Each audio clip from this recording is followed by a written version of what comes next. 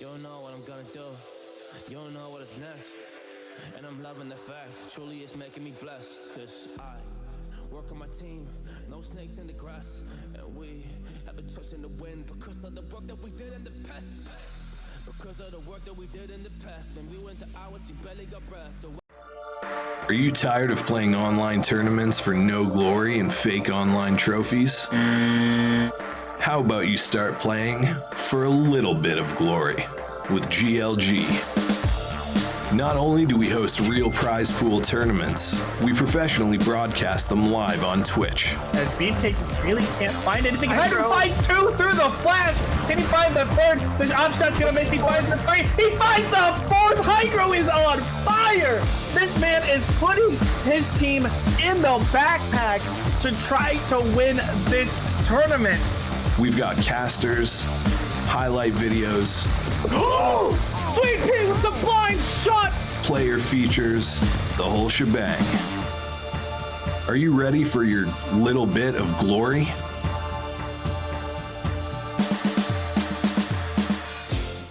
Welcome back, everybody. Here we are on this wonderful Wednesday afternoon with the GLG Pit of Valor. I'm the Doctor, being joined on my side here by none other than the fantastic Vincent. How you doing today, my man? Hey, I'm doing pretty darn well. I'm a little bit tired, to be honest. Just got in from work, but that's okay because I have some Valorant and you to keep me company, which, I mean, listen, that combination, I just can't lose. I literally unlosable is basically where we're at. So I'm loving it. Yeah, I mean, we do have a completely stacked bracket here for tonight as well. We have teams that are returning from previous weeks. We have new teams coming in. We have previous team members that we may have seen before, not just on our stream, but in some of the competitive Valorant scene as well. So lots of names to keep track of here today. Speaking of which, we do have our first matchup here tonight. It is going to be the Skeptically Real team going up against Snowmen. So super exciting first match. I know that you were talking about how excited you were for this one specifically, especially with it being such a first round game here. Yeah, I mean, it should be a good one, and I think it is exciting. But before we get into the specifics, Doc, I do want to mention to everybody that, hey, you know how last couple weeks we've had some awesome sponsors? We've got another awesome sponsor this week as well in SFG Esports, an up-and-coming North American esports organization that is just fueled by passion and energy for wanting to bring world-class esports to everybody involved. And listen, that's awesome. We love that. We love them, and we really appreciate them adding to the pot, making it $100 dues on the line here for that grand finals, best of one all the way until we get to that grand finals, which will be a best of three. If you are unaware somehow of our layout, that's how it goes. It's a bit of a gauntlet, you could say, but a gauntlet that both of these teams, and Skeptically Real and Snowman, are going to have to try and run. I would say, honestly, it's surprising that these two meet in the first round. Maybe a little bit unfortunate. But it's been a while since I've seen Skeptically Real, though. They have had a lot of roster changes since I've last seen them. So I don't know if I know what to expect, but there's some pretty interesting players there for Snowman. Kind of like a mix, a pug team, if you will, I would imagine, based on the names. Because, I mean, we got some people from all over the place here. Glyph, a long time ago from the likes of Trade Lake Pros, but has been playing under, I want to say, on last round Save most recently. And then Frosty, of course, kind of the owner of this Snowman, penguin sledding, all of those frosty things. Therefore, frosty.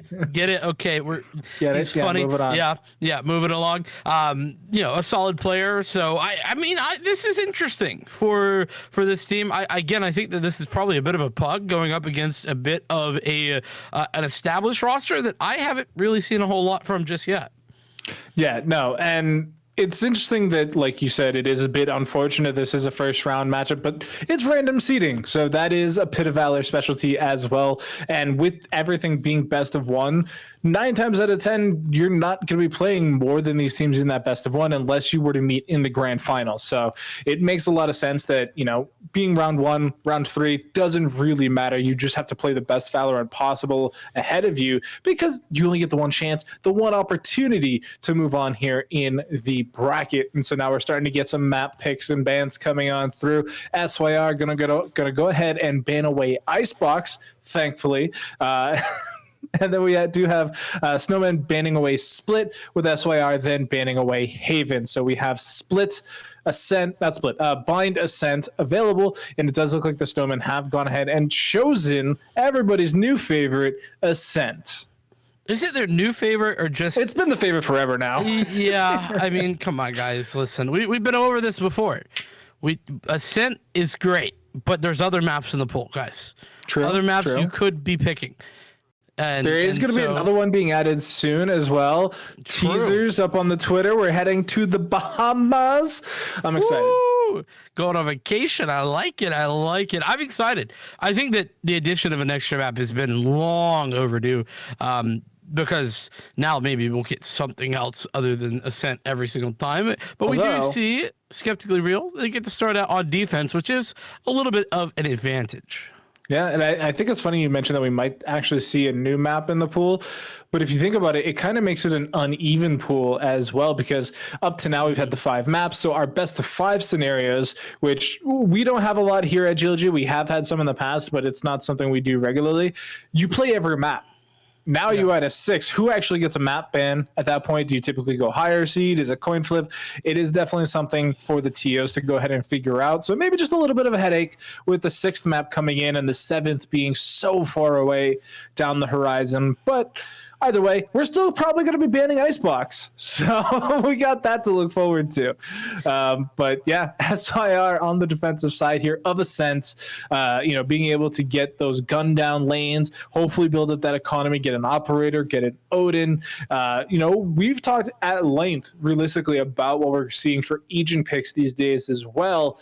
I have to imagine we're going to be getting the bog standard here in round 1 just to, get their feet wet a little bit. I'm hoping for no box standard here, Doc. I want to see some craziness, some outrageous picks. I want to see some, true BBG, X set type of grabs here. Maybe some Viper pulling it out. I don't know. It would be funny though. It would be funny. I really do believe. I know I was. There's been some speculation, especially because the pro patches what they're playing on right now are not necessarily live. I don't know if that. I assume that it's live now, but it wasn't for the for the challengers. But I kind of think Viper's good, really good, almost overtuned good. And and so for that reason, I really think that we might start seeing more and more as people get some time to actually play with the character a bit more in scrims, and as the best teams and the best players also get a chance to just kind of play around and figure out what's happening. I really think we might be seeing some adjustments to the meta. But hey, that's just my thoughts. Wild speculation at this point. But I really think that could be coming down the pike. Nonetheless, I'm excited to see what we get to see here, especially it feels good. Yeah, I do think that we are in for a bit of a meta shakeup in terms of just what agents are being selected. We are pretty, locked into what we have. Viper, I think, is on the cusp. I think that with an agent like that, we kind of need to wait for something to just be obscenely broken for them to pop into the meta and then be adjusted back down to a comfortable position. I know, speaking with Max and stuff like that, or Keglinuk, as most people probably know him by these days, Viper's good, but it kind of has like that icebox syndrome where nobody wants to play it, nobody wants to practice it, and so it's going to take something monumental to really break that seal instead of just time, because icebox has been out for a while now. Teams have had the time to put in the practice, to put in the work, and learn everything about the map, and from the chats that I see, they just think it's a bad map, and no amount of practice will fix that. But I remember back when Nuke was first changed back in Counter-Strike Go, and people hated it. And then all of a sudden, one team got really, really good at it, bowled over everybody in map pick because they were able to just pick away Nuke that nobody else could play, and started steamrolling people. I'm still waiting for that to happen with Icebox, but it seems teams just can't get to that level of comfortability. I've seen some teams do that. In fairness, I think there are teams that have done that, and I think that that's a valid strategy. But on the whole, you're right. I think that most teams have just vied away from it, and I think that you're right in that it is objectively just a poorly designed map. That being said, I don't think that means it can't be fun. It can't be interesting. True. I do think that it is interesting and a lot of fun. And I think that some of the strategies that people have come up with have been pretty incredible. But nonetheless, I'm excited to see what we can find from either of these sides. And by the way, I did mention that Frosty was on penguin sledding at one point. I was wrong about that one. My apologies. You could see where I could get that idea, penguins and, Frosty, snow. You see what I'm saying? You get where I'm going. But my bad about that one. Yeah, definitely not. Not the same team, though it certainly can feel like it at times. But Glyph definitely has been playing on a whole bunch of different rosters, and I'm pretty sure I'll get the old fact check ready right now. I'm fairly certain as of most recently it's last round save, and yes, it is. Last round save is the most recent team that they played on. That isn't like a mixed pug, kind of like this one. So, by the way, Tyler as well. I assume from Illusion Gaming. I'm not 100% on that one. Let me take a double check. Yeah, Illusion Black. So this is very much a pug team in Snowman. You love to see it, especially in these free-to-entry events, because you can be really surprised about the level of play that comes out from them, in a certain degree. Because, especially with you not really knowing always the level of your opponent, because, again, free-to-enter, randomized bracket, there are situations where, your full, Immortal/Radiant team is going up against some irons. Like that, that does happen. And so we do find ourselves some 13-0s occasionally. But, if we look at weeks like last week, oh my Lanta, lights out gameplay. You and I casted 3 13-11s basically in a row, and everything else was just amazing across the board in terms of, even gameplay, making sure that we had a great time and a great watch. So heading into the map now, we're going to be heading into agent selection here between SYR and Snowman. I'm super excited to see what they pick and see if there is indeed an unconventional setup coming. Yeah, I'm excited to see what they bring on the line for this one. And like I said, I don't know who to favor in this matchup, quite honestly, Doc. I kind of feel like Snowman maybe have the edge, at least when it comes to the amount of players that I know. Like, I know that Frosty and Glyph and Tyler are all individually pretty good. So, for that reason, I kind of want to favor them a bit. But, this Skeptically Reeled side, I don't know a whole lot about them. Maybe they'll come out, they'll surprise me. I love being surprised. I'm a huge fan of surprises. Christmas time, tight-lipped. Nobody knows anything. You'll get what you get, and you might get upset. I hope you don't. But I love surprises. Looking at these selections, though, pretty unsurprising. Maybe the Astra, but we've seen SYR play it before, and it's been out for a while. We've seen a lot of teams try it out to see mixed results, I would say, but that would probably be the most standout pick here out of the 10 agents. Yeah, no doubt about it. These are pretty standard pick wise, and even that Astra, like you're talking about. We have seen it off and on, and maybe a bit of hit or miss whether or not it's been all that effective, but in general, definitely has been something that I think people have been impressed with, that they've enjoyed, that they've thought was a positive impact. So regardless of how you take it, I'm excited to see how this goes. Snowmen starting out here on the attack against Skeptically Real's defense as we look to get things started here in the pistol round. Doc, we are just about to get into it. Yeah, we got smokes and drones galore coming out here. We got the bird's eye view. We got our own production series drone. It's a Mavic though, so it is in 4K 60. Definitely making sure we catch all the action live just like that as Nabascus rips the head off a gang member. That's a very nice little shot as well. And Glyph, Frosty both get into the fray, returning the favor, but double as now SYR going to need to retake. And well, that's the first way to get in there. Temple got Frosty down. Jet on jet action is a good way to get out and create a bit of a crossfire there. Glyph getting a very forward position, but is going to get spotted out. And oh, the fake tele not quite able to get out, but fortunately that bit of utility allowing for Glyph to live for a little longer, but it's not quite long enough. As now 2-on-2, the jumping shots are not connecting, and Bubs does connect with that ghost as SYR get on the board.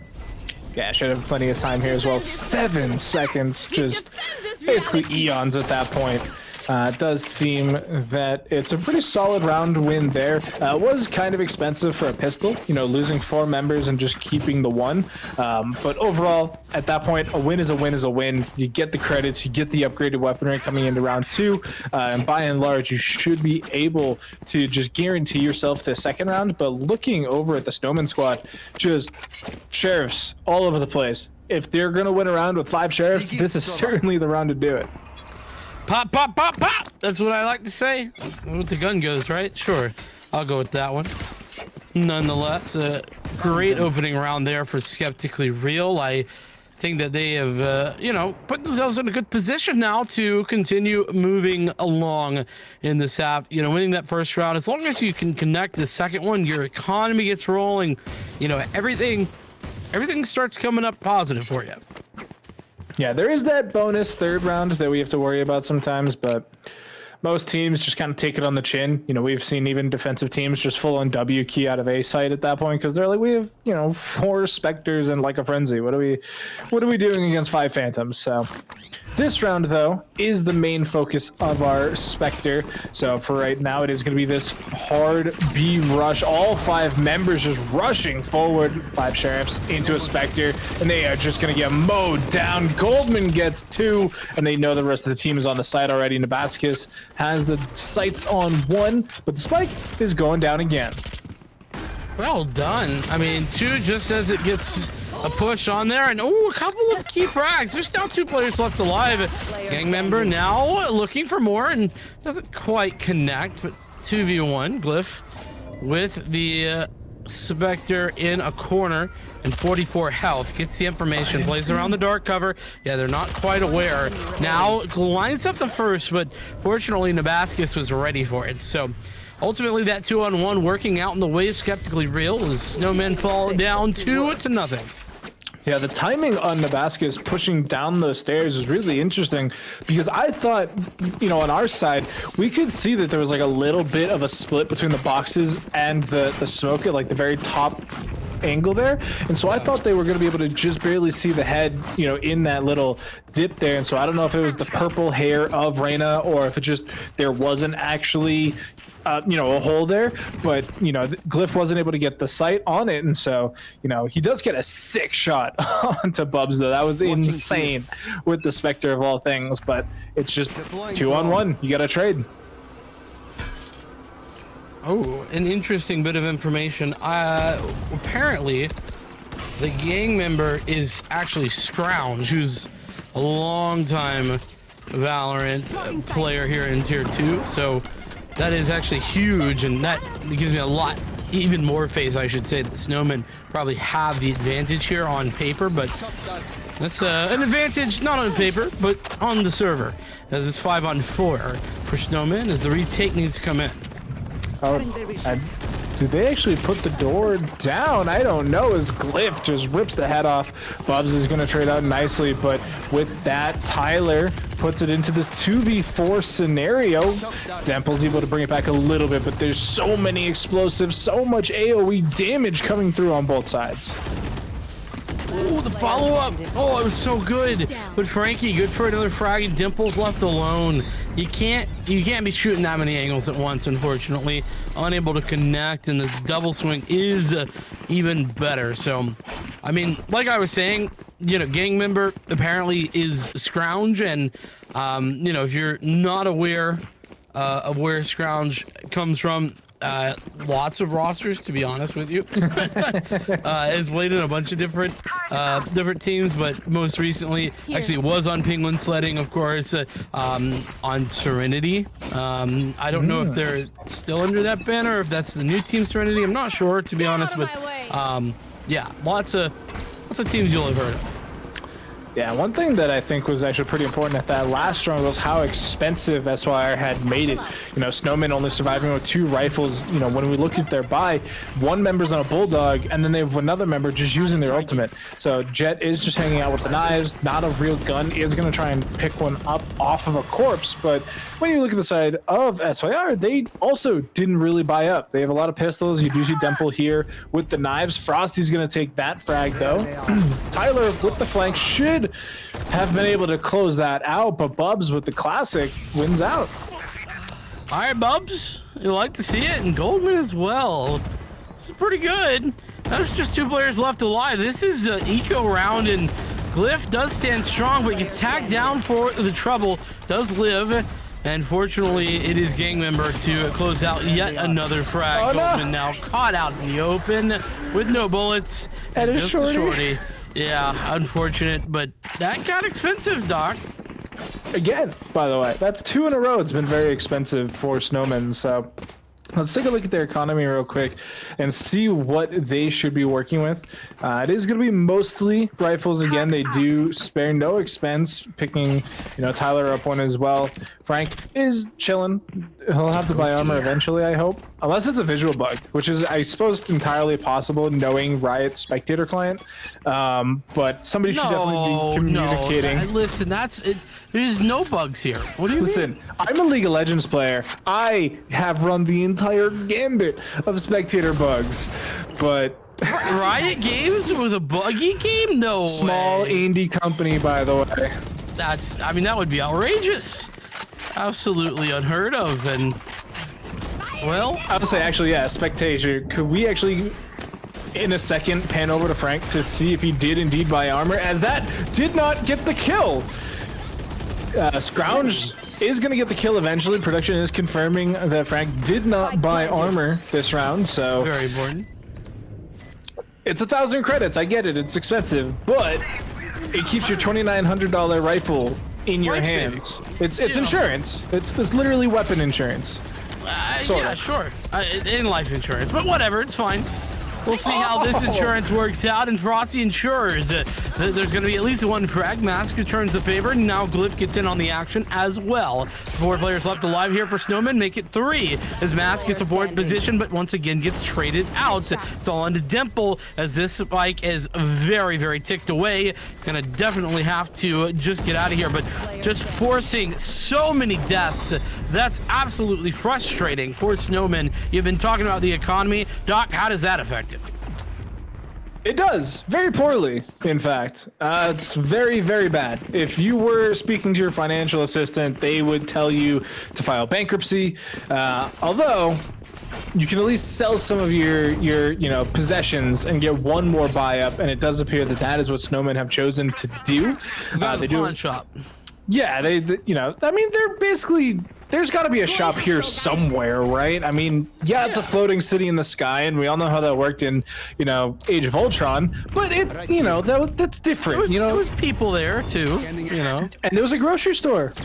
They lived production. Don't give me. The only one that died was Quicksilver, and that's just because Marvel wanted his name back. So that's not really fair. Not Marvel. Sony. Yeah, it was Sony. There you go. Gotta get him right. Ooh, getting him right. Speaking of that, that is Mask, who's got it right this round. 2 frags. And Tyler is able to mostly... Okay, never mind. I thought Tyler was going to be able to dodge that one, but not going to be able to happen. And an eco round pretty much going the way of SYR. Yes, they had bought in, but it was mostly Sheriffs and some ultimates committed, in all fairness. You know, we did see the Nabascus committing that Empress, as Goldman committed the Hunter's Fury, but still very well done there. Definitely worth it, because you can see here that, you know, the poor financial no, that's not it. Snowman, just the way their game has gone, you know, they don't have a lot of money in the bank, and so they are on the save right now. So committing, you know, those 2 ultimates was entirely worth it. The only problem, the only way it becomes not worth it right now is if Snowmen come back in, rip all of their ultimates out, and just trade this round back, because then you have a win-loss round for SYR, and now all of a sudden they're in the tubes with their economy, and it's actually even worse than what we're seeing here from Snowmen. But they've committed at least 1 ultimate. They're going to be going very aggressive, and Frank manages to hit a sick headshot. Can't get the second onto Damascus though, and Tyler just killed their own knives. Frosty, you poor guy. That's just so unfortunate here. Just like that. Yeah, I mean, just lots of unfortunate circumstances, and a commitment here to the Hunter's Fury as well from Tyler. I have to say, a little bit too over aggressive with that usage. I mean, you've already committed the run it back, or rather not the run it back, with the Blade Storm. My apologies, and you killed it. You murdered the Blade Storm. What's even worse is they actually committed the ultimate orb in garage in order to even get to the Blade Storm. So, you know, that's removing the orb from somebody else on the team. You know, gang member or Scrounge who's 1 point away from that showstopper could have really loved, you know, would have loved to have that heading into this round. Tyler, you know, yes, you got to frag with it. Though, Doc, you know, in fairness. Yeah, no, I know, but I'm saying, like, so if you're at 6-7 and 5-7 on your 2, you know, duelists, and you're like, all right, well, we'll give it to the one that's about to have the ultimate. You pull the ultimate, you don't even get a chance to fire a knife because you don't see anybody, and all of a sudden your Sova's raining, you know, shock darts on your head. Like, it's not a good form of investment. Whereas if they'd given it to, say, Scrounge, they would have the showstopper this round, and well, actually, they didn't get a kill with the last one either. So it's a really odd situation, but as Nabascus goes ghost to get out of danger, does have Demple with the backup, and Demple even gets a second frag. So that's 2 down almost immediately on the side of Snowman. Yeah, it is. And I mean, Dimple, what a great job finding some of those opening picks. I mean, yes, using the Blade Storm, but it's still a great find. And now more information given. Unfortunately, that's not going to really net Bubs much of anything. Mask does find 1, but it's traded as well. So now it's all really onto Dimple with this Blade Storm to defend this site as Damascus comes in for more. 2v3 retake looking good here for the defense. They do still need to get this spike planted, as we see here. It is down. HP bars definitely favoring SYR, though. So Demple is going to break out some glass, going to spray down the door as well, trying to get this 2-pronged approach coming in. The Recon Dart doesn't quite find anybody, but Tyler does. Nabascus falls. There it is. Shot to the door, and you're to blame, as it is a round win once again for SYR. I got that. I was actually thinking of that exact song. I'm not gonna lie. We were very much on the same wavelength right there, Doc. If you didn't catch if you didn't catch it, just clip it and you'll see. It was a good little reference. I appreciated that, and I hope somebody else in chat did. SYR certainly do, as they're up 5-3 in I mean, a pretty solid half. It has to be said. You know, Snowmen, they've had some good ideas, some not so great ideas, and honestly, SYR kind of been setting the tone, setting the pace for us as we've moved forward. Yeah, and a lot of it does come down to, you know, economics. And, you know, this is a point that gets hammered home so many times and so often. And, you know, it is something that it's part of the game. It plays such a huge role. And so when you look at the rounds that, you know, Snowmen were able to win, they were heavily invested. They had a lot of economy spent. They had a lot of, you know, the full weapons, full armor, everything to go along with it. But they were losing so many members every single time, surviving with 1, maybe 2 members, and having to rebuy entire kits meant that they were were not able to save as Mask trades their life for one, but they took out the duelist to Frosty. That's a big heavy hitter, John, but here's the key, right? There's 4 ultimates available for Snowmen in this round, and they've got to contend with them. The 4-on-4 retake is ready. Paranoia gets thrown out. Hunter's Fury as well from the offense. Could have maybe saved that for later on, but no, elects to just hang on to it as we do find the Cosmic Divide out, and it does do interesting stuff, but Frankie with a double to get 3 in the round, and Tyler as well off of what was, I mean, realistically just a good crossfire, but I mean, Snowmen, he kind of got away with that one, and a heavy investment there to be fair, but they did well. Yeah, I mean, they're now struggling a little bit to get full weapons again, but oh no, they actually managed it. They did some quick math and figured it out. It's a good thing I don't have to do that. Yeah, math's not exactly strong suit of us casters here. It runs the gamut. It's not just Valorant casters. It's casters. Yeah. You trade your speaking ability, or you trade your mathematical ability for your speaking ability, and then you trade your speaking ability for your being on camera ability. So it's a vicious cycle. But Nabascus trades nothing in order to get 2. Yeah, I mean, literally nothing as well. Doesn't even really need to use the overheal or anything. Just had the dismiss, so well done. And I mean, has the potential for an overheal or another dismiss as well. So, I mean, this is just kind of unfortunate. I have to say it for Snowmen.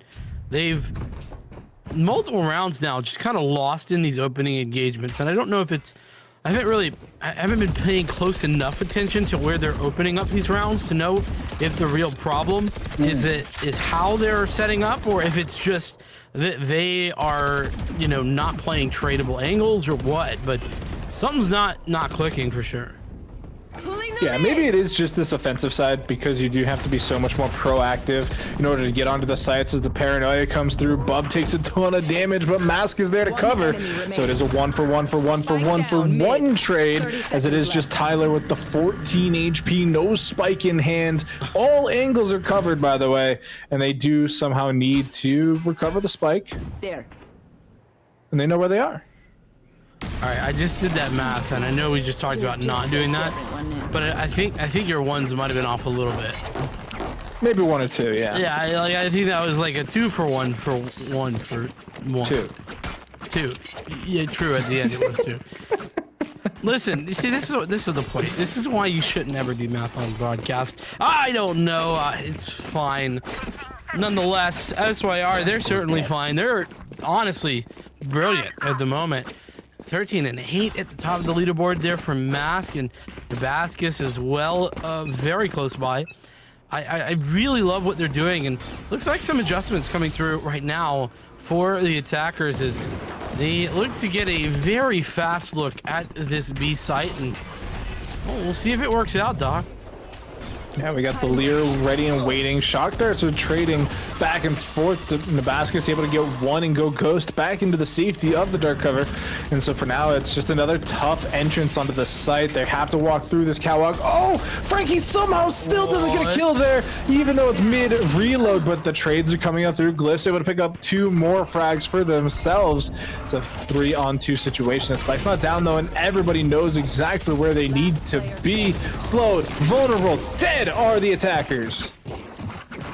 Sounded like you were, you know, making a little song out there at the very beginning. You know, it was downright poetic. I really like that. That's what we're here for. Yeah, and well, I mean, this right now, Snowmen, I don't know. You know, I said that name value wise, I definitely favored them, and I still think that that's fair, but.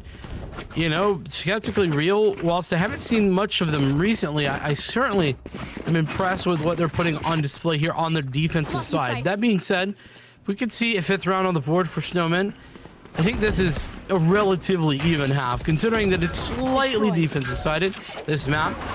You know, going 7-5 is not unheard of. A bit of a whiff there, unfortunately, but we'll see if it'll net much of anything.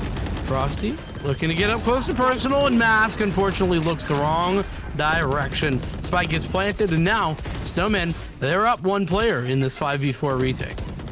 Yeah, and you know, we're going to get these ultimates coming out in just a second. It's the final round of the half. No need to save them. Actually, they fall without even using them on the defensive side. SYR had 2 available and didn't get either of them off. But so now we do see a couple members falling here on the attacking side. We still have the Hunter's Fury. Neural Theft is coming out. Blade Storm available as well, but they know where the final member is. They don't even need it as Frosty gets 3. Did he accidentally kill a guy there? What? Accident. It looked like Goldman got like an accidental second kill there, or was it just earlier on and I missed it? Like he swung out onto site and it looked like it was a 2-for-1 or something. I don't know. I wish I could run that one back by, but oh well. I'm sure there'll be a clip in chat somewhere. Chat's usually good about clips. Every time the round ends, they usually clip something, which is great for us, especially as commentators, right? Because, spoiler, making reels, which is something you have to do as a commentator, is just not fun whatsoever, at least for me. I don't enjoy it. Not at all. Especially when you cast a lot. Like, I have like hundreds of hours of footage to go through. But if I go to my favorite Twitch channel, twitch.tv/Great Lakes Gaming or GLG_Ontario, thanks to you, chat, I can just download the clips and add those to my reel. Very true. Maybe Glyph can download this one and add it to his reel. He's got a double kill and gang member with another frag, and one with the nade, one with the pistol. Now left all on to Dimple, who's fallen already. And like I said, I mean, listen, 7-5 ain't too shabby, especially when you win the pistol round like that. I did like the aggression on the pistol too, because 9 times out of 10 it is going to be that hard A push here on Ascent. Well, actually no, that's that math. Never mind. Ignore that, chat. Don't believe I said that, because we almost always see. Can we go back to this bad math from casters? Like, just don't listen. Well, because like in my head I'm like, yeah, I see a lot of A rushes, but you know, that's just caster bias, because we see a lot of B rushes as well, because Garage does have those short corners. But you know, a lot of times you can potentially expect an A rush, and so you know, being hyper aggressive in that scenario, if it doesn't work, you're done. Like, you're chalked. Ow. Go next. Man, Scrounge is sick with these paint cans. Those paint shells are deadly, let me tell you what. And that is a nice way to open a round up here for the defense and Frosty. What a forward position. Doesn't really matter as the frag goes their way. Close and personal. Now the last 2 players left alive, and well, if it wasn't the shock dart, it was the pistol. And Glyph with the pistol closes out the last 2 frags. You know, Glyph has had maybe a slow start, I would say, but these last, 2 rounds certainly skyrocketed themselves straight to the top of the leaderboard. Yeah, I mean, look at that, 15 and 11 and 4. So overall, just even a better KDA than the best performing member of SYR right now, which was Mask, is Mask, and has been Mask. So, I mean, the first half for Mask was really great. You know, they had a lot of clutch kills, they had a lot of really nice positioning, and, you know, having a 14-11 at the half is stellar. That is a great scoreline to have, and so to now all of a sudden have Glyph, you know, not only challenging, but improving upon it is really something you like to see, as Frosty goes for that aggressive push here on the 3rd round of the half and falls to upgraded weaponry. Well done. That's a way to open things up there by the attackers, and SYR, they're in good position now to kind of just hang out. Don't need to get too aggressive. Glyph, on the other hand, did kind of need to get aggressive there. Needed to look for some sort of opening, get some information. He's done just that. Now the information gained that there's some players over in mid, and the sonar dart goes out in order to confirm that. Unfortunately, it's going to get dispatched before it can really do much of anything for the defenses. Everyone's very, very spread out. The spike's still over back towards the B main area, but it looks as if now's the time. Skeptically Real going to be recovering that spike and moving over here towards A. Yeah, and they're taking it extremely slowly, making sure to check all the corners. They know the weaponry that they're going up against, and so they don't want to over peak and be kind of blown out by it. They know the weapons that they have are superior, and so they're checking all these corners. They're going slow. Dimple's already onto the site. No updraft to quickly get onto Heaven, though, so they are just going to have to continue playing it slow. Spike goes down. Glyph and Bubs trade out, but still 4-on-3, favor of the attackers. Indeed it is. SYR, they put themselves in a good position here to hold on to this site, but now, I mean, understand that this is a bonus round, really, and Dimple with the frag, that's big. Mask comes in for even more, leaves the sole defender in Frankie, who unfortunately has fallen before there was even a real attempt made through the walls. Skeptically Real, they regain their position and their lead as it's 8-7. Yeah, and this is kind of what you needed to see, because not only did they win the round, they won it with a lot of members surviving. They only lost 2, so they only had to rebuy 2 rifles. And so you can see here that both Goldman and Bubs had the credits themselves to really get it done. They didn't have to have a teammate buy them and force the rest of the team into a bit of a down spiral economically. But you can see here the full purchase up. Frosty, not only did you peek once, get shot at, you peeked again and just got beat. Never double peek, man. Never double peek. It's the most basic of things, but it truly does save your life. And, well, unfortunately, Frosty either didn't learn that lesson or didn't heed that warning, as Goldman got the information. I thought that dart missed. Somehow it actually hit the Omen there. Could have been good too, for good measure. Yeah, wait, I'm very confused at how that first one hit. It looked so far away. Anyway, that's just drone mechanics. Yeah, classic drone mechanics. And, well, Snowmen here, they've got the buy-in, sure, but it's also a position where they're down a player, and they've got about 40 seconds left on this clock. And Nice Stonar is going to net some space. It's a 4-1 split at the moment. I should say a 3-1 split, is now the rotations have come across, as we do see the push now come out. Jet dashes in, and Dimple gets a board position, but gang member falls. Was up close and personal, but unable to connect. And now 3 players left. You just saved this. I think this might be a save call, Doc, if I'm not mistaken. That would be a smart decision. They do have a flanking member here to try and prevent that. And so these up traps have not been amazing, but Nebraska's that flanking member is going to pick up a kill. Mask toying with the idea of hanging out with the operator. I can't imagine they pull that into the next round, just because they are on the attacking side and it can be a bit unwieldy, but they are going to save 2 rifles here on the side of Snowmen, which it's unfortunate to have to save at this stage. You're getting 1 closer to double digits for Skeptically Real, but overall, I mean, it's 2-on-5. You realistically can't go for that. No, I mean, this is the right decision, is this save. And I mean, just from an economic perspective, it's the right decision to make. Glyph actually takes 1 rifle out of the hands of Dimple, but that's really it. So 9-7 now. Skeptically Real in a pretty good spot. They did actually recover that operator that you were talking about being a little bit unwieldy here on the offense. And sure, it can be, but it certainly can be a powerful weapon at the expense of, in this case, Mask, which may be a little bit odd, or maybe that's going over to Dimple. I'm not too sure. Maybe there was... I'm not 100% sure what's going on there, but regardless of who picks it up, I think it can be a very viable weapon. It's just a matter of, positioning it well, and, well, maybe not so well. Yeah, nobody really there to follow up, as well as that an easy operator recovery and a missed shot from Dimple, unfortunately. But it really doesn't matter, all things considered, as Dimple gets the follow-up and hits the shot as well. But, oh my goodness, once again, mistake after mistake here for Skeptically Real in this round. Yeah, that operator play was something. Yeah.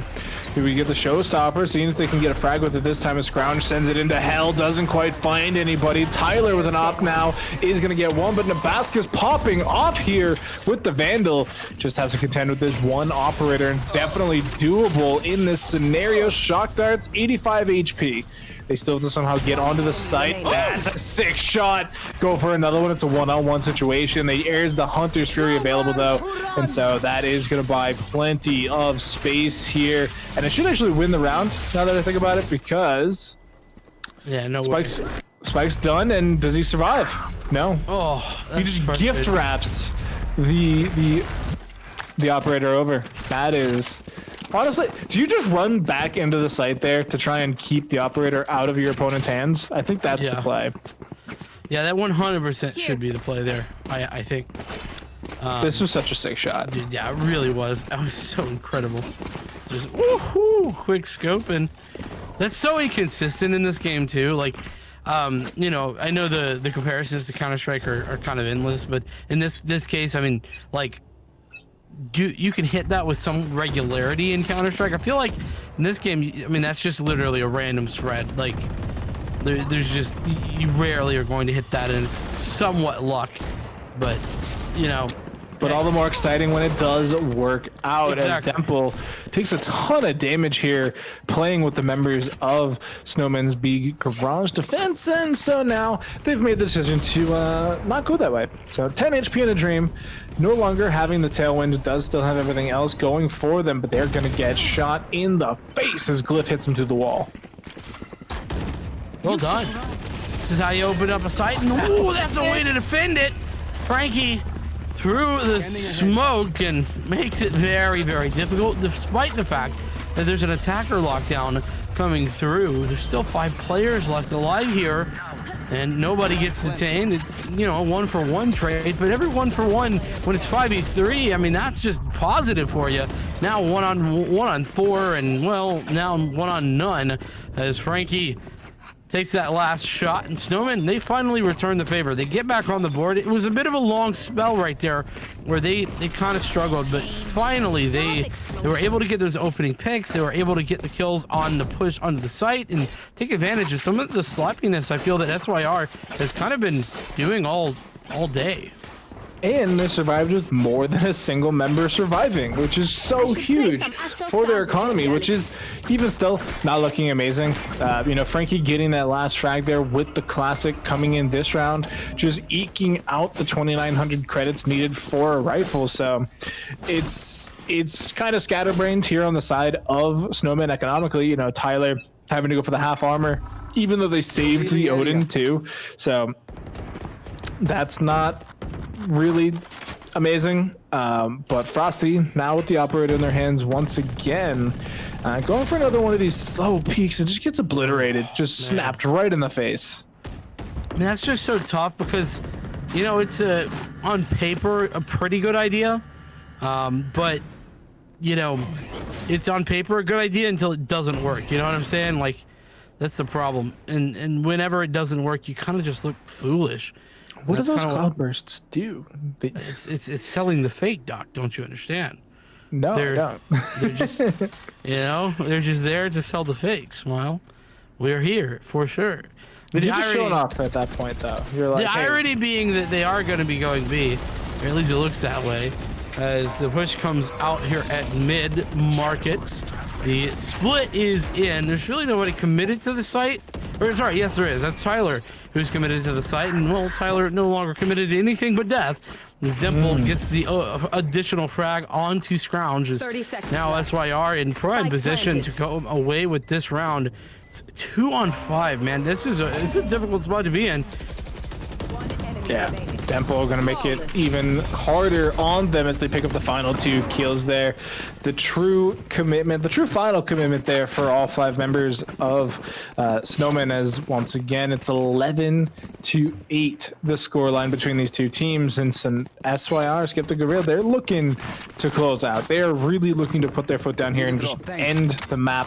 They have full rifles, full armor, full economy as well. They probably have buys for the rest of the game if they win, whereas if Snowman bring it to a tie, there will probably eventually be a save round in, you know, SYR's favor. But as we do get the Blade Storm call out, look at where Demple is. They're just raining ultimates at this A entrance.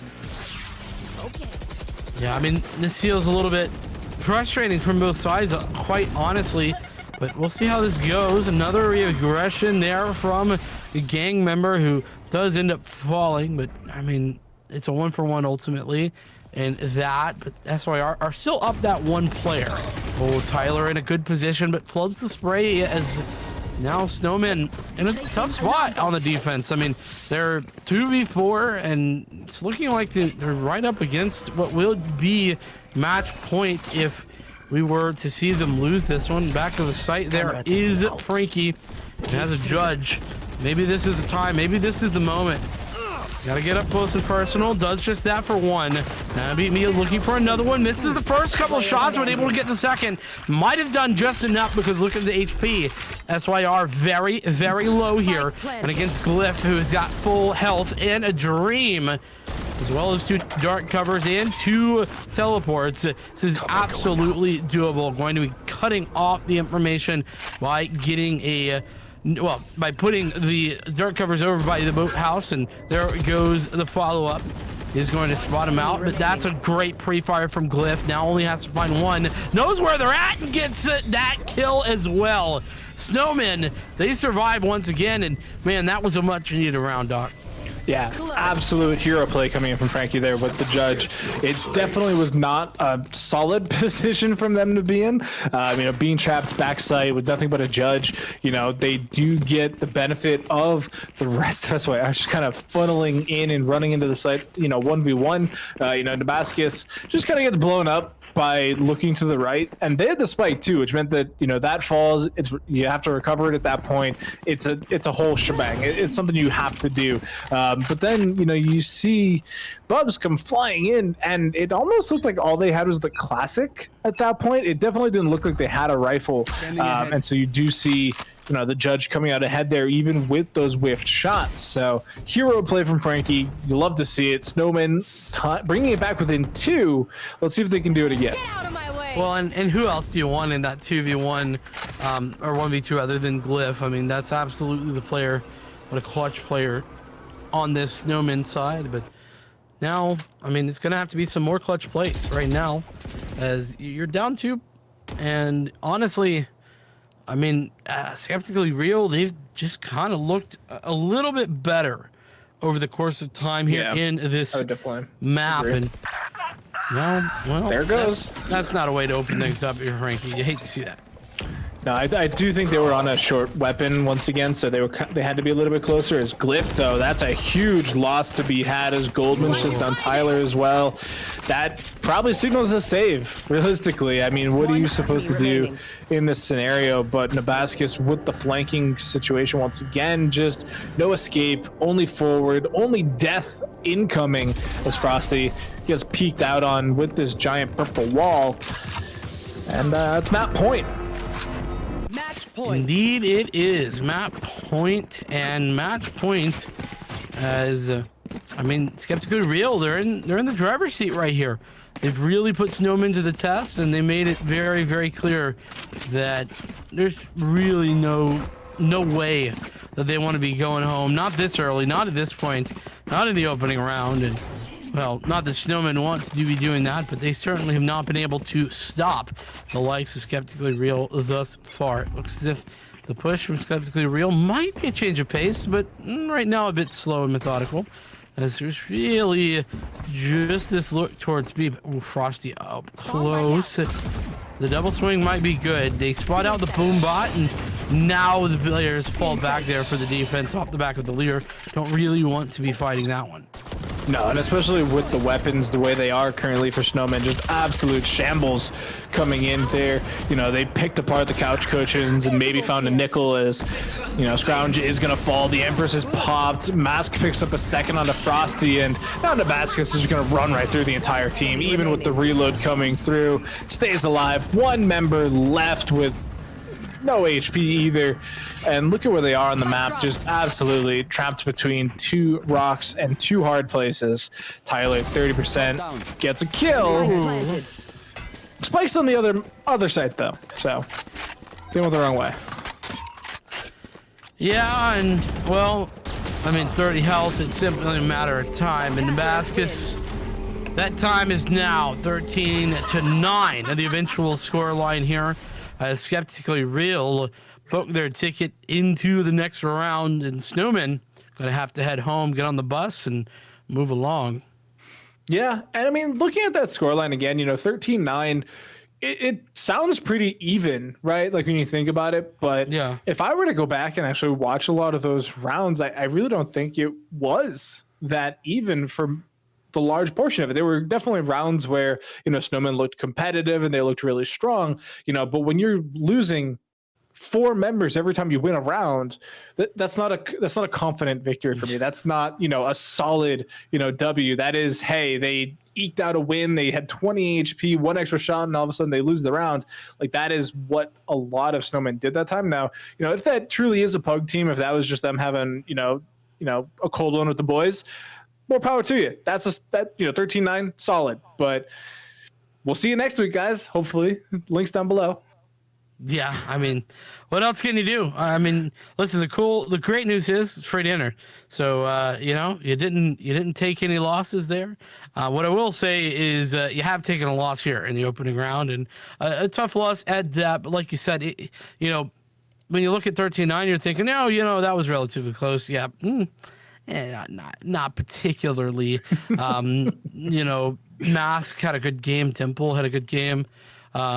Nebraska's had a good game. So, honestly, everybody is stepping up there for Skeptically Real. They move along, but we are just about ready to get our next match set up and ready to go, Doc. So we're going to take a short little commercial break. Y'all go get your popcorn, your drinks, whatever other refreshments you need. We'll be back here with another great game of Valor in just a few moments. So I got the feelings that we might be next. Cause when we go in, we're winning the match.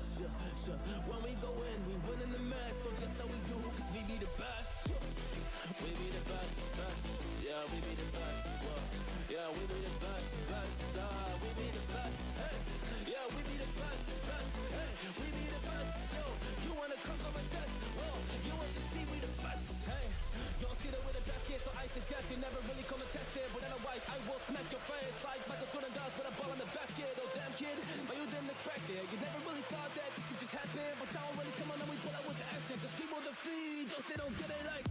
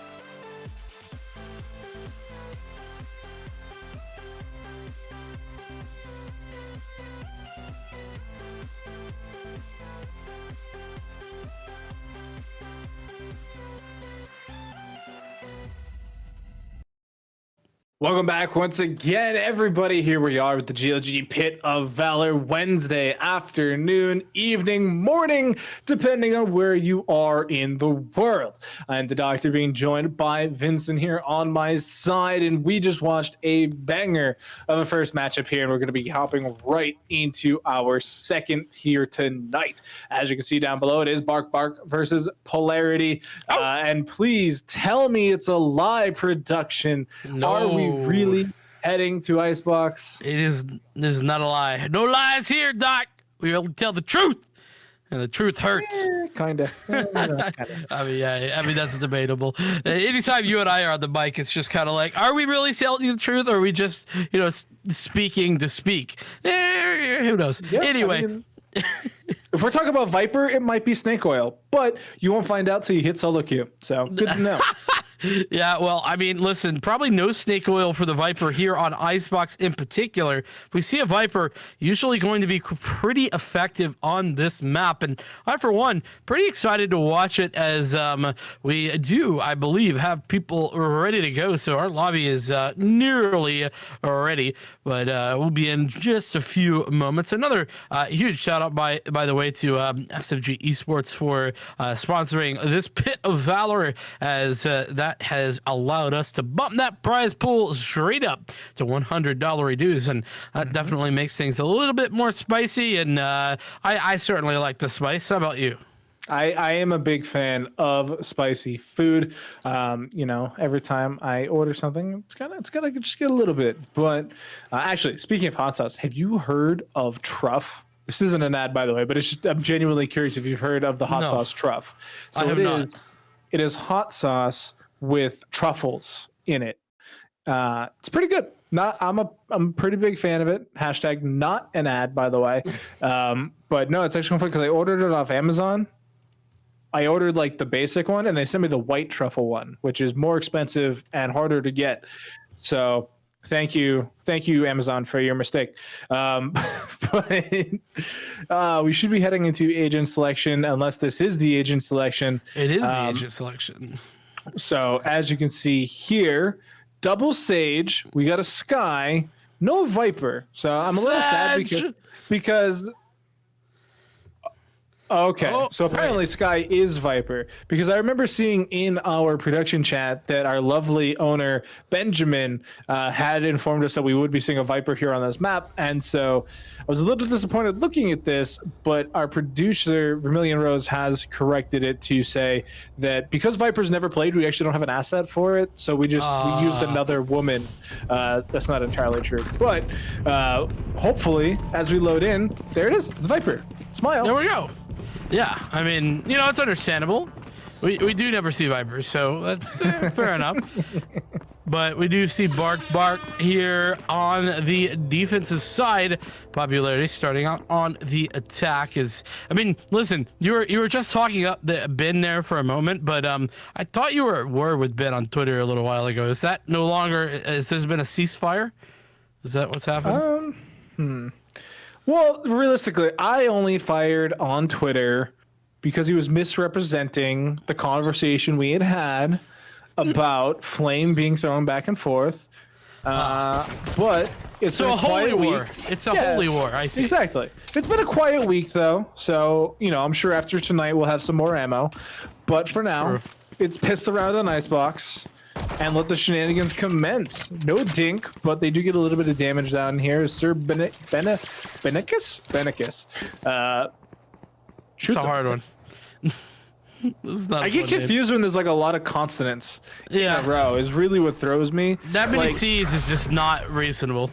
Yeah, like if I was reading a book, I'd probably be able to read that. Because I'm trying to be quick about it, nope, brain decides to shut off, and Uriel is going to get that headshot into Fields. The poison wall just cut off at the wrong point.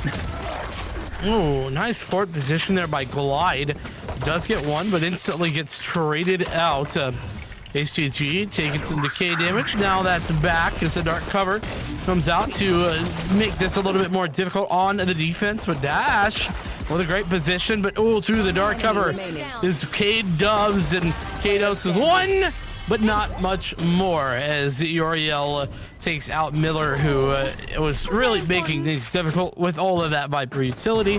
Fortunately, able to retake there is Bark as they get their first round. Man, Viper's interesting. I do think she's strong. And there was a lot of good stuff going on there. You know, you do hit a point though eventually where you have to be alive in order to win the round, and so unfortunately for Polarity, Just be alive, Smile.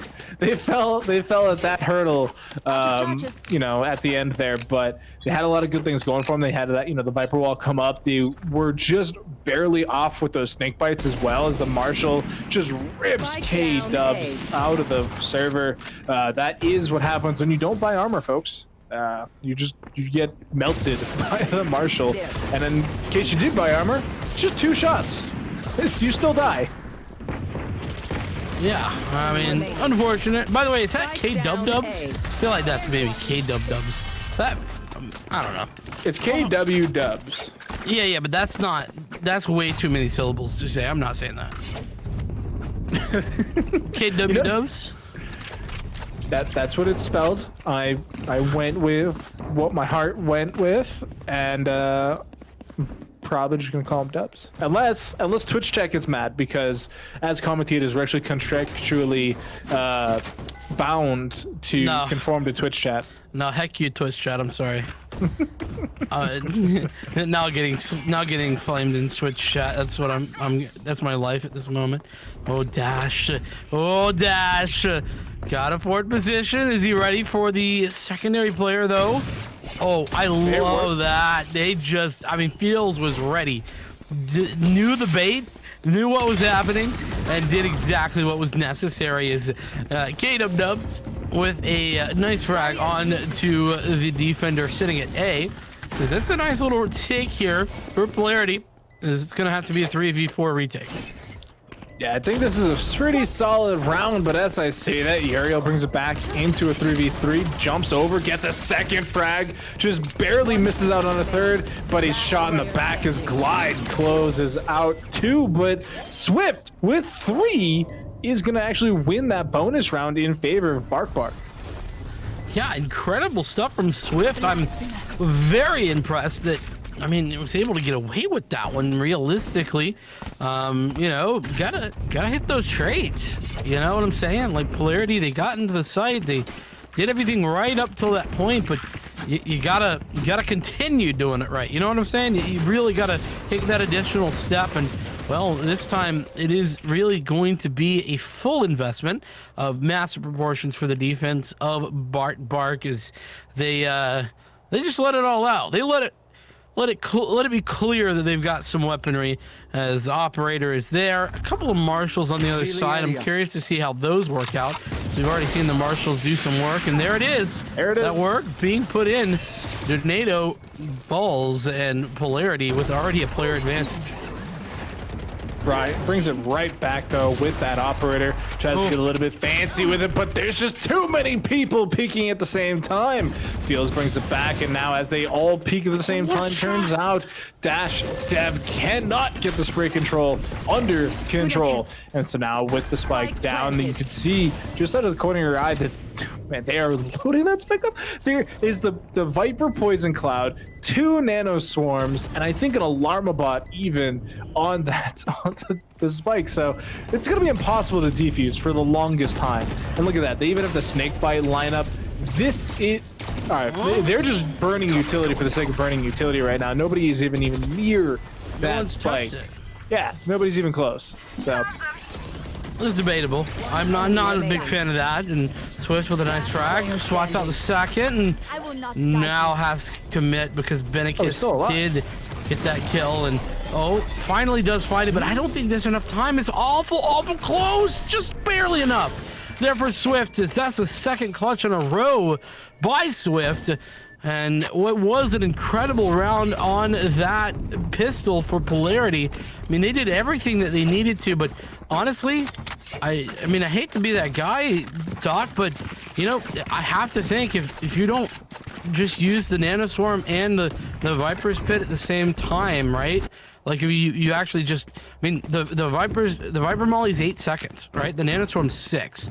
So that's a lot of time you could have been pulling off that clock that you just kind of wasted. Cover going yeah, because I mean, like, so if you hear the spike activate, like the defuse sound activate, I think you'd be more justified because you would be actively make dealing sure. damage. Yeah, like you'd be dealing damage potentially / forcing them off of the spike, so it's movement back and forth. But like they just used it and overlaid it. And no one touched either, and so you're using both pieces of utility at the same time when individually they're both enough to kill on their own merit, plus they just buy time in their own merit, and with less than a second remaining, that overlap is probably what did you in.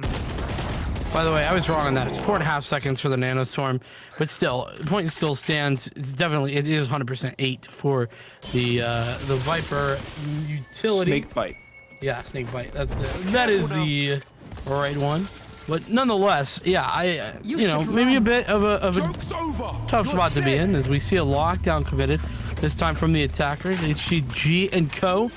Get the heck out of dodge. But, that's great flying through the box. You hate to see that, as the run it back really gets no value whatsoever. It is going to be a Viper Spit available on the ultimate, but I mean, do you use that at this point? It looks like maybe yeah, potentially. They are 2 frags, and that's a nice plant. Swift looking for the resurrection. I like this. It's well done, and Uriel finds one as well. You're not going to... I mean, why aren't you using... I really want to see this Viper Spit used. Why not use it here? I feel this is just the time, but... 3 down. Oh, what a frag. Nicely done from Miller, but it's not quite enough, as we get a pretty good spot. I mean, pretty decent all the way around, and that res gets big value, but yeah, I'm confused at why not commit the Viper Spit there, Doc. What do you think? I think if you let it rip right after the spike goes down, before even trying to reposition, that way you cover the most forward amount of positions as well, in terms of like taking over the boxes and stuff. So like if you plant the spike, rip the ultimate, it allows you to keep your teammates a little bit more mobile, plus yourself, because you're forcing the opponents to come in blind, whereas you get the double kill from Fields, you get the spike down, and then it's just a lot of open space, and so it became really difficult for members of the attacking side polarity to really reposition, and so that is where they kind of got caught out, leaving just that one Viper to defend themselves. And so in a 1v3 situation at that point, I think it was too late, and I think saving it was the right call. But now that we're 5 rounds in, you're also trying to find a way to actually get a chance to use it. And so with that resurrection already being taken out so early in the round, you can't use that this time. You got to use it next time. Lockdown, no, not lockdown. Lockdown's available next time, I think. But all right, Miller gets one. Dash Dev going for the ace, though. This is just brutal. Absolute brutality. Yeah, I mean, brutality is certainly the word I would use, but, and I mean, Miller now, once again, loves to learn. This time, the Viper Spit not going to be the right decision, certainly. No spike, yeah, one weapon. The spike is definitely nowhere in reach. You do have a Phantom, which is nice, and a bit of utility, and you've just found the operator player, but I mean, now you got 3 more left, 30 seconds as well, and now they know where you could be. A little bit of spam there, not quite able to connect, and there we go. Dash Dev ace to close things out. First ace of the day for us, I believe. Yep, that is correct. So we do pick up a nice little ace, and by us, I do mean Dash Dev. Dash Dev. I mean, we're taking credit though. It's our ace too. Yeah, I mean, we cast a curse to the other team to give the ace. Yeah, that's how that works. Exactly. So I listen, Dash Dev. I definitely expect a payment in my PayPal account by morning. Understand? It's in the DMs. Don't worry. Yeah. But so actually 6-0 already here in the first half. And so Vincent, I know that I've said this before on broadcast. Oh boy, here we go. But not only so, this is the first time you and I have ever cast Icebox together. Every single time I've cast Icebox in my casting career, it's been a 13-0. So That's an actually no way. No cap. I've never casted a 13-0 Icebox. Every single time. It's something about this map that just melts the brain of the players. Donato and Dash Dev pick up frags. The attacking side is just melting, and I think it's another ultimate save round. Is you just ruined Benicus's KDA. Like you just threw it in the garbage. Dude, Benicus is balding right now. He's like, dude, Check the angles. Why you gotta rush me into the crosshair Swift? It's just not fair. In fairness, it was dash dev, but whatever. It's not the point. But yeah, no, that was really frustrating for Serbenicus, who, I mean, is sitting at 1-8 right now. Not only bottom of the leaderboard, but has the most deaths now. Thanks to 8 deaths in 7 rounds. Yeah. Thanks, buddy. Thanks, Dub. K Dubs, as I've christened you. Oh, well, I do think the name's cool though. I apologize if that bothers you. You'll have to let me know.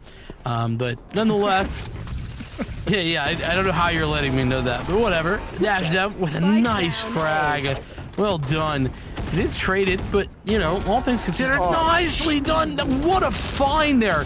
Just such a small margin, and Dash Dev continues to find the frags. Fortunately, gets shut down as now Miller and Glide, the sole 2 survivors, is now we see that Viper's Pit being committed, and this fight gets planted.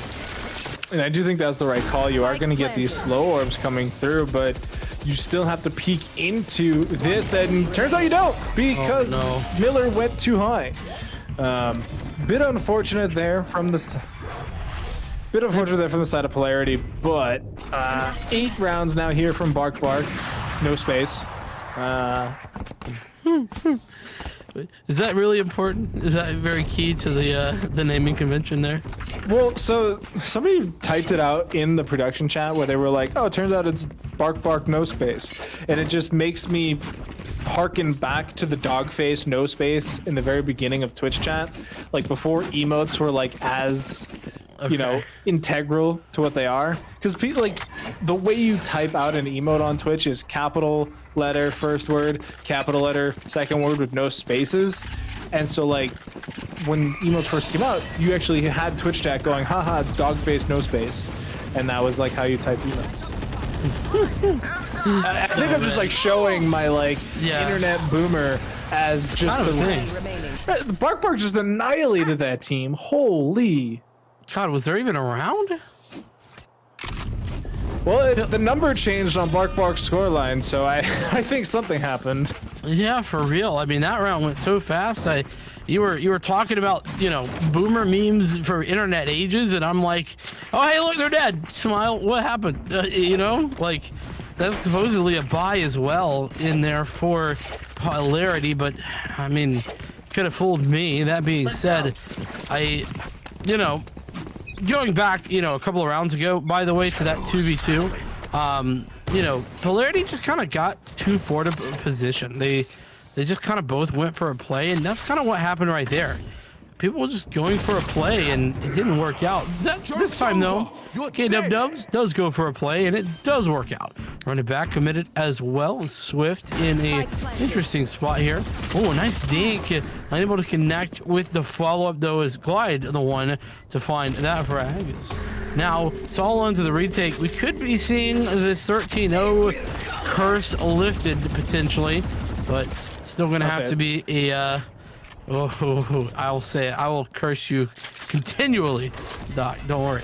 I think it's up to Dash Dev, realistically. I mean, they've been such a standout player up to this point. They just have constantly been running through every single member of Polarity. They do find... Oh, the timing! Feels picks up Donato. And so now it is all done to Uriel with this operator. We get a little bit of knowledge, but there's the Snake Viper, Penum, and that is going to be the curse broken. Operator lost, and it's a final round, or a single round, excuse me, coming in for Polarity. I'm just your good luck charm, Doc. That's what it is. No curse. I mean, you talked about it, you know, last week when we casted, we had like 3 insanely good games, and now we've broken your curse. I mean, it's all coming up positive. Only good things from here. True. And well, Bark, they are hoping that only good things are going to continue going their ways. I mean, Dash Dev and Uriel, 17-7, 15-4 respectively. I mean, talk about a dominant showing. Yeah, I mean, coming into this round, Uriel actually had 9,000 credits, which is capped. So and I don't mean like cap. I mean like that is, you literally cannot get more than 9,000 credits in this game. Amount of money. Yeah, it's like how society should be run. You have a maximum amount of money that you can earn in life, and so Donato is trying to get a little bit of this back end position secured, but Spike's down. Killjoy lockdown is going to end. Benekis actually died, and so it is this 4-on-4 situation, 4-on-3. Drone is up, looking, hunting. Fies 1, 2 members. Oh, Donato, man, what are you doing, guy? Ooh, so much utility coming down in HTG. HTG has every single frag to their name. The snake bite's too strong. Did they lose? No. That was close though. That snake bite could have lost them the round. That would have been incredible. If HTG gets all 5 frags and they still lose, I would be tilted if I was them. But no, Bark able to get that one, and well, they do allow Polarity 1, but seems to be a short-lived one. Yeah, especially coming into the last round of the half. I mean, thankfully for Polarity, they can at least afford a couple Vandals and full armor. This is actually better than the final buy from our map number 1 from the losing side. So revealing area. They do have a little bit of oomph behind their kit right now, but they need to win this here if they want any shot. I mean, yeah, I think that, I don't think all right, actually, they're 2 for 1, so they do have an advantage. Plus the resurrection makes it a 5-on-3, technically a 6-on-3 now, since they do have the run it back. I think that's how math works. But that's gone. So now it's 5-on-3. Serbenicus getting a forward position. Now the operator of Uriel here in the back site could potentially be a thorn in the side of these players. The Blake though misses, and unfortunately Uriel dashes the wrong direction. That being said, you lose 1, you gain 1. Donut though coming back to life off the back of that resurrection, but it's still 3-on-5, and that's a bit of the problem. Donut though with 1, but K-Dubs with a trade. Is now HTG came up huge in the prior round, needs to do that once more potentially.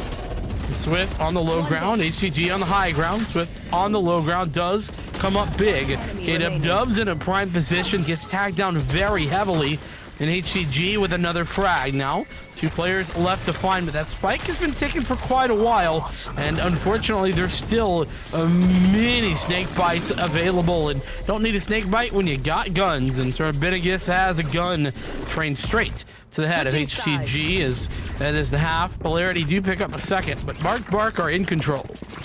Yeah, and it seems, or it would seem, that Polarity may actually be listening to the stream, because that layering of utility that time, much better than the first attempt at that play. I mean, they had the spike down. Yes, they had the nanoswarms on the spike along with that poison orb, but they didn't just directly overlay the nanoswarm with that snake bite. You saw them use the nanoswarm when HDD had first jumped down and was getting close to the spike, and so they waited for that entirety to time out. They get a couple frags here and there, and then when it is in that 1v2 situation, just as the poison is running out there for them, they then send the snake bite over onto the spike itself. And even though the kill was how they ended the round, they were in a good spot to actually win by timeout at that point.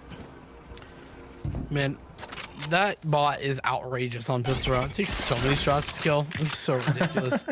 Anyway, I mean, just on pistol, it only did 24 damage. Like, yeah, it's not that bad. It's just a random ability. It's just, it's so annoying. Only on pistol though. It should be nerf for pistol round. Whatever. It's a nice. What about ecos then? No, but that's different. That you decided not to invest. It's not always your choice. It's different. It is your choice. No, if you buy 400 credits, and that's all. You would never have 400 credits. You always have at least 1,800? I think it's 19, but yeah. So, okay. Point proven. Just make the bot have armor penetrating rounds, and so they deal more damage to armor instead of flesh. There you go. That's a good idea, actually. I don't know if it. I don't know. That's a good idea, though. It's a nice thought. Either way, Don't know how realistic it is. 3v4 now. As Bark have the sight. Donut Toe in a prime position. And HDG the first to fall, but Donut Toe with one. Able to get that, but now it is just trades. And Trade Central, in fact, is Polarity with that player advantage, able to convert it into a round victory. No, you don't deserve my inventions. Pretty solid stuff from the now defending side. Polarity keeping two members alive, looking to make that comeback happen. I mean, they have a chance. They won the pistol. They're able to buy up here on 2. Glide's able to afford the Vandal half armor, which, I am torn, right? Because a lot of times you do see the sheriffs here in round 2. So, I mean, regardless of your armor situation, you are one tappable. But, you know, if they come in with just classics, right? Like if they don't half invest, then, you know, half armor may actually be your downfall, but the Vandal, I guess, is the more important here. So, but yeah, comeback season. It's here. It's happening. I'm not on board just yet, Doc. Let's keep our, you know, expectations reasonable here. No reason to be had. All forward, all the time, as Miller gets 2 and the rest of the team sings out in tune. And it's just down to Donato as the only one remaining. Does get an eye bead, but feels is the better shot. That feels good, at least for Polarity. As they have, you know, solidified their position. They've gotten a nice little round in second round as well.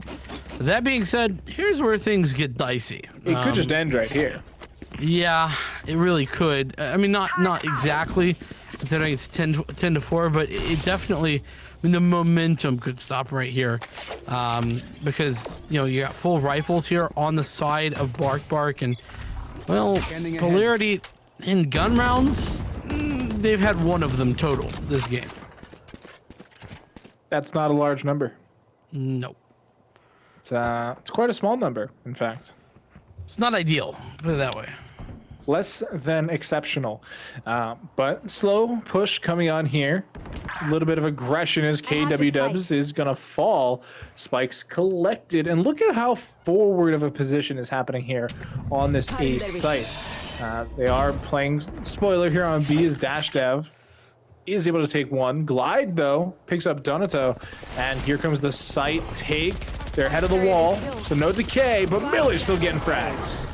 Oh, I like that frag from Uriel, but unfortunately it is just trades. There's 3 players left alive, and that flash is on point. Fields is feeling himself at the moment, as Polarity have turned things around in a way that I don't know that I was really expecting. Venicus being a bit reckless, you could say, though, in the attempt to get that rifle, but nice movement from Dash Dev to find the positioning, but continues to feel good. It's a tough site to take. There's lots of angles you gotta check. There's lots of cubbies that people can hide in. When you have utility like snake bites, like the poison wall, like the poison cloud, like it's really tough to just be hyper aggressive there, because you know it's a little bit more dangerous than just a smoke or just a wall, because you do have that decay damage being built in there as well. So you know you can try and W key that site, but even with your full investment into full armor and stuff like that, you could be hitting the site with potentially 0 armor due to the decay. And if you don't hit that first shot, if you don't hit that first frag, you don't get the time to regen. You don't get any of that back, and so your opponent is just at such a distinct advantage, and it can be tough to take. And it looks like that's going to be the call once again, but this time in a bit lesser of an economic fashion.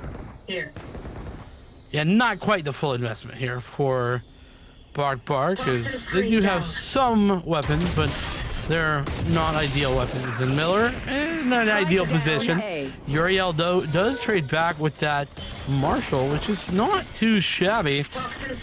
Uriel with that Marshall has been pretty good all game, in all fairness, but Miller gets caught out by Donato, who has honestly just takes advantage of the slow orb. And now 3v3, I mean, it's really still not favoring the attackers, but each one of these trades make a huge difference. And There's a Marshall recovered as well for Donato. So in this 2v2, I mean, anything can happen, Doc. Anything, literally anything. 30 As 30 seconds seconds are left on the clock, if the spike gets caught in rotation here, which it doesn't look like it will, just geometry isn't on the side of that. But actually, man, geometry has changed a lot in the couple seconds since I talked about it. They're able to get up here, but Spike planted. angled, they got Goomba'd. Glide's able to go ghost, and now it's a 2v1, and that was certainly on the everything column, as we do get a little bit of a peek here. Damage down, but no kill. Swift needs to get an instant headshot, gets one. There's only a little bit of HP left here on the Glide, but they're peeking in and out. No ammo left on the side of Swift, but they still get the frag. Clutch it up. Trained for. That's what you like to see, and that is what you like to call a clutch round. That time it's from Swifty, and swiftly hits the headshot on the follow-up as well with the Deagle. Absolutely incredible there with the Sheriff play, and I mean, it's got to be a frustrating round if you're Polarity. You had everything, you did everything correctly, and not only was it a clutch, but it was on a thrifty round as well. Barely really any investment from Bark in that one, and they still come up victorious in a position where, I mean, realistically, you should have seen Polarity come out the winners 9 times out of 10. So a tough spot to be in nonetheless. Glide getting aggressive in response, as well as Miller, who does hear Uriel could potentially find this player and does just that. A great find by Miller. Now the push comes up on to B. Oh, the Lear, so clutch. Last second, able to get a pretty massive heal off as well, but the rest of the team is just falling in spades behind him. Only one left here is Dash Dev, who's forced to heal up once again. Still picking up frags, though. 3 on the board. Could go for the ace, but they still have the spike in hand, and they get the shot one more time here. It's coming. Don't let it happen. They did it. It's the ace. Dash Dev once again. Dash Dev, you madman! How do they allow them to continue to do this? Holy crap! 12-5 in Polarity. They just gave him 1v1 after 1v1 after 1v1 there. You just cannot allow for Dash Dev to get those opportunities. No, and especially with those window peekers, it almost looked like the members of Polarity didn't realize you could shoot through that. Like, that's almost what it felt like, because they were like staring at him like, oh, he's right here, hit him, and then he just turns and shoots him in the face. And so tough loss there. It's map point here for Bark, no space, as HEG opens the round and removes the revive from Polarity. Not an option, but Benekis gets the revenge kill. Nice little res as well to cancel that one out. And, well, continuing to cancel things out is Dash, and as I say that, the Emperor's not going to matter a whole lot there. Phils shuts it down before it can really get started, but still 2 players only left alive here for the defensive Polarity. It's looking dicey, looking very difficult, but oh, what a find through the box there by Glide, and Fields as well. Thumbs up big. The Blade Storm has been committed though, and HCG with a nice frag and a follow-up. No need for the Blade Storm, I guess, Doc, if you're just gonna get the frags there. But nonetheless, what a great game there from Bark. They barked. Oh. Yeah, I mean, it honestly looked like it was going to be a 13-0 for a large majority of that first half. And, Polarity did manage to pick up a couple rounds there, brought it, I think it was 10-2 into the half point. And then winning pistol, it was looking pretty good. They were on that comeback train. It did derail a little bit towards the end, and by a little bit I mean it just completely off the tracks into the warehouses down the road, just in shambles and explosions. But Bark, being able to hold on to that lead, regain that lead, especially on a map like this, really shows that they've played it once or twice. So great stuff to them. 13-5, stellar showing from them, and I look forward to seeing them in later rounds. Yeah, and I look forward to seeing Dash Dev in later rounds. 416 average combat score, 24-14, and like you said, 2 aces. You can't even make this stuff up, man. Absolutely incredible showing there from that player, Dash Dev in particular, but everybody kind of having a pretty decent game overall. And I mean, like you said, I'm impressed. I'm hoping to see more from them. That being said, I think Polarity, they just weren't prepped for this map. I mean, they seem very one-dimensional on it, and it and not to throw shade or anything, just it was not a map that they particularly seemed as if they had under control. And like you were saying, it definitely shows. Not all teams have gotten an opportunity to really become, highly comfortable in those areas, and I think that that is a great example of one of those teams. Polarity, they could have, they weren't necessarily getting beaten when it came to the aim duels, but their fundamentals were lacking when it came to trades, when it came to just positioning around the map, and particularly when it came to those executions you talked about, layering up the defensive utility on the spike and all that kind of stuff. That just goes to show me that there's a little bit more server time necessary for this Polarity team. Yeah, I mean, one thing that they definitely had going for them was actually opening kills. When you go down the first blood column, they have two of the top members, both Miller and Dubs at 4, the highest in the game across both teams, even with, obviously Dash Dev right on their heels at 3, but, with a couple of their members there as well, they definitely came out ahead, getting that opening frag, and then kind of falling away. When you look at a lot of, rosters, getting that first blood a lot of times should be able to secure you the round in a lot of scenarios, because it is that 5v4 scenario, and it's really tough to break through that and overcome that. So it just unfortunately didn't break their way. There were a lot of clutch situations that broke the way of Bark, and a lot of it was off of the back of Dash Dev. Yeah, and that's the thing. It was every time there was a clutch situation, it just felt like it was Dash Dev, making that, or HTG making that, or I mean, even Swift making that. Like, it really did feel like everyone. 3 total aces, 2 for Dash Dev, 1 for HTG. I've never seen 3 aces in one of the games I've commentated. It's insane. I think I have before, but it's certainly a rarity. And so for that reason, though, I want to give us a second to take a bit of a breather, because that was a real banger of a map. In Bark really just took it to Polarity. We're going to go get our next matchup prepped and ready. So don't go anywhere. We'll return in just a few moments for some more Valor in action.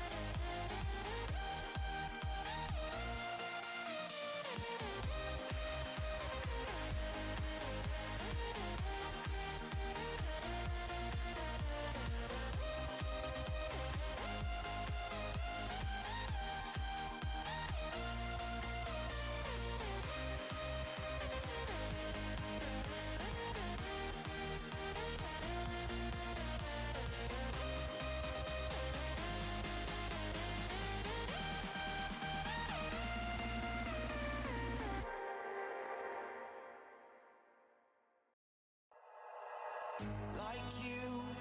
Be strong to hold the powers of the sun.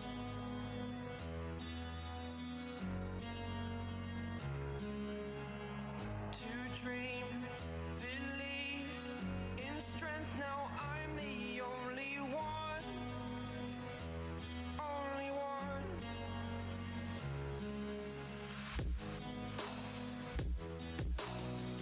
I was an ordinary boy until I broke the rules. My life destroyed. Life destroyed. Until I walk awake, scream my mind, I shout, the ground shakes. How much can I take? My mind will break. Will it break? Can I take? Can I be your superhero? Superhero.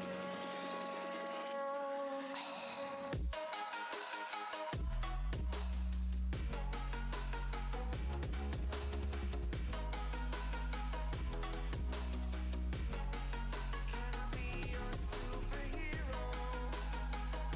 Superhero. Superhero.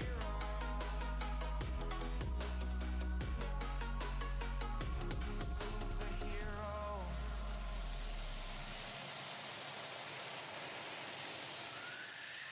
Fly away. It's the first time of today. Today. To dream, believe. You are the strength. Hello, everybody, and welcome to the Pit of Valor. I am Sloppy Derek, and we are joined by none other than the man, the myth, the legend, Strive. How are you doing today? I'm doing good, bro. It's Wednesday, it's hump day, and it is Pit of Valor one more time. This is as good as it gets, man. These weekly events never get old. Every week we get, awesome players, familiar faces, new faces. It's all good, man. I'm really looking forward to it. And one more time, Derek, we are bringing you 100 beans to the table. So this time, SFG Esports, thank you for the support. Of course, up in that prize pot, GLG has graduated, and we are now doubling the pot from the usual 50 to the 100. And I think we're going to keep this steady for a couple weeks to come. I love it. I love it.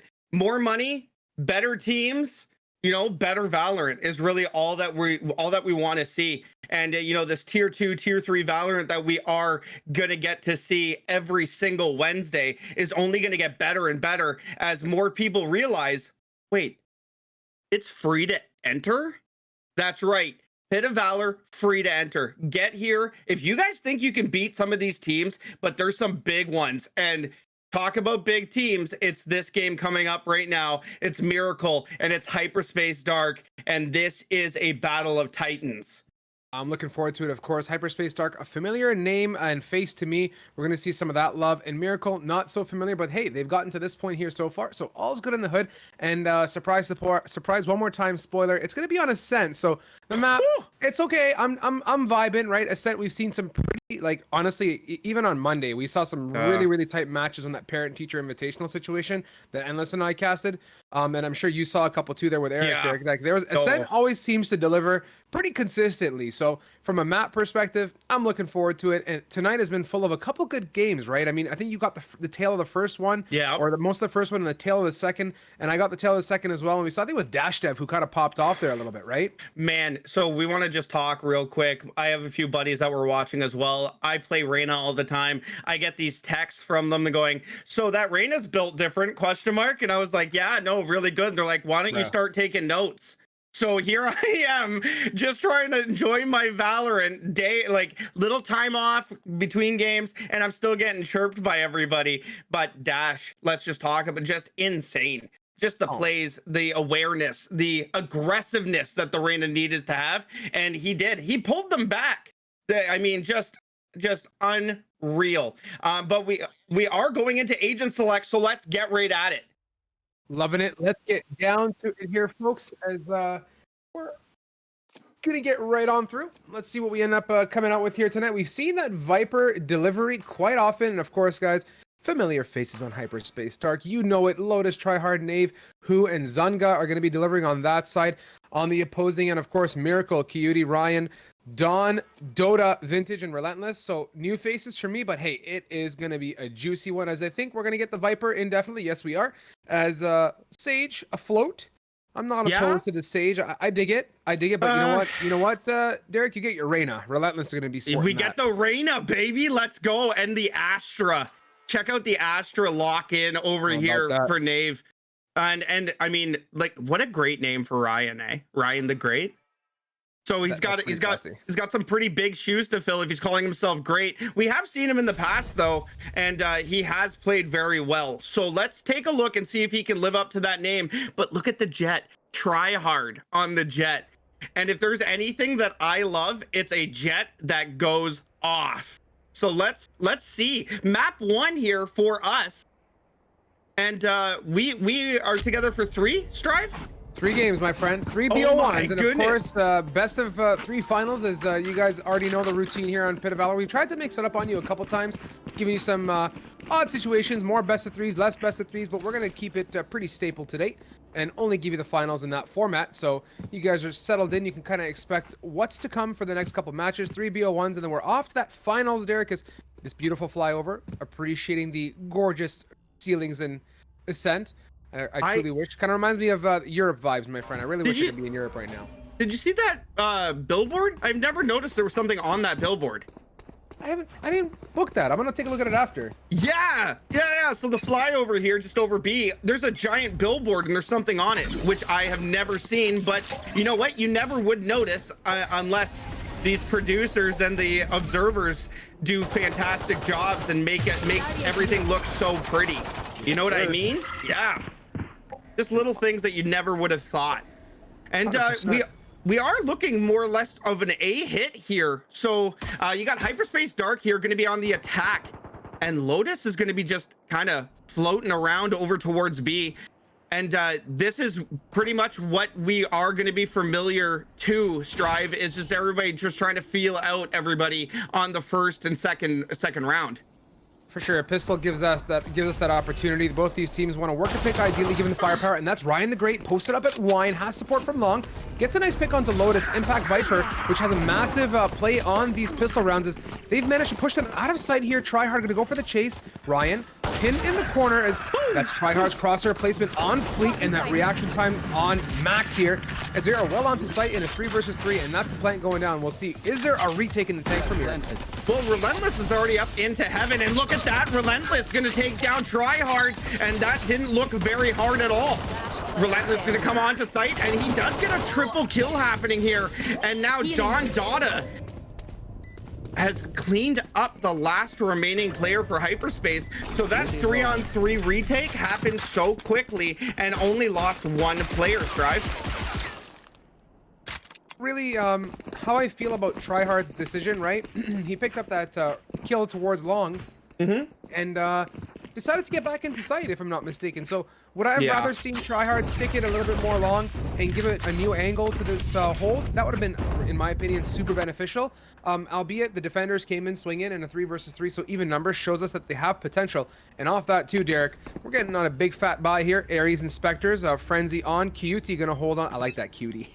Me too. That's such a good sick name. That's swaggy, my friends. Is that they're gonna get into it now. Guard until you say it, and then you're like, oh damn, it's Cutie. I like it. Okay. And now you're gonna see Cutie here holding down this angle. Sage Wall kind of come up, and that now look at this though. Before you know it here, with guns against no guns, and just like that, Miracle doesn't need a miracle because they've just been able to hit all these shots. And this might be a flawless here, which will be and that's exactly it. It's a flawless. So just like that, nobody actually goes down here. The Omen very, very close on Miracle, but all 5 stay alive. Everybody still has the guns, but now round 3 Strive is the big one.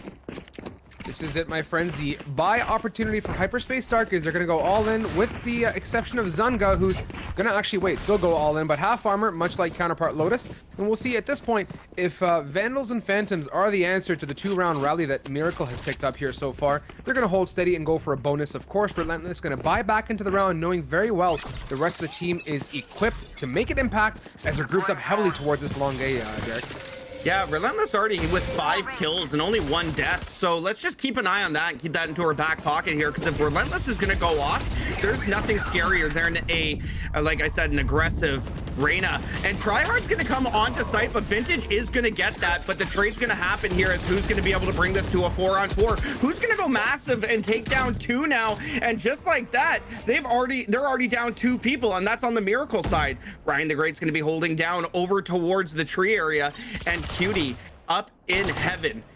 Oh, with Don Dada as well up in heaven. So all 3 remaining members of Miracle over towards this A side, as this is exactly where the spike is about to go down.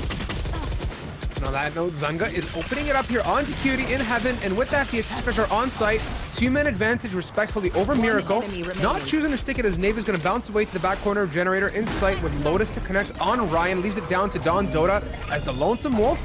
That is the concuss missing from Astra, as he is heavily pinned here against 4 members. The ping coming off, he's going to go for the spray Hail Mary, but not if who is right on behind him to get a 3K combination and a bounce back round.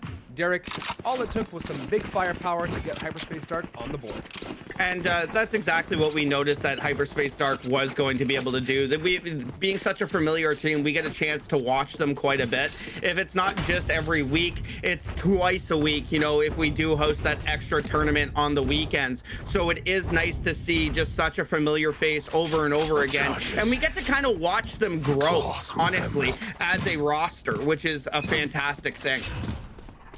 I'm loving it as we get into it now, Derek. They're playing a bit more of a default on this attacker side, spread out across the map on A, mid, and towards tiles, respectively, as they want to get a bit of mid control. We've talked about it before. There is a Sage Wall present there on mid, and that mid is is critical. I think I said mid like 4 times in a matter of 6 seconds, it felt like. And with that, nothing too much else happening, Derek. With a minute 20 on the clock, end of the day, the attacker's game plan here is to feel out the defenders, see what Miracle is doing, and bait utility. Of course, a big aspect of Valorant continues to be utility. If you can bait utility early, it's going to give you a better opportunity to get onto sites. But keep in mind, some agents, of course, do refresh util, such as Omen, over time. So that's a critical thing to keep in mind as Miracle is going to work their way. And if they run these clocks down, it's going to be a massive advantage for them.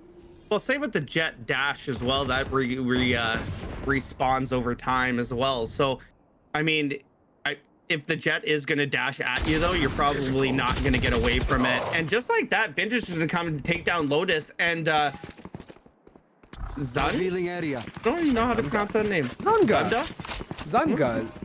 So Zunga is going to be able to get that trade. And now it's a 4-on-4. And there's that Jet Dash we were talking about. But Relentless is going to be able to take down 1. Ryan the Great's going to go absolutely great and take down 2 here as the last remaining member for Hyperspace Dark. And this happened so quick. He is going to be able to get down Cutie, but Relentless, cool, calm, collective with that Sheriff is going to be able to take him down. And just like that, though, that's 3 rounds now for Miracle. I look what they did there. Hyperspace Dark, unfortunately, could not really make too much magic happen. It just kind of fell apart on the take, to be quite frank with you. The defenders were 1 step ahead of the game, and they were able to connect, and now Relentless on that Reyna duelist, leading the charge 7-2 on that scoreboard. Sloppy Derek, my friend, I have my notepad out. I don't know about you, but I need a second pen, because I'm just about out of pages as well, as Relentless here is absolutely popping off so far. Man, like, I just have the VOD on download is what I'm gonna have here. But Cutie is gonna take down who? And just like that, he goes, who? Takes him right off the map. And now 5-on-4. Spike in the hands, though, still of Hyperspace. Oh, nice. And Relentless is just gonna be holding down on Cat. Lotus is gonna be able to take down Don Dada, but not before all the damage has been done, as Ryan the Great's going to be able to take down another 4-on-2 here. So the ult's still in hands here, and just going to be getting away with his life, but just by like just the skin of it, like just, oh my goodness, that shot was insanely close to getting him. You saw that bullet wisp right on by, and with 40 on the clock here and only 2 members alive, Hyperspace Dark are in a bit of a situation. I would expect a wise decision from them to be to maybe pick up 1 or 2 kills, not jeopardize their weapons really, as they get a nice ping off there onto Vintage with 2 in the neighborhood. There's a potential for a drive-by, as that is a nice frag from Lotus. He gets that one in Cubby on short, but cannot contest too strong on mid there, as Relentless is absolutely slapping his way through. And with that pitting now, we see the health bars are Relentless dropping, another bullet whisked by, and wait a minute, Lotus, is his plan to go? Can he get this? Oh no! Oh, Relentless with the flick. Oh my gosh. And when it rains, it pours, because, you know, you could have just took down at least Relentless, and I mean, force him to rebuy here, as Relentless only has 2,600 after, you know, purchasing the like just what he lost that round. But like, that could have been huge, right? That might not have had he might not have had a gun this round. Yeah, and you can see at the same time though, Derek, their consecutive wins have been earning them so much weaponry and money as well. They're fully invested in this round, and with this lead, I'm sure they're feeling much more comfortable as they get a nice ping off into B main. They try and contest, no one is there to receive, and Cutie's gonna realize, wait a minute, there's some funny business here. Gonna slap the wall as that lockdown also comes in, so that denial of entry with that wall is great. Gonna buy them some time. Don Dota, was that a spam? It was. Oh my God. It was, and there it is! Tryhard falls! Relentless is going to be pushing all the way over, and just like that, Relentless is going to get a triple kill, but that spam through the wall did so much damage. I mean, question marks in the chat here, folks, as Don Dota is on the board 4-2, and that Odin earns him, I think it was a 2K that round there, and I don't think he even really had to look at anyone. The wall was basically made of spit and paper mache with that gun, as he connected one of the 100 bullets, if not more. And on this note here, it's forcing the likes of Hyperspace Dark on a big old save, as they're suffering economically. Derek, what is wrong with me today? Jeez. Listen, first match, you just got here. Let's just shake it off. We'll feed off of each other here. I'll screw up, and then you take it, and then you screw up, and then I'll take it. Okay, we're good. Perfect. We'll be able to do it together. And Don Dot is going to be using his Hunter's Fury here. It doesn't. Oh, it does connect, but not a lot of damage, but it does connect. So the Jet there is gonna, oh my goodness, Don Dota with this Odin, because Odin's go burr apparently. Tryhard's gonna be on the site and gonna be able to take down Cutie, and Ryan the Great is gonna get that trade. Vintage just gonna be sitting up here like a beautiful old bottle of wine and able to take down the last remaining member. Miracle is running away with this. I mean, there's 2 things that have been going burr, or 3 so far. This game has been going mega burr with the Odins. Number 2, the Royal Canadian Mint has been going burr as well. And of course, everyone is going burr in this entire match on the side of Hyperspace Dark, because things are starting to feel colder and colder as they creep down into the dark tunnel of only 1 round to their name. And by the looks of it here, unfortunately, Derek, we're, I think, hitting a bit of a pause, as I think the team's in a bit of either a tech pause or recalibration, technical issue. I have no clue, but all things considered, let's talk about this so far with the showing. Hyperspace Dark, for me, has always been a name that's delivered in these matchups, right? They're having a bit of trouble getting some traction, though, here, as I will attest it to Relentless's, well, I have to say it, Relentless barrage so far in this matchup. 13-3 for Relentless. So we just want to talk about how good Arena and how scary Arena can be, regardless of who's playing that character. If Reyna starts going off, it's very, very scary, and you can't stop it, because just with the sheer overheal ability, even if you don't have your full shield, that overheal pops your shields up to full. So you're basically fighting against Reyna 3 times if she gets 2 kills. And it's, you know, I'll say terrifying. One thing though, Derek. It is terrifying, but you know what tilts me like the most, I think that makes Reyna strong, and it gets highly underused in my opinion, is utilizing that ultimate with the Empress and the Dismiss, right? Like, and using it aggressively, not passively to get away, but aggressively to really dismiss, and you're completely invisible. You guys know this. So And then it's the worst thing when you think you're safe, you're watching an angle, and then all of a sudden Reyna dismisses, shows up to your right side, and absolutely blasts your head off. And that's what makes Reyna scary. Is the Empress not only on the heal factor, but forget the heal factor, they're going right on through. Insight, Vintage, Discipline is on point. Stop spraying. No, Vintage! Down He could have just one-tapped him after, and he's only able to get one off of that. Lead down to a 3 versus 2. That's Tryhard with low hit points now out of the equation, down to 1. This is Lotus, Viper, Maestro, close up, Lear, knows there's contact, gets one, he's gonna pop off. No! Cutie denies out of heaven with that operator here, Derek, to earn them one more round here in a landslide of a first half so far. Hyperspace Dark's gonna need a miracle here. Yep, I said it. I said it. Hello? Yep. Derek, I mean, I'm just kind of taking it back here a little bit, right? Miracle, sure.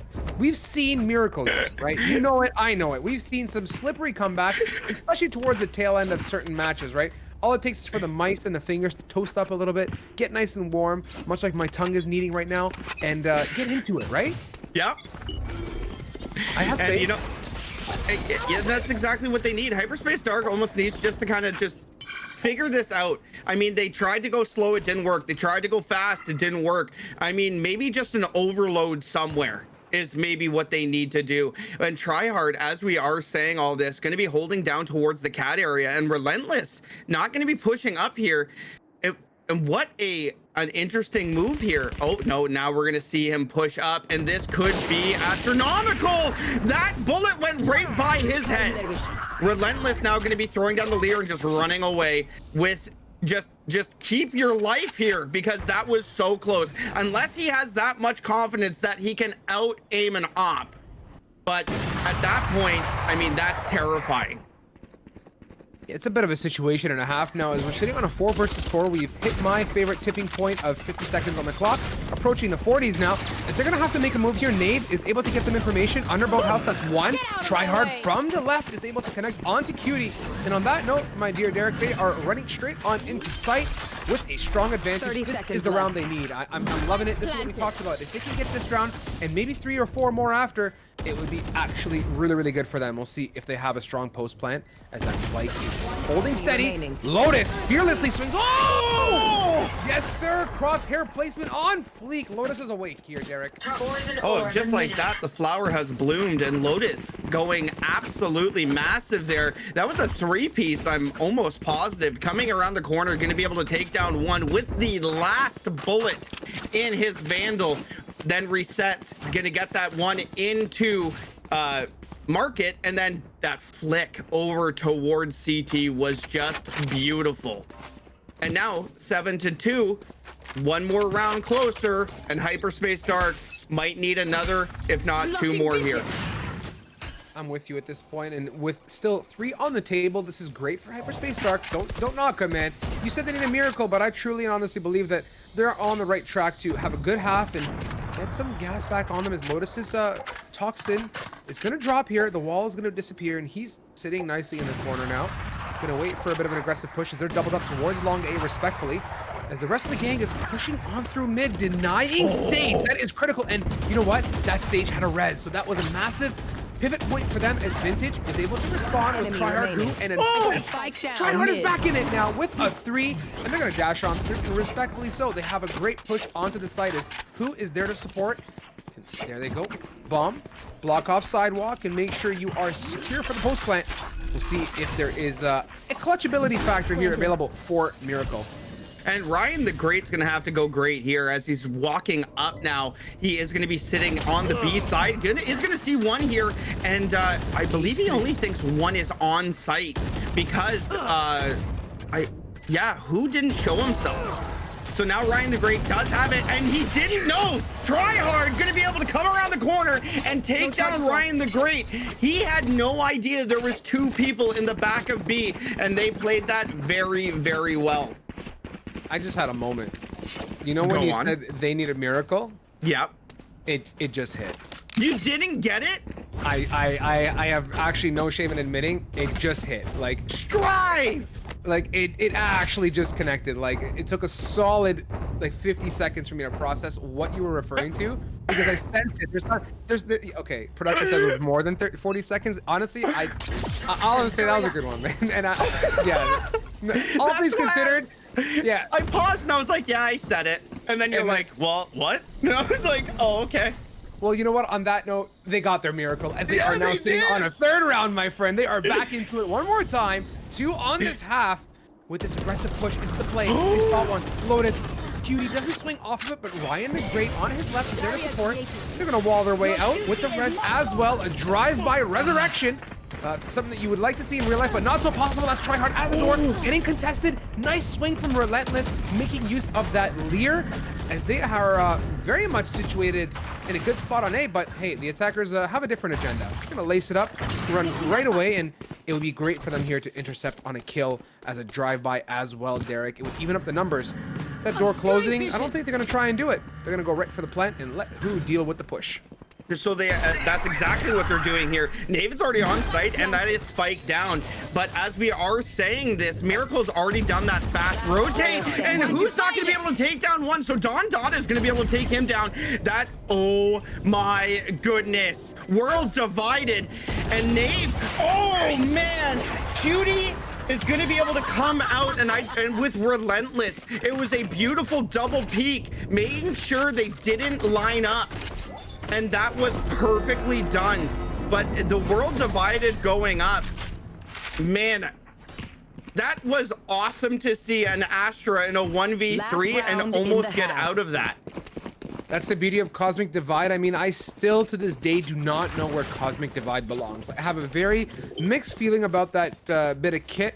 And I don't think Astra has necessarily found her groove yet. I feel like there's a missing piece to the composition puzzle that needs to be filled in to allow an Astra to excel. But I have seen it deliver really well on Ascent before with well-placed utility. We're going to see, though, once they switch, what is that Astra going to deliver on that defensive side, which I think, in my personal opinion, is where Astras really do excel quite well, especially on the retake. So on that note, Tryhard opens it up onto Vintage with mere 3 seconds pass into the round. Hyperspace Dark are leading with a strong chance as that's Relentless. This guy is absolutely fearless, pushing right through B main with a response from Knave. So that impact is now out of the equation. And Hyperspace Dark are peering over a potential round 4 on this half, consider the advantage. Big suck as Ryan the Great is gonna get away more or less unscathed. Oh, hello! No smoke present as Zunga gets eliminated.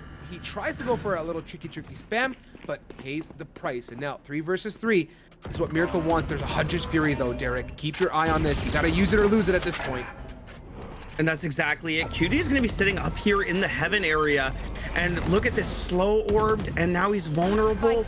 Man, the Astra orb went perfect. Look at this boost, though. Tryhard's going to be able to see it. Hunter's Fury coming out. This is exactly what you were talking about, Strive. And he doesn't get anybody.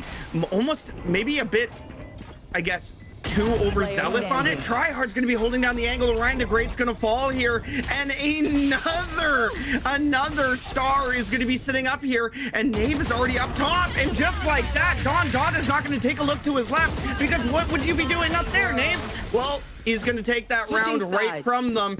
And now only 4 rounds down. Strive, they brought this back. Talking about, man, you know what they got? I'm gonna say it again. They got the miracle, right? They got a couple miracles at that too. Four of them actually, to be the exact. As they are onto a good opportunity. I'm happy to see them bounce back, Derek. Honestly, if it was anything less than 2 to 3 rounds, I would have been a little bit weary getting into it. We've seen bigger hills climb, but with 4, it's fairly comfortable. It gives them an opportunity to breathe and make a couple of mistakes, albeit 5 at most, before the win comes through for Miracle. But I want to look and see now on that attacker side, what does Astra bring to the table? I think with that Killjoy as well, it's going to offer great lockdown potential. Viper too. If you think about it in terms of unconventional combinations, I can't say on more than maybe 1 or 2 fingers how many times I've seen a Killjoy, Astra, and Viper on the same team at once. Yeah, no, not a lot for sure. And just a lot of utility for sure on the defensive side. So a site's almost going to be impenetrable. You're just going to have to kind of wait it out, especially with the Killjoy and Astra, right? With the Killjoy, with the nanoswarms and the Astra being able to suck you into the nanoswarms. Almost a little scary if you think about it. Agreed. And with a minute 10 here, we're going to be able to observe what Astra brings to the table right on the defensive side. Keeping the stars available for retakes is a critical part of Astra. You don't want to be that guy that dumps 5 stars across the map and then sets himself up for failure on the take. Zunga, crosshair placement though, gets smoked out. I was expecting a 1 Deeg fiasco for him. And they're just holding steady here, Derek. I don't know if this is the plan though. I have a gut feeling they're going to bail ship here once they pull some rotates. But wait a minute here. At the same time, the defensive side has a counter hunch. They already rotated off, leaving only one, walling through, and that leaves the attackers a free walk onto site with a plant. So we are now at a post plant. Let's see here. Astra, Viper, Killjoy, what they can deliver. And who's going to be able to take down Relentless here? So now it's a 5-on-4. So now Miracle already down a man and going to be having to try to hold down the site here. As Hyperspace, we have 3 people sitting up Heaven, 4 people now up on Heaven. And Jet's going to be able to come right down. Tryhard is going to fall, but Zunga is going to be able to take down 1 for that trade. Ryan the Great, and oh my, what a Sheriff shot! 2v2 now. Spike is gonna be, yes. Oh boy. Don Dada says absolutely not. You guys are done, Dada. We'll see you later. And that round goes to Miracle. Patience is a virtue, my friends, as Miracle now are in a great position. They're able to pick up that first pistol round. As an attacker, that's awesome to see because they are going to be fully investing. And Don Dada says, man, I'm not only investing, I'm buying into the S&P 500 like none else. Oh, wait a minute. What? He just sold. Don't do that to me. No, come on. You can't do me dirty like that. But look at Relentless, though. The guy's got Vandal, full armor, and he's got 2K still. So that's a bit of a problem. And I expect him to absolutely pop off here. Let's see, though. He's 16-9. Yeah, dude. Like that's massive for him. And on top of that, this round he has the Vandal too. Like this is gonna be a troubling situation for the defensive side. Nobody's here on B. B's wide open. Yeah, we're repeating history except the other way now. So yeah, they all pushed up on A. Yeah.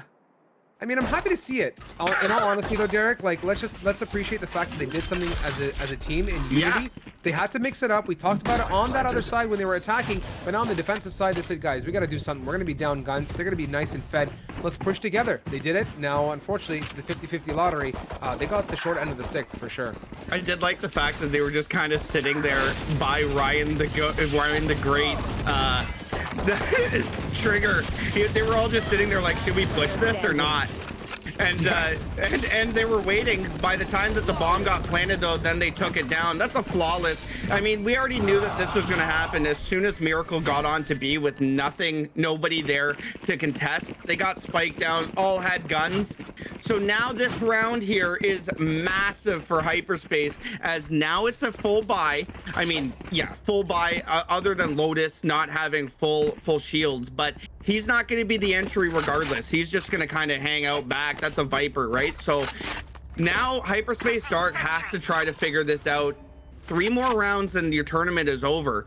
So just, I guess, shake off anything that's happened in the past rounds and let's just get into this. And as I say that Lotus isn't going to be aggressive, he peeks and then gets dinked down. So his shield is only down to 10 and health to 93. So Lotus now going to be sitting in the market area. But look at Vintage. Just up there like an eagle, waiting to find somebody. But Tryhard's going to be able to find him and Vintage is going to fall. So now those are those 2 big picks here for Hyperspace, and now it's a 5-on-2. And oh my goodness, who's gonna take down Relentless? Hyperspace Dark needed this, and they needed this bad, Strive.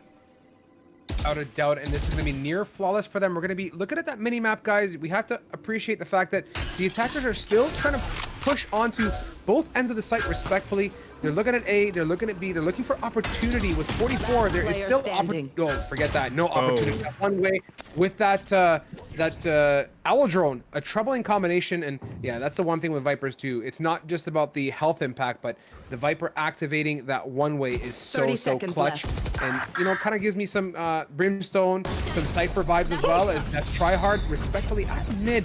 Gonna take him home, although not flawless there, Derek. Near flawless with 4 alive. They're back at it one more time. Strive, let's talk about the Viper really quick there. If the Viper would have fallen earlier in that round with that aggressive push, that one way wouldn't have been there. Agreed. So So that you got to think, right, as that Viper, maybe a little bit of a pucker when he started to get hit up, and he's like, oh my goodness, I gotta fall back because I don't have full shield, and it almost cost them. So that round could have been flipped completely around if the Viper there, if Lotus would have fallen. I agree with that 100%, and that's critical too. That's good decision making and actual thought process, right? It's not always about full commit, full push left, right, and center. Knowing when it's your time to back away is what really makes a good player, and gives them the discipline and the ability to still contribute later in the round.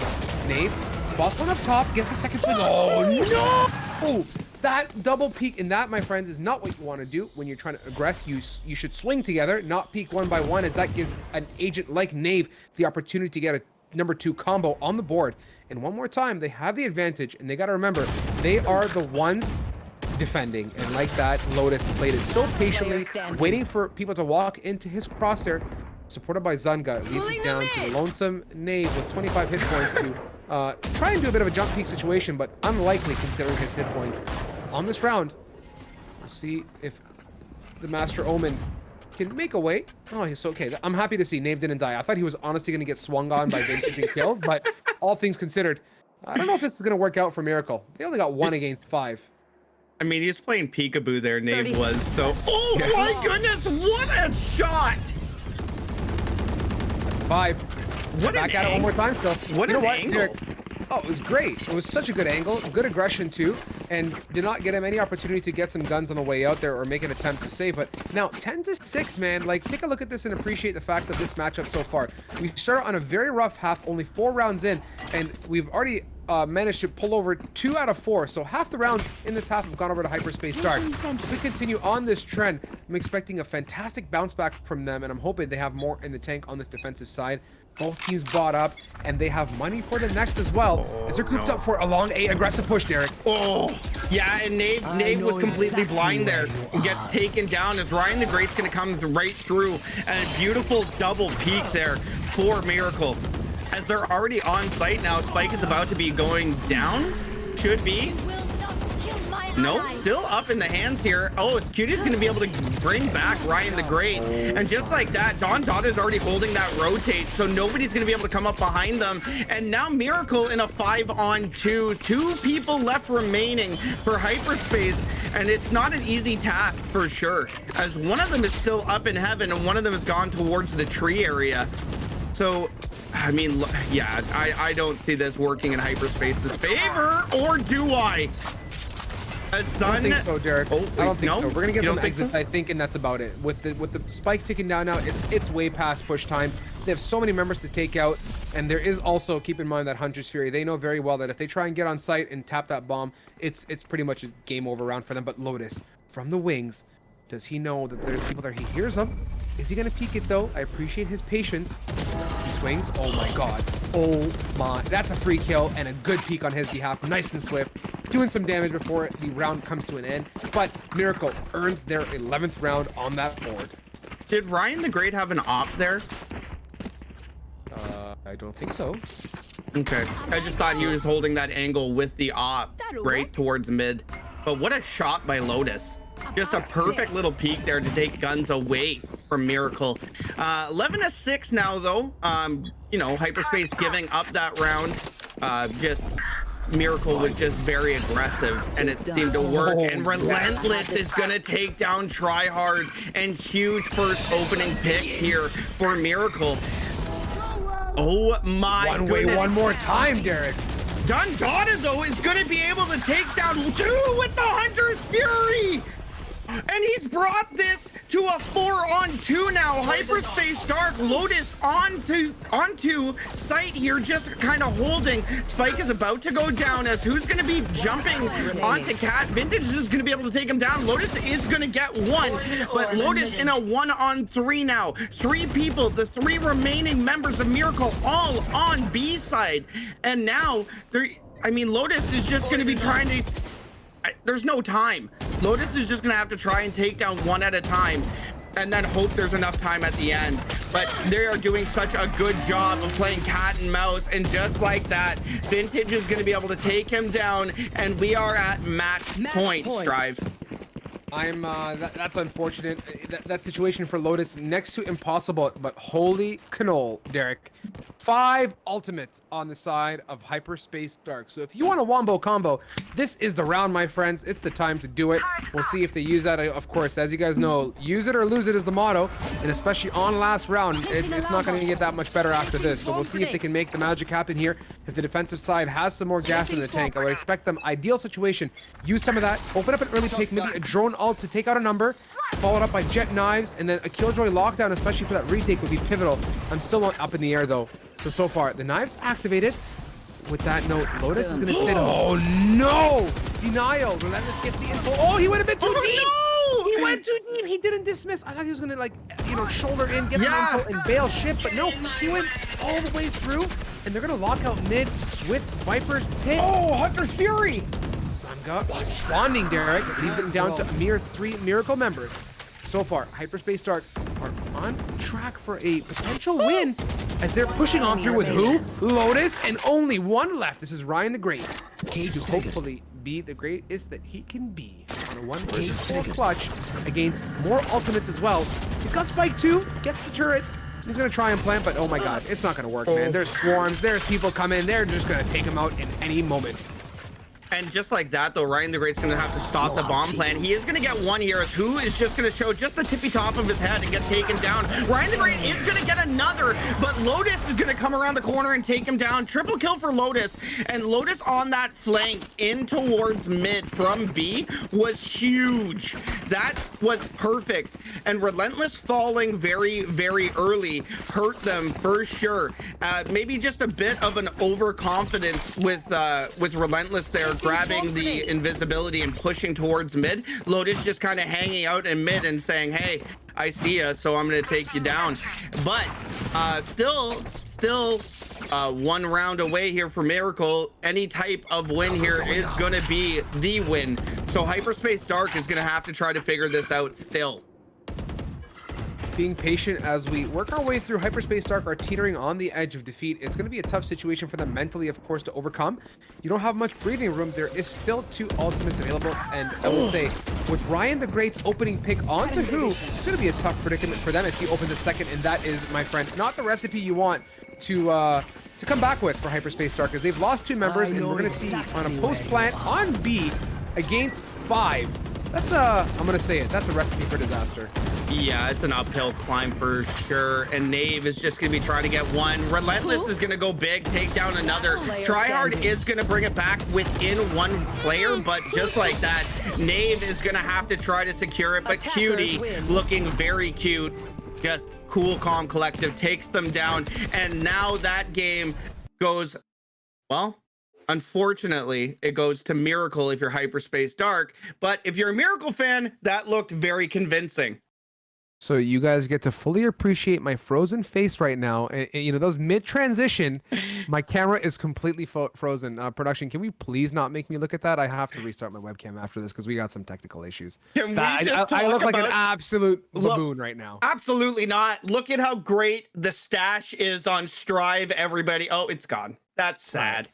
It's not sad. It's a good thing. You guys don't have to look at my weird face. Your like that. mustache is on point, my friend. I just want to talk about your mustache. You know what? I work really hard for that, to be honest with you. Bear with me here. Hold on. Wait a minute. I think we're going to be resurrected. I don't want to go anywhere without my camera on the screen, guys. Give me a moment to catch up here.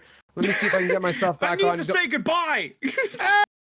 There it is! The word. Okay, guys, now we can talk about the match with facial presence, of course. So on that note, guys, the match is over. Duh. Miracle wins 13-7.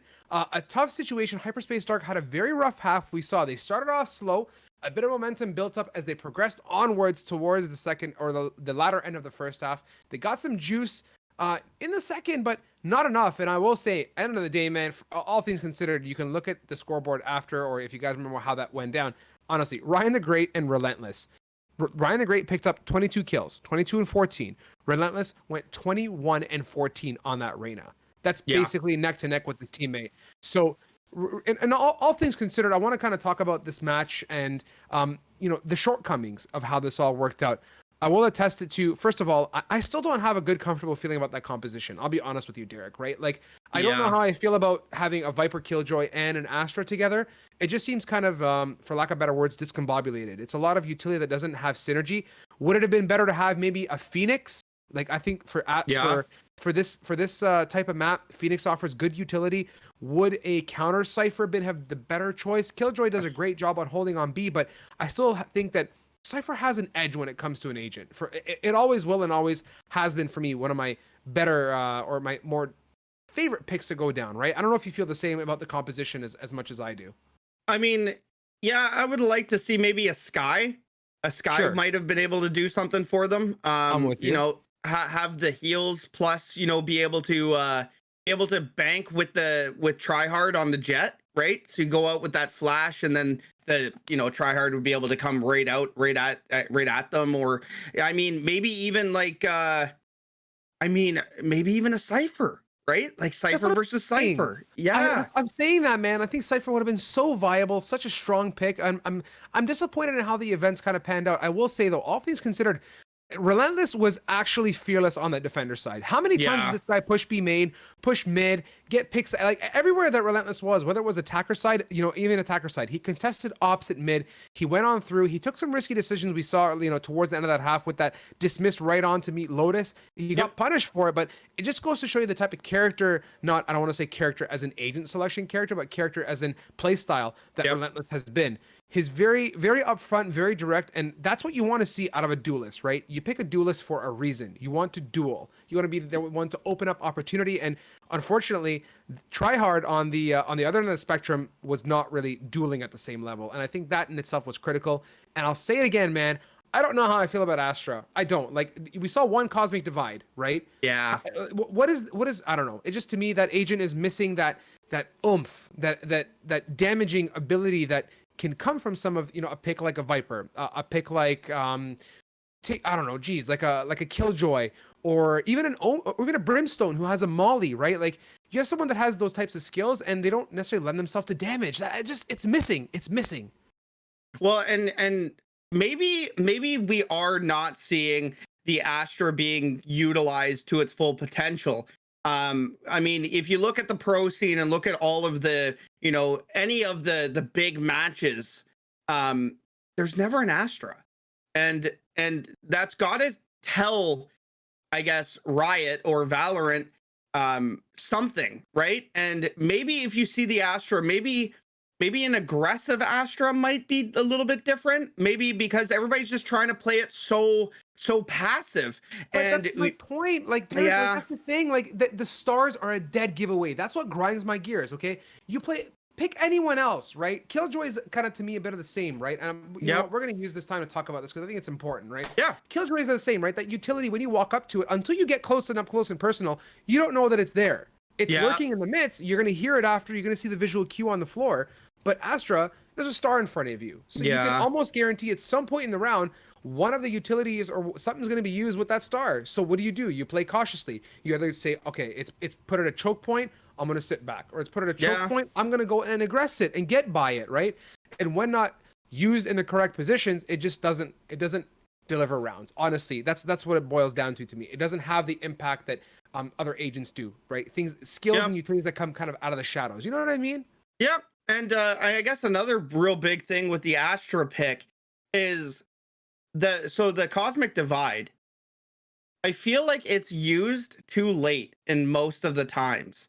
Like, if you're going to use your Cosmic Divide, just shoot it right in at the beginning of the round. And that way they can't come to that site. Like, it's over. The site's done. Unless they want to push through it. And then they're not going to know that you're there anyway. So maybe it's just like, I just want to say, maybe it's just people not knowing how to play Astra as of yet. But you are correct. I mean, she has 5 stars. And I mean, once you see the stars there, you're like, well, we're not going this way. And once they're there, or you see the stars and you're a Jet and you go, well, see you later. I'm just going to jet right past them because they're not going to do anything. That's exactly the point, right? And we talk about it and that's where I think, let's leave Astro a little bit, right, and talk about something else that's creeping up now from the back end of these conversations. Is a bit of Viper, right? We talk about Viper. I'm more than happy to see Viper show up too. Lotus played that really strong this matchup. He had great kills, great utility and usage of one ways. And I think if we want to do a comparison situation here, I think Viper, in terms of usage of an agent, has much more utility and kit that's conducive to getting kills, not just in the sense of stars on the floor, but one ways and things that can also block off or deny opportunity to get into sites, cover up bombs, post plant, pre plant, whatever you want to do. Viper offers that type of utility that I think Astra lacks. So for me, I'll say I'm curious to see how the rest of these matches pan out. We got 2 more on the table here to come. But it's gonna be interesting to see how this all comes together. But Derek, can we come at it from the back end and let's walk away from Agent, talk a bit and talk about the thoughts you have about Miracle as a team. For me, of course, we said first time seeing. I don't think you've seen them either yet. No. And they beat a familiar face here in our weekly events at Pit of Valor and GLG. So it makes a statement. It makes you wonder what more do they have to come in this matchup for tonight and the future as well. Well, they look good. And that's really what it all boils down to is they look like they had synergy. So even if we haven't seen them before, we've watched enough Valorant where you can kind of see if a team is going to be able to mesh well together within the first 4 rounds. And that's what I said, right? Just as we were talking about this before, the tick and tack between the two teams just very, very slow, even with hyperspace coming on to a pistol round against maybe a foe that they've never seen, right? So Miracle, just a new team coming in, but the way that they handled themselves in all those situations led me to believe that this is a team to beat. Like, they're good. I'm with you 1,000%. And you know what? The other thing that I'm looking forward to here is, you know what, guys? Guess what? We got another match coming up very soon, right? The teams are settling in, so I don't want to keep you guys too much longer. Let's get everyone recalibrated, resituated. Of course, I want to say a big thank you to Drink Control, a fantastic meal replacement option for you guys. GLG10 is your code. Thank you so much for them for supporting us. SFG Esports, big love to them for upping the prize pool for us tonight. And of course, I want to remind you guys, and I'll remind you, I think almost every single game until you guys tell me to stop, this weekend, or coming up on Saturday rather, 8 p.m. Eastern is the ASU Arizona State University Esports Tournament. We're going to be casting that and bringing that here to you. So that's going to be awesome. And we love weekend GLG. It's nice, right? You come off of a work day, you come here, you watch some Pit of Valor, good Wednesday wind down. But now on a Saturday, you got nothing else planned, be sure to join us for that. So we're going to send you off to a very quick and swift break. We're not going to be long, so don't go anywhere. Don't go too far. We're going to come right back up for your next matchup. Sit tight.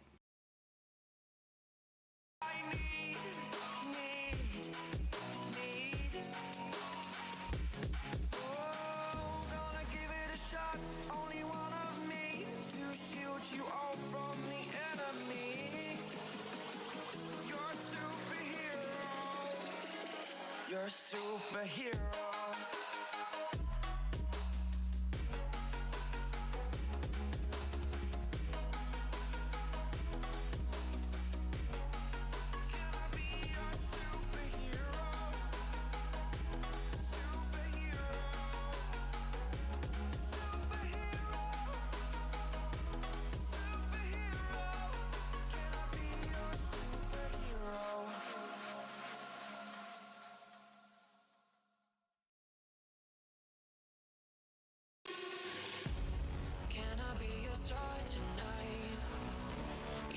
So we light the day we met. I don't wanna leave your side. Have me by your side when the sun sets. Let's leave for an eternity. We'll sail across the lights beyond the sky. I'll be with you eternally.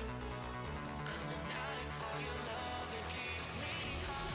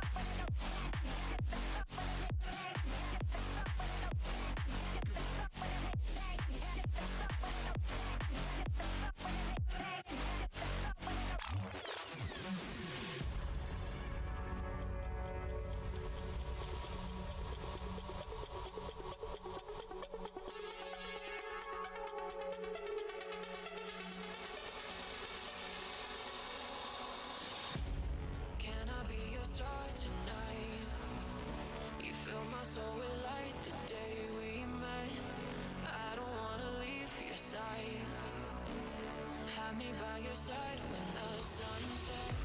Let's leave for an eternity.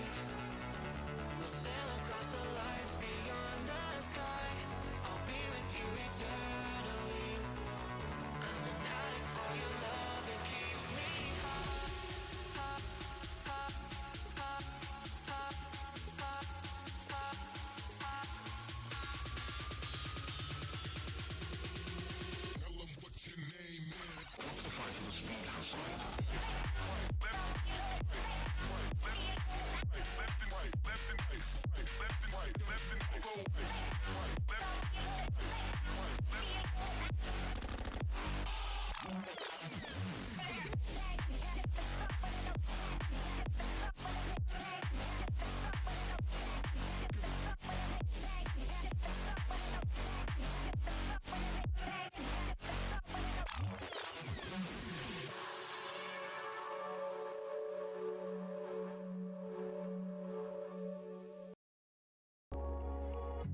Midnight and city lights on the other side. You're calling me up at the same time. I'm in the daylight. You're calling to say hi, but your words they cry. If there's something that you need to say, I know it ain't easy living inside your brain for sure. You keep telling me that it's all okay, but I know, yeah, your silence speaks so loud.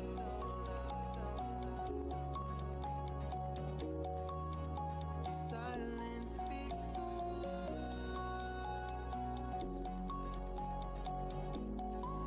And I hear you calling out, yeah.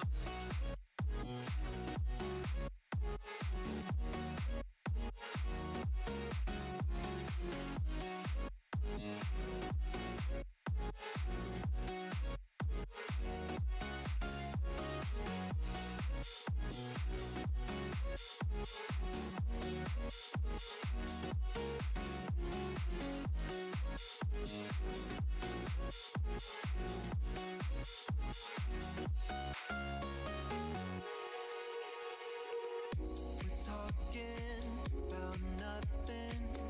Then you said something under your breath. I can't take it. I know what you're thinking. I wish I could fix this, yeah.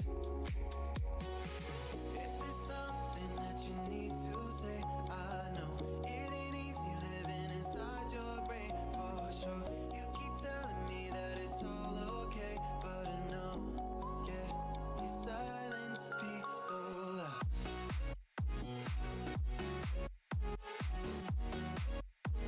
Silence speaks so loud. And I hear you calling out.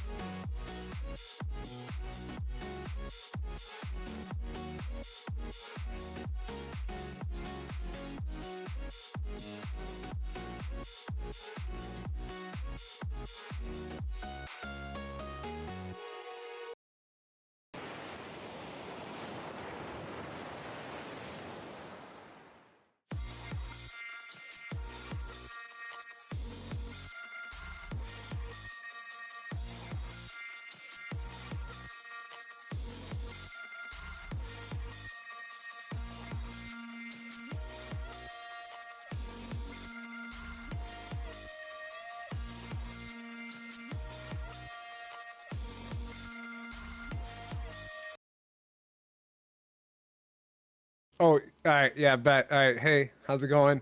I can't keep a straight face with this on, man. What's going on, people? We are back. Second matchup here, of course, with Derek joined on this side of the spectrum, and your boy Strive, the cow, is here to keep you company. We were just saying before this, right? It's about having some fun, right? And honestly, I said, you know what better way to have some fun than to bring you guys. Unfortunately, my ears are a bit question mark. I have horns and I also have ears. I don't know how I feel about this. This may become a meme. So for those that are thinking about it, I am okay. Meme this. Take it to the moon. I'm all about it. But at GLG, guys, we like to have some fun. Derek, we are onwards. Oh my God, I can't. Your face is so good. Hold on. Did you say take it to the moon? Thank you. There it is. I needed that in my life. I got you, man. The pun master himself. And guys, we are bringing you Cancel Culture versus Super Squad. If you didn't already read the bottom because you were too busy admiring my beautiful cow face, and we are taking you to good old, you know it, Ascent. So I've never seen this map. new map, it just dropped like literally 15 minutes ago. Even the last match was on like a pre-beta release of it. I have never seen this. What is Ascent? I have no clue. But no, seriously, guys, we're gonna get some more Ascent in our bodies tonight. I mean, the first of many to come. I'm not opposed to it. We'll see now as we proceed. I see, of course, guys, Super Squad is familiar faces, right? I'm seeing some names here that are kind of tickling my fancy. I see a wild Sujay in the wind. I see a little bit of Black Moose as well in the wind. So Swarns as well. These are like, faces that we've caught before here on Pit of Valor. Yep. I'm looking forward to seeing how it pans out. Thoughts, predictions. What do you feel is coming here for us in this matchup, Derek? Well, I hope Super Monkey is actually Super Monkey Ball, and he just had to go with Super Monkey because he was probably Monkey Ball, which is hilarious. But yeah, I mean, listen, I'm hoping Super Squad performs the way that their name is gonna be. I hope they are super. But Cancel Culture, hopefully they don't cancel Super Squad. Listen, I'll be here for one more game, guys. You have to put up for one more game after this. I don't think there's much of a putting up required. I'll be honest with you, man. I think everybody here loves it. Like, this is a vibe. And it's what makes it fun, man. You're a cow, or you're a cow. I'm a cow. Moo. Moo. For those that, yeah, I was going to use the word that I shouldn't be using, but you know what? Hey, let's get into it, guys. Agent selection. I am a grateful man, because guess what? We're getting Astra again. So you know what? Maybe Sujay's got something in the tank here that's going to shake up my feels a bit and give me a second wind on this Astra pick. But hey, you know what? It's looking much more traditional down the board. I feel a lot better about it. I see Ciphers. I see, Omens. I see Jets. And I only see the one oddball to me, which... you know what? I think the Viper on Ascent, honestly, is not a thing. Viper should be reserved exclusively for Icebox. That's my opinion. You know what? I mean, you're not wrong, and I want to see Icebox all the time. I really, really do. It's one of those maps that isn't played enough, and I just love the fact that they have such versatility on that map, right? So many ups and downs and, just kitchen and all that stuff. But unfortunately, or I guess fortunately, if you like repetition, we're back here on Ascent. So we're gonna get real good at casting this map. And here, you want some wine? You want some steak? Oh, I mean, you want to hang out with this little tiny bear? That's adorable, by the way. It's kind of cute. Yeah, I think you missed my steak pun. I'm a cow. Okay, never mind. Oh, I got you. Oh, hey. See? So, like, hey, you man. I'm a cow. You want some steak? You want some steak? Like, a fancy fine dining experience. So I had some steak. It was a nice table setup. And forget fancy fine dining, as you guys have done a fancy job at getting onto the A site with that spike planted. 5 alive. My favorite drink in the house. We'll see if Cancel Culture has some retake in the tank. So let's take a look here, and now time is not on their side, as Cancel Culture is going to be falling very quick. Black Moose is going to get one, and before tomorrow, but Black Moose, and that's that's insane how quick that just happened. You know what? Okay, I'm gonna just tell you right now, Derek. I've seen some of these guys play before, right? They know how to take on sites. I'll be brutally honest with you. Like, you're gonna see a lot of this fast take activity, especially, and this is it with Ascent, man. I truly and honestly believe that fast takes onto sites on pistol round is the sauce, man. It's quick, easy, effective, prevents over rotates early.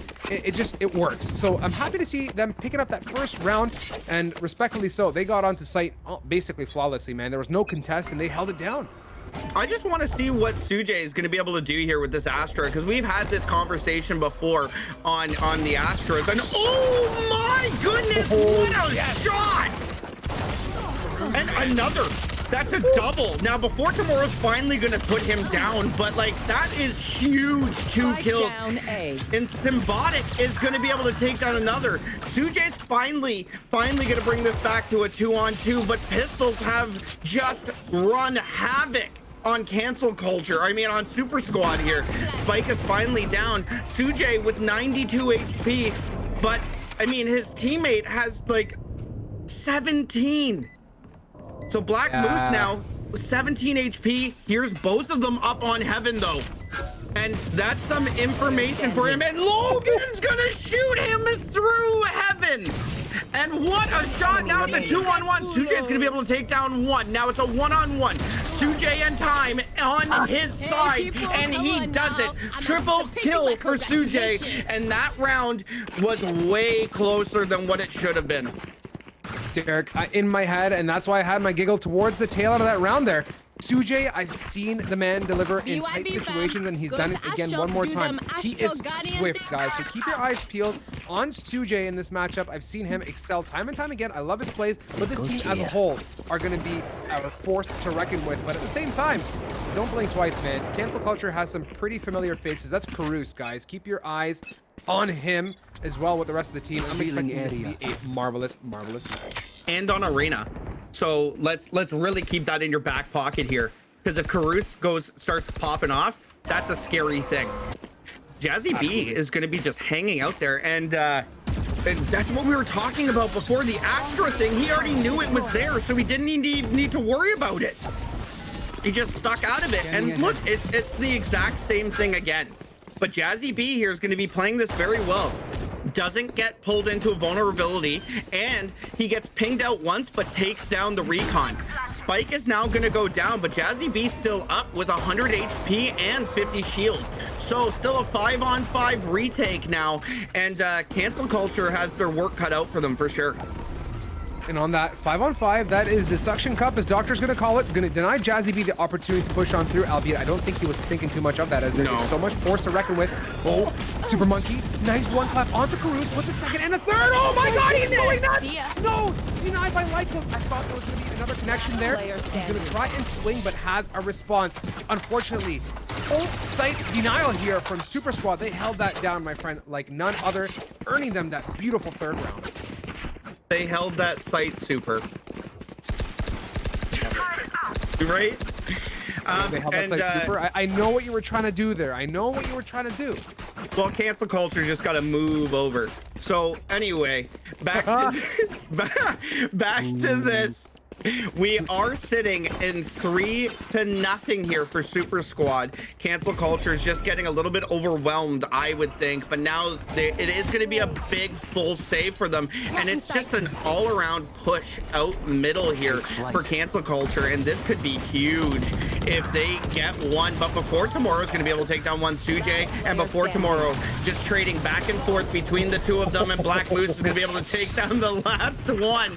And that round was over before it started. Obviously, just a save round for Cancel Culture, but Super Squad just looking very, very comfortable in their skin here. Super Squad made a great attempt to get a move on with that round. No, as they, I'm not even gonna pause anymore on them. I'm just gonna throw them at you and see if you pick them out. It's not fun, right? You gotta keep it fresh. So honestly, Super Squad was able to get a quick move on with that round. They made it. It was obviously flawless. They contested mid. They got everything they wanted to do, and they got that fourth. And one more time, they're grouped up towards A. So I have this funny, gut feeling that these guys just like to keep it simple. They don't like to make things too complicated. They go in raw shots and they just make the magic happen. They're not really even bothering to contest B, right? We've seen time and time again on Ascent a bit of a spread situation as the attack likes to work it slow, open a bit of a pick, but no. At this point, they're just kind of holding steady as a squad, which is nice to see. It's going to give them a chance to pull rotates potentially with the strong numbers and flex off of it from there. But they sent Cypher away to go scout out outside B. Lycos has contest. Oh, nice shot there on that shoulder peek. He's one step ahead of the angle, opens it up nicely, and with that advantage, Cancel Culture just got to be patient here. They got to wait for the Super Squad guys to get in position and let them cross their crosshairs. And now that res coming out here and just jetting away. Oh my goodness, Caruso almost taking down the jet again. Now 5-on-5 all over again. World divided, or I guess chaos divided. Is that what you call it? I don't know. The world divided is up in Super Squad though on Sujay. So let's see if he's gonna use it anywhere, and he does use it. So Jazzy B is gonna be able to get down Swarms, and now the world divided over towards the B side. Jazzy B still on site here, and they don't know that he's here. They have no idea. Oh no, Black Moose is gonna be able to take him down. Symbiotic is gonna get down Sujay, but that trade happens. Karus now looking for one here, and Lycos is gonna go. Oh my goodness! That was finesse, that retake, and I will say that Recon Dart opened up the plant position, which is good information. Before even getting onto site, they knew where that spike was being put down. On that note, they were trying to go for the wall bang, but being behind the box, there was no connection. But that really, all things considered, Derek, was critical because they knew in terms of crosshair placement, they got to come around, keep that crosshair low, get ready to pre-aim that box, and they did just that. And you know what? We were talking about it in the end of that last matchup. Or wait, not the end of the last matchup. You guys were in between games. You have to swing as a team. That's critical, right? And so far, I mean, I see a bit of a bounce back. Cancel culture are in unison a bit more, and they made that round honestly look pretty darn easy.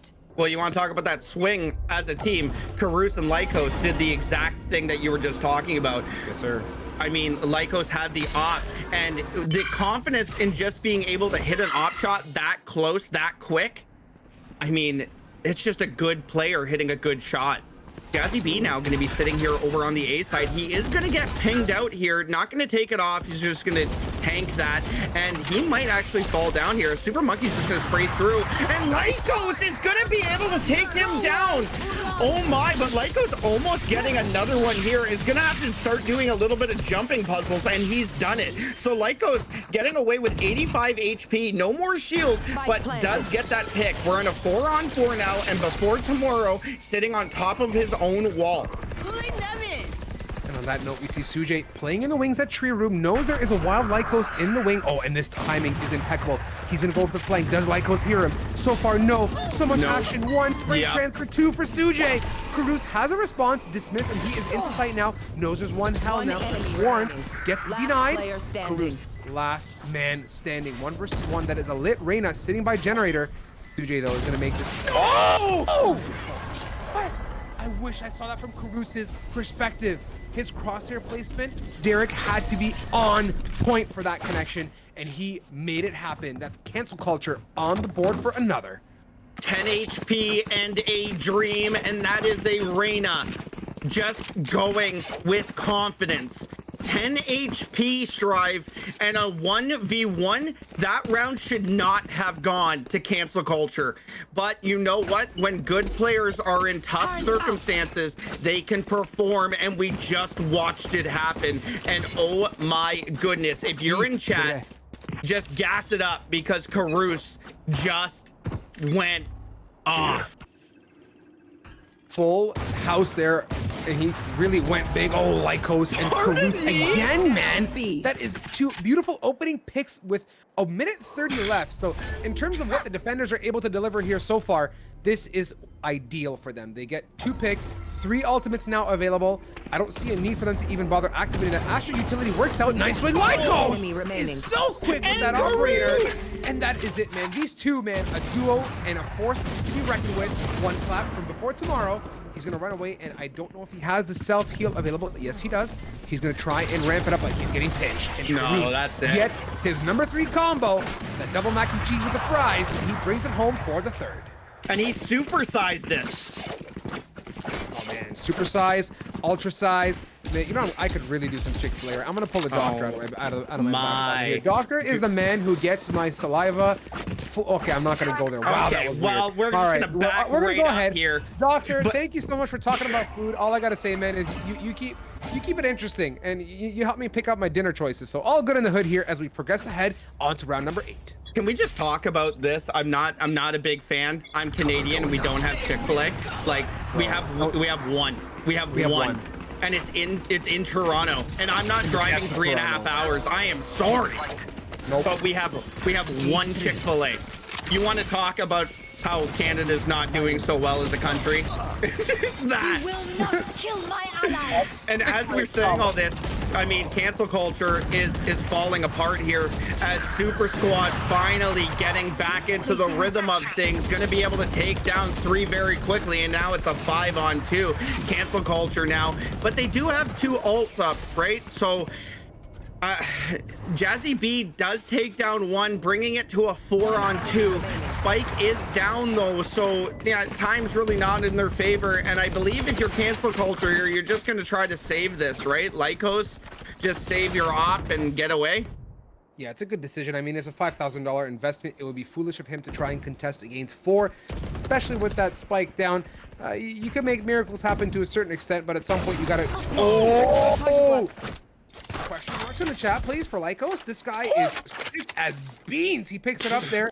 Nice shot and a nice flick as well. Moves it down to only 3. He's gonna go for some more cheap shots here. My God, you want value? That's value, Derek. And he keeps the op. Pardon? Like, Lycos is going off, and Caruso is doing the exact same thing. That round though, going to Super Squad, and you gotta like that's gotta feel great if you're Super Squad. You know, losing 3 in a row after winning 4 in a row, and you know, hopefully this doesn't deter cancel culture, and they can just kind of shake it off and move forward. You know. On that, Caruso's pin, they don't swing off of it. That would have been amazing to see. Yep. He's going to jump away, and a good decision is he gets tagged before tomorrow. Went for the boosteroni. He didn't get too much info. They've left poor old Omen sitting at wine to relax. And a door break is always a good strategy because they know they're going to most likely play a retake strat here. And if they run off site, they don't want to let them close the door on their heads. He wants to click some heads on the way through, but hey, rightfully so. I think they got a bit of a whiff of that. Super Squad's like, you know what? No, this B door closing or A door closing activity, not my cup of tea. We're gonna bail shit. And yeah, it's exactly it. They're like, we don't pay for the heat, so we just open it up. So 5-on-5 here. Spike is still up in the hands of Super Squad, and now you're going to see more of a passive game as nobody just wants to let this run away. And cancel culture is more than okay playing this game. As you know, as defense, you just kind of hang out, right? But you are going to see more of an A hit, and now 35 seconds. Divided comes up here, and the push comes through. Lycos is going to try to get this shot, but what a beautiful... He's symbiotic! Symbiotic! Beautiful. That patience, that paranoia, the discipline, everything about that on Symbiotic's behalf was spectacular. Because that is Swarms getting onto site. So with 12 left, there's still opportunity. They're going to have to get the spike and go for the plant, but it's almost, oh no, I lied. That spike is far away. He's going for it. And I think they have the time, Derek. Player standing. Unfortunately, they did have the time, but unfortunately, Jazzy B also had the patience. So it takes down the first one, waited for that plant to go off, and he knows that, you know, 3.7 seconds, you either got to stick that plant or you're going to lose regardless. So it was a free kill. So he just comes around the corner. Jazzy B takes down the remaining 2. And now Jazzy B, 4 and 7, you know, a little bit more confidence in his play style here. Liking what I'm seeing, we're seeing a nice bounce back, of course, from Cancel Culture, who started out a little bit rough. They gave up 4 early rounds, but so far have been kind of bouncing around here, able to pick up a few to their name. And Super Squad looks strong and healthy on the opposing end of the spectrum, but now kind of losing a little bit of steam as they're grouped up for a bit of an eco situation. Gonna star up, suction cup, Symbiotic holding firm, gets tagged out, so he's gonna give it up, and this should be a more or less free take on the A if they want to go ahead. I'm expecting a beautiful retake scenario from Cancel Culture. Jazzy B just spraying through there, trying to get down 1. He is going to get re-tagged, though, and down to 82 HP. Now, they are on site already, and that is Cancel Culture going to get spiked down. 5-on-5 retake is going to happen from Super Squad. One person underneath. Oh, no, that was his own teammate. Okay, scared me a little bit there. Jazzy B is going to be able to take down Black Moose, and now look at this. Killjoy's coming out over towards the A side, and now before tomorrow and the rest of Cancel Culture have to try to figure out if they want to get off of here or push it. And just as I'm saying this, the retake is real here. Spike is gonna get to half. Are they just gonna hold it? They are just gonna hold it. Lycos is gonna go massive with that op shot, and what a shot at that, and we are all tied up, Strive. I don't know here what happened there. Black Moose decided to venture out on his lonesome self into tree room and get absolutely slapped. What is the motive, right? He knows that rotates have come out. He knows there's presence there, but yet the right decision was to leave sight when they're all posted up. Play long, do something different, but to rotate into them, like, it's almost a given. There's going to be people tree or short or something. So Black Moose, for me, kind of let me down. That wasn't the play. That could have definitely ended in a different manner. What he might have been trying to do, though, is he might have been trying to go and take off the Killjoy ult. And as he was, but yeah, they put it down. So what did you expect? Yeah, no, and I mean that's exactly it. It's just a misunderstanding, I think, in his part, thinking maybe the Killjoy ran back up towards the heaven area, but unfortunately, no. Jazzy B was just kind of hanging out and going, "You're gonna push here, perfect. I'll see you later."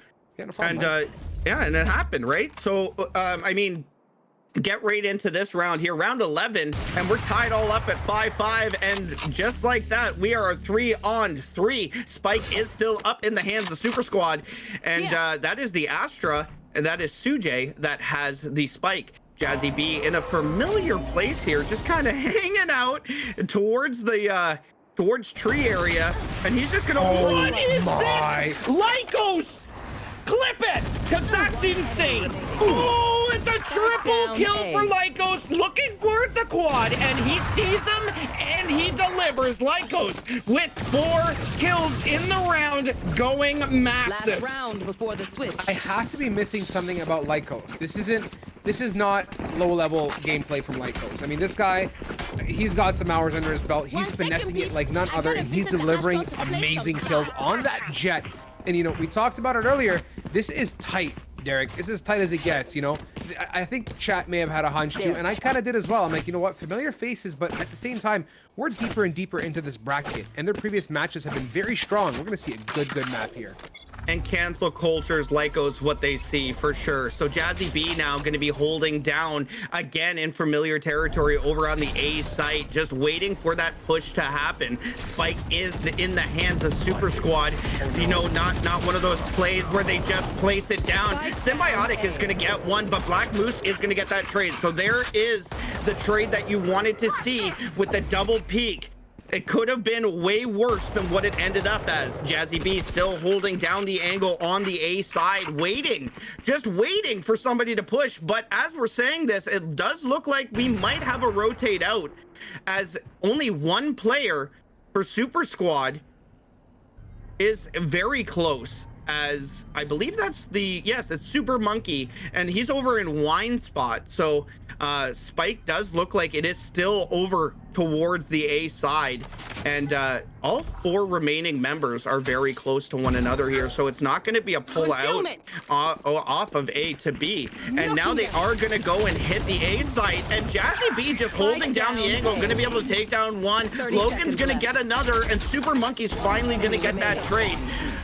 But Caruso is gonna bring this down to the last remaining member, and just like that, Swarns falls 7-5 now for cancel culture. Switching sides. Caruso uses his Giga Brain there, decides not to aggress off of that dismiss. Instead, he goes in, backs away, knowing there could be a contest up close. I think he may have even heard a step or two. And on that note, 7-5 half. Cancel culture came back from a rough start and on top now, Derek. And let's see, with the tides changing, what do they have on the attacker? And I think we're going to be in for a treat. I have a strong gut feeling that cancel culture is going to deliver a strong showing early on.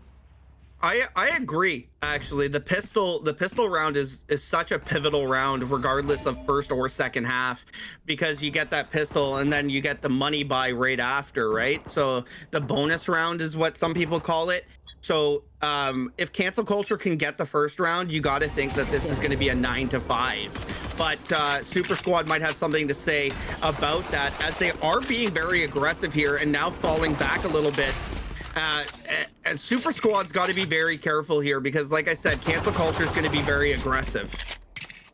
And you can see them playing it very smartly. They're not getting too picky. They're doing a bit of the opposite of what they got fed on the opposing half. They're playing it slow. They're not grouped up as 5 right out of the gate and not looking to push too far in. And now with the rotate coming off from A to B, there's only 2 members there. The rest of the gang has shifted over to A respectively. So Super Squad's going to lace it up immediately once they hear the action. With a minute 2 left, a double fake is not out of question. But no, they're going to go right for it. Dash on through. Suction cup denying the entry. That is Jet pinned in sight by himself. Jumping. Lycos is able to open it up with a second from Jazzy B on sidewalk here, Derek. And now the attackers, number advantage, although Killjoy being lit, are on slightly planting that spike. Absolutely. So 4-on-3 now. Super Squad's gonna have to. Oh boy, Super Monkey. He's gonna be. Oh, whoa! Super Monkey going massive. Sujay's gonna be able to take down one, and the last remaining member is Lycos and Super Squad. What a retake! But oh my goodness. Super Monkey with the shot through the wall that's heard around the world. What a shot that was. He definitely finessed there on the thin walls and made that magic happen. And that's a beautiful, beautiful round there. Super Squad picking up the early on that defensive side. And on that, my friends, being a defensive side right now, or being on the defending side with the Spectres, it's a pretty tough situation for the attackers to be able to execute and get onto his side. There is so much firepower and close proximity opportunity. It's going to be really tough for Cancel Culture to make the magic happen. But if they do, it's going to be a huge denial and a hit to the ego. Yeah, absolutely. Absolutely. So now the bonus round, money round, whatever you want to call it, second round after winning pistol, and they're already pushed out here. Super Monkey does get one and make that two, make that three. Pardon me. That was massive, man. That was huge. Before tomorrow's going to be able to take down Jazzy B, Spike is going to go down here, so they do get a little bit of money for the bomb plant. But other than that, you got to think this round's going to go to Super Squad, as that is a 4-piece for Super Monkey with a scout. What? I mean, that's massive. If you want to go for an $1,100 investment and deliver kills, do it with a Marshall. And Super Monkey makes that look so simple. And with that, as Black Moose deciding, is it mine or is it yours? He takes it all the way home. And 7th round in the favor of Super Squad. Even up here one more time there. So Super Monkey now has his ult as well. So he will have the Marshall, and for close range, flip it over. Now he has his knives as well. 5,900 bones in his pocket as well. So that's pretty impressive. And he is going to be giving the Marshall over to Black Moose. And now you're going to see the knives come out for sure. Yeah, this is going to be a vibe and a half here. Okay. I'm very well expecting those knives to be activated. It would be a shame to not utilize that, as they've bought back. At the same time, though, I don't know. I'm kind of torn. Would you use it, Derek? Or would you just hold on to it for a bit? No, yeah, you'd use it? Just go for it. You know, send it. You have money next round. You'll be able to buy your teammate. So pop your knives out. Make sure you hit your shot, and away you go. And that's exactly what we're seeing here. So Super Monkey does have his knives out, and he is going to be hovering on the cat area. Jazzy B is going to fake out this. That is a beautiful little play to fake that out, because Odins are such a pivotal part of defense on Ascent, and we do see it more and more time and time again. So he does see one, and look at that. So that is huge. First kill coming, but Lycos is going to be able to take down two. And I mean, the opening pick did go over towards Super Squad, but now, as you see them, they are falling very quickly. Super Squad now in a 3v1, 2v1 as we're saying this now. Jazzy B, the last remaining member of Cancel Culture with Spike in hand, going to be walking over towards Market and Black Moose. Cool, calm, collective taking down Jazzy B. And just like that, Super Squad has now got 3 rounds in a row and have now taken the lead. Who says Jets can't use rifles there, as Lycos is able to pick up nice kills in a dash combination with that. 17 and 10 respectfully. And unfortunately, it puts them in a bit of a predicament, my friend, is now Lycos is and Ganger are saving. So we'll see, though. With a lead, unfortunately, gun-wise, not too much... I don't know. I think, honestly, Cancel Culture are going to just hit the brakes here. They're going to be met against so much guns, I don't think that they can, fend off Super Squad. Yeah, Lycos has his ult, so maybe that's why he didn't buy an SMG or something. And I did see a few SMGs coming out from Cancel Culture, so maybe they are going to be buying around this ult that he does have. And it does look like the A is site is where we're going to go, and Super Monkey's going to be able to take down one. Carouse is going to get that trade. And just as we are saying this, Black Moose is just pulling them apart one by one as they're just funneling in one at a time. And Cancel Culture now with the bomb moving over towards the mid area. Sworns is going to see them, and he is going to tag one out. 32 HP on Logan, walking up on Cat with a Sheriff in hand. Going to be playing a little peekaboo here, and hopefully he can find one. Black Moose is going to be able to take him down, and Sworns taking down the last remaining member of Cancel Culture. 9-7 now for Super Squad. I was saying, Derek, with the guns, it's going to be tough, and it really was. I mean, there's not much you can do when you're so up close and personal with massive firepower, and they're holding on to it now. At the same time, Cancel Culture are finally buying right back in. They have weapons.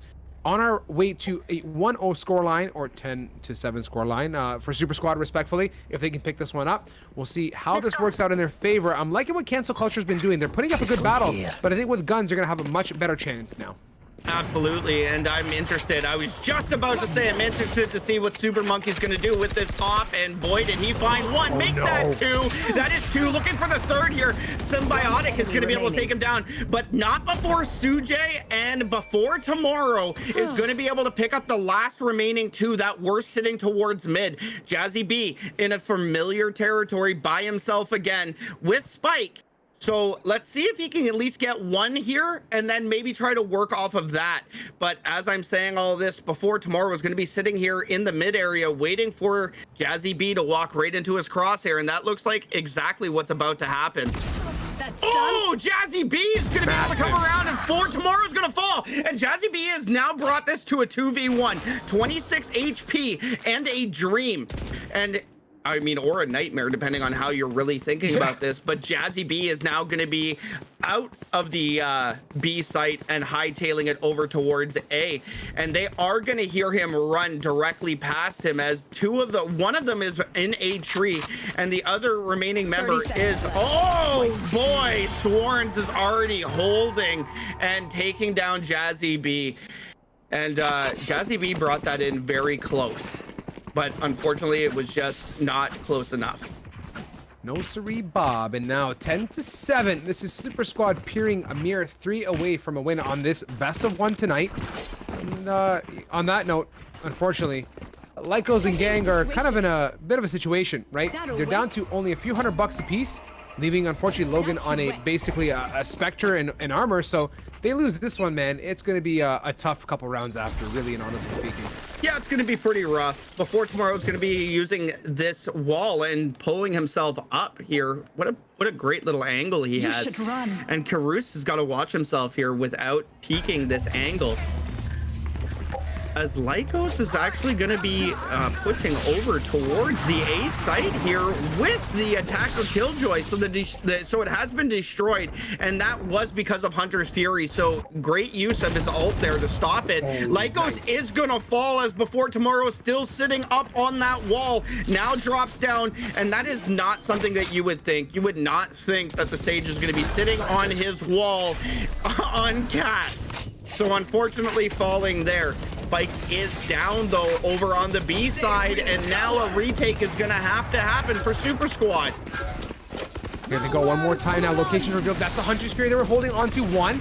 That's a connection from Before Tomorrow and Sujay respectively, pressing ahead on that defensive side retake with only 2 members alive. We'll see if they can make it happen. Logan pinned in the back of sight. That is Super Monkey with the up and dash forward to bring it home and earn Super Squad round number 11. Oh boy, Cancel Culture is not gonna be happy with this buy that they're just about to get onto. I believe this is gonna have to be a pistol save for Cancel. No, maybe not. So they did get enough money here. Not full shields, but they do have, I mean, they have a judge, so that's pretty sweet. So Lycos, let's see if he can make a huge play here. I love judge plays, and I love jets for how fast they are. So if he can get right in the face very quickly of the rest of Super Squad, we might see a giant play happening here. And as we were talking, the spray's coming through from Black Muse, and look at that judge. Lycos is going to be able to come around the corner and take him down, but Before Tomorrow will get that trade out before any more damage can happen. And the res is coming out, and Black Moose is saying thank you. Drone says hello, misses the shot, so Super Monkey's gonna get away more or less unscathed. Didn't get tagged, and no one's really contesting mid either, as the attackers are regrouping one more time, falling off of B towards spawn, and gonna do-si-do to meet up with Omen sitting at wine area. There's a mere lonesome Cypher sitting on that site, so it's gonna be a good opportunity now. Sujay setting it up, gonna go for the Cosmic Divide, and that is on the table now. It's gonna give him a chance here to hold off that B push, because keep in mind that now that wall has divided B and mid completely, all the way through to main even. Going to give an opportunity for them to resituate themselves, give them some time to rotate as well. And they're grouped up on A with 40 on the clock. I don't expect them to go for a fake back to B here, Derek. No, and now you see the Astra actually being used, I would say, not properly, but in a different fashion than what we're used to. Like that Cosmic Divide comes up with 50 seconds left, and Super Monkey's going massive. It's an op on a jet, and oh my goodness, it's just B looks like, or I mean, yeah, A looks like it's closed. You can't come into A, guys. We're sorry, it's closed. Match point now for Super Squad and Super Monkey, 22-13. That was fantastic to see, and you know what? I think that Cosmic Divide, more than anything, Derek, was an opportunity to kind of stall a little bit, right? Leave some doubt in their mind. With 40 on the clock, it put definitely a huge break on the attacker side. Cancel culture couldn't really do too much based off of that, and it worked out in their favor. All things considered, it wasn't like an aggressive wall, more of a passive defensive wall. And with that, they earned themselves a match point opportunity here. Is they're posted up and going for a bit of a default. This is where pressure kind of starts to set in, right? You're one round away. You don't want to make any mistakes, and you kind of revert back to some default basic setups in hopes of getting a pick before committing anywhere. And that's exactly what we're going to see here. As Sujai is actually going to be pushed all the way out and doesn't check to the right, as Symbiotic is going to be able to take him down. And Super Monkey shooting Symbiotic. Oh, wow. What a shot. And Super Monkey now going to be holding down the angle from tree to cat and bringing it to a 4-on-4 here. And Super Squad 1 round away before tomorrow's going to be able to take down Lycos. And just like that, they're not getting that trades. And what a shot from before tomorrow. And the last remaining player is gonna fall. Jazzy B falls, and Super Squad now punching their way to the semi-finals. What a game, Strive. What a game. Like, oh, wait for it. I just funny to see my stupid face on this camera. I can't take it seriously. I love it. Honestly, what a game, though, right? Let's pick it right up here. A great showing from Super Squad, and we can appreciate the scoreboard respectfully. That is the likes of Lycos, who did a massive amount of work there, but at the same time, counterpart Jet was just one step ahead of the game, backed up by the likes of Black Moose 16-11, Sujay 16-10, before tomorrow's contribution 14-14 on what I believe was a very strong Battle Sage-esque role. So at this point, they're onwards and up they go, and they played a fantastic game. There was a good amount of comeback though from the likes of, oh my god, wow, holy brain frozen, cancel culture. But it wasn't enough. It really wasn't enough. They simply got out finessed, and I will say, Super Monkey was a huge part of that. He really was. But let's talk about Sujay, because that is an Astra 16-10, so able to hit his shots plus able to use. I mean, let's not, like, the stars aren't that great all the time. Like, we were talking about how a jet can just kind of jump right through it, and we did see that happen twice. True. Where she just dashed right through it. And the only thing I can think, I can't even take it serious. I just see the ears flopping around. The only thing that I can say is that the World Divided, or the Cosmic Divide, was used much better than what we've seen in the past with an Astra, and just not letting it go to waste, right? Like, he popped that up 50 seconds into a round, right? Or 50 seconds left, and it wasn't a retake scenario, it wasn't anything. It was just literally just stall any type of push.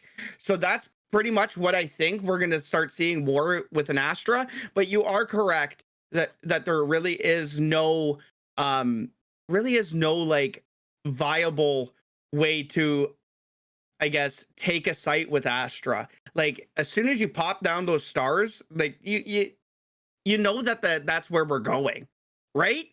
Like and that, like that's one thing, but now I think a lot of people have also figured out, like, depending on star placement, what what skill is going to be activated, right? You can almost kind of expect it, and a lot of people, to be quite frank with you, are just defaulting to smoke, right? Just to block vision, which is fine. I get that, but why Astra in that case? You don't pick Astra to play as smoke. I think, in my opinion, there's better smoking agents out there, right? Like play an Omen. That's far more utility. Has that paranoia, which is a great contributing factor. The other utility from Astra, respectively, the suction cup and the concussion, it's okay, but it's radius based. Like if you want to play a concussion based agent, why don't you just play Breach? You get an entire aisle wave from here, aisle 6 at Costco, and it's all a concussion. It's all one big fault line. So like, why not do that versus play Astra? I don't know, man. I'm just gonna give it more time and just let it kind of sink in, absorb it, and see how it kind of plays out in the coming weeks, because I think Astra will eventually find her place. It just may take some time for teams to bake it into a nice composition or, a nice meta.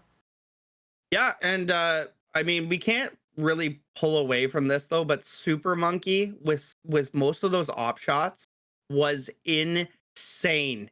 I think he used op probably 90% of this match, and every single time he had it, it was just, you knew that he was getting 1 or 2 kills. I mean, 24 and 13 is nothing to shy away from, especially in this type of tournament, right? Sure. And like a one and done tournament, you don't have that option that, don't worry about it, I can, if I fail this time, I got next game. You have to hit. And he did every single shot that he was trying to hit landed. Even if the kill didn't happen, the assists were there. So we still had 3 assists, but the op shots were just so on point that I think it was the decision maker for this match, honestly. I'm with you. Like it's not just about the number of kills, right? You can stack kills all day, every day, and still lose. We all know, we've all been there, right? Yep. You can drop a 35 bomb and still get spanked. But the point is the impact of those kills and the timing of them. More than often, we saw him go for early pick, right? Early pick opens it up, falls away. All's good in the hood. You have number advantage, and now you just chill on both ends of the spectrum. So like that aspect on its own of playing a Jet, that rip and dip type of activity is a big deal. And I think Jet will always have a home in competitive play. It's never going to disappear, unlike my friend Astra, who I cannot digest still, honestly. We'll see, man. I'm looking forward to seeing how Super Squad progresses onwards in this tournament, right? A great showing, and it's been a scent. So all I'm saying is, if you guys have any sense of love for the cow, right, just do me a favor. Don't pick a scent on the next map. Give me something fresh and different here. You know what? Then if I can find it, I have a treat for you guys on the next map. I have one more surprise up my sleeve. It depends how break time goes and if I can make the magic happen fast enough. So with that note, guys, I'm going to send everyone off to a quick break. But before I do that, Derek, you got to do the usual, right? You got to thank Dream Control, code GLG10 for supporting us. Be sure to use that, guys. And of course, SFG Esports, doubling the prize spot to 100 beans. As you guys know, per the usual, Pit of Valor sign up for the following week is open, so get your gang in there and register. And Saturday, ASU tournament, we're going to be hosting that and bring you some awesome talent from our end and some awesome talent and gamers from their end, respectfully, that have signed up for that tournament. So don't go too far for that on a Saturday, 8 p.m. Eastern Standard Time. And with that, we're going to send you off to a very brief break. Come back soon, though. We won't be long. And yeah, on that note, Derek and I are coming back, so stay tuned.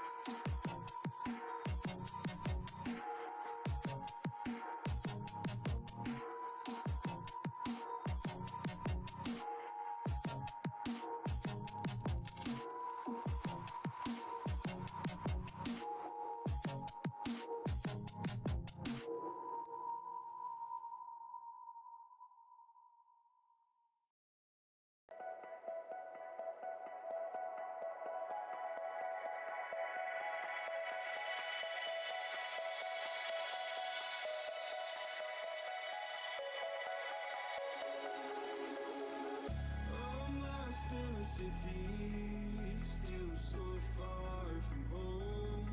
I've searched for you all my life. Cast out like a shadow, racing towards the light. I pray to see you one more time.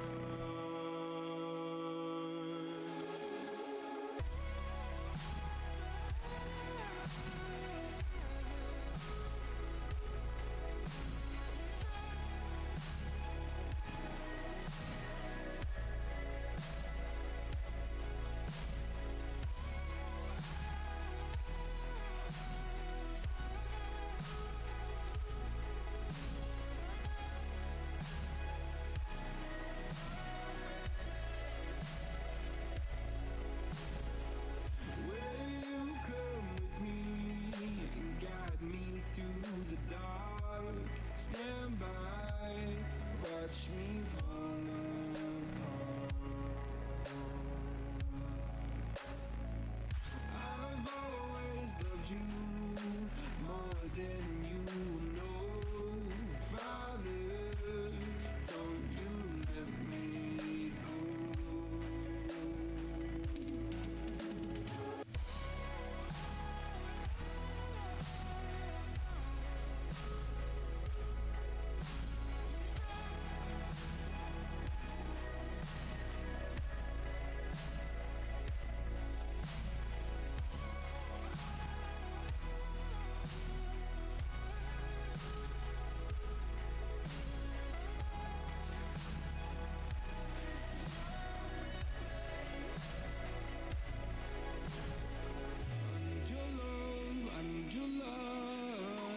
City nights and satellites. When I'm old and losing sight, carry me home all through the night. I need your love, I need your light. Like city nights and satellites. When I'm old and losing sight, carry me home all through the night.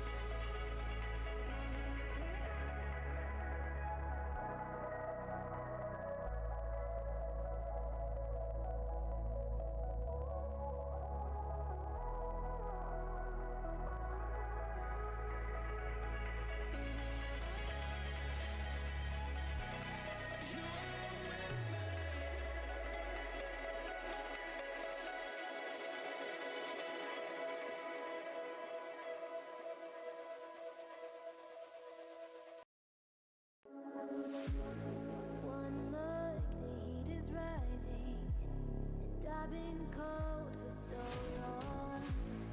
One touch and we're igniting, setting fire to it all. You know these flames ain't going out. This building is crumbling to the ground. Don't think that we can stop it now, 'cause baby our love is gonna burn down. You know these days ain't going out. This building is crumbling to the ground. Don't think I wanna stop it now, 'cause baby our love is gonna burn it down.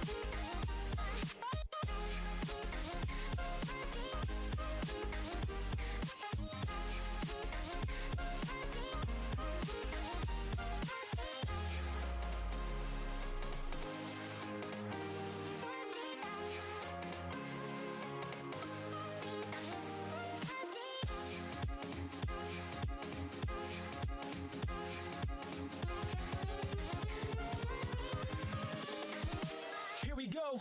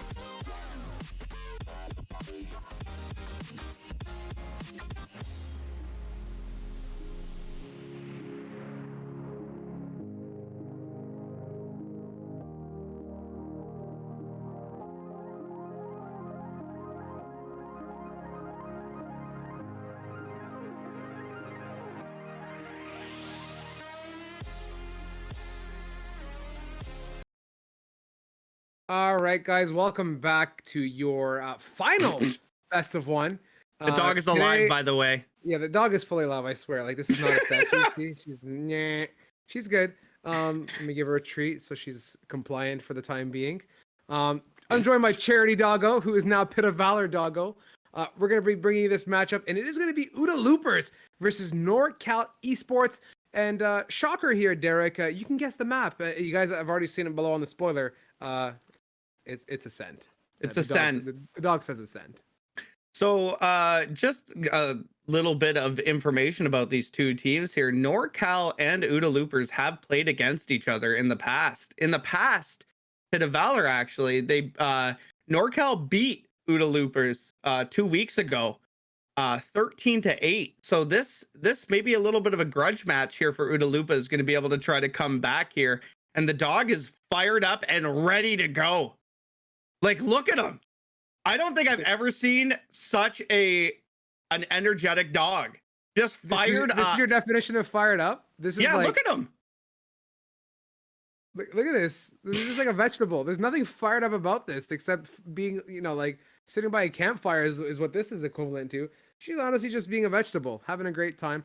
So as we get into it, of course, Ascent, third time casting it for you and I, Derek. At this point, we can call ourselves Ascent aficionados, black belt Ascent casters. Maybe not as much of a gamer, at least for me. Guys, this is a familiar team to me. Familiar faces, Sideswipe, Bake Show, Krusty, Bears, and Infamous. You saw these guys come, and they are fierce. And Sideswipe, how's it going, man? Hope all is good in the hood. And of course, Cruxy as well. Two familiar faces to me and names that I have heard before and had the chance to cast. So I'm looking forward to this. We'll see, though. NorCal has come this far, though. There's got to be a reason for this. At the same time, Uda Loopers, we know. These guys are pretty tank, man. Are pretty tank. They are. I mean, NorCal, like I said, NorCal did beat them before in the past. So OODA Loopers definitely have, I guess, their work cut out for them. And we are going on Ascent again. We have seen it twice now in a row. So the only good thing about best of threes is you're guaranteed to not see Ascent at least once. So that's the only good thing about best of threes. Best of ones, it's always going to be Ascent because it's the tried and true map that everybody seems to love. But just as I say that, let's hop right into Agent Select and let's see what kind of comps we get here. And I mean, Sideswipe, oh my, do not do this to me. Cruxy, you either lock in or you move on, sir. If a Yoru is picked, I will lose my mind. It never gets picked and it gets hovered. Give me the Yoru.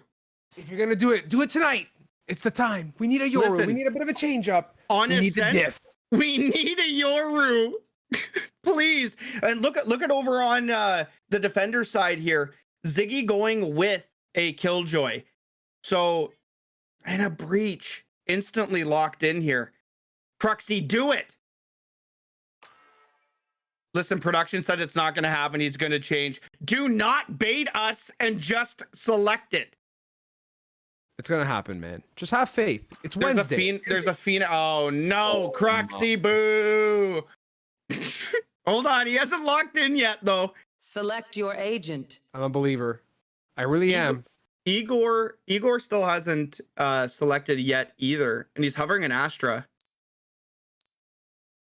Patience. No, Derek. That's not the play.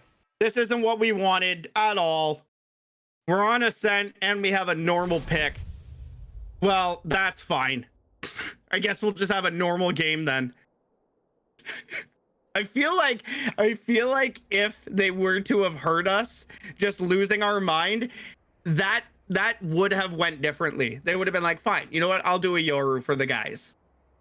But they can't hear us. At least that's what I think. I think if they were to hear like the way that we react to the way they select, I feel like we would be able to almost pull somebody in to do something crazy like that. You know, Strive? Yeah, and you know what?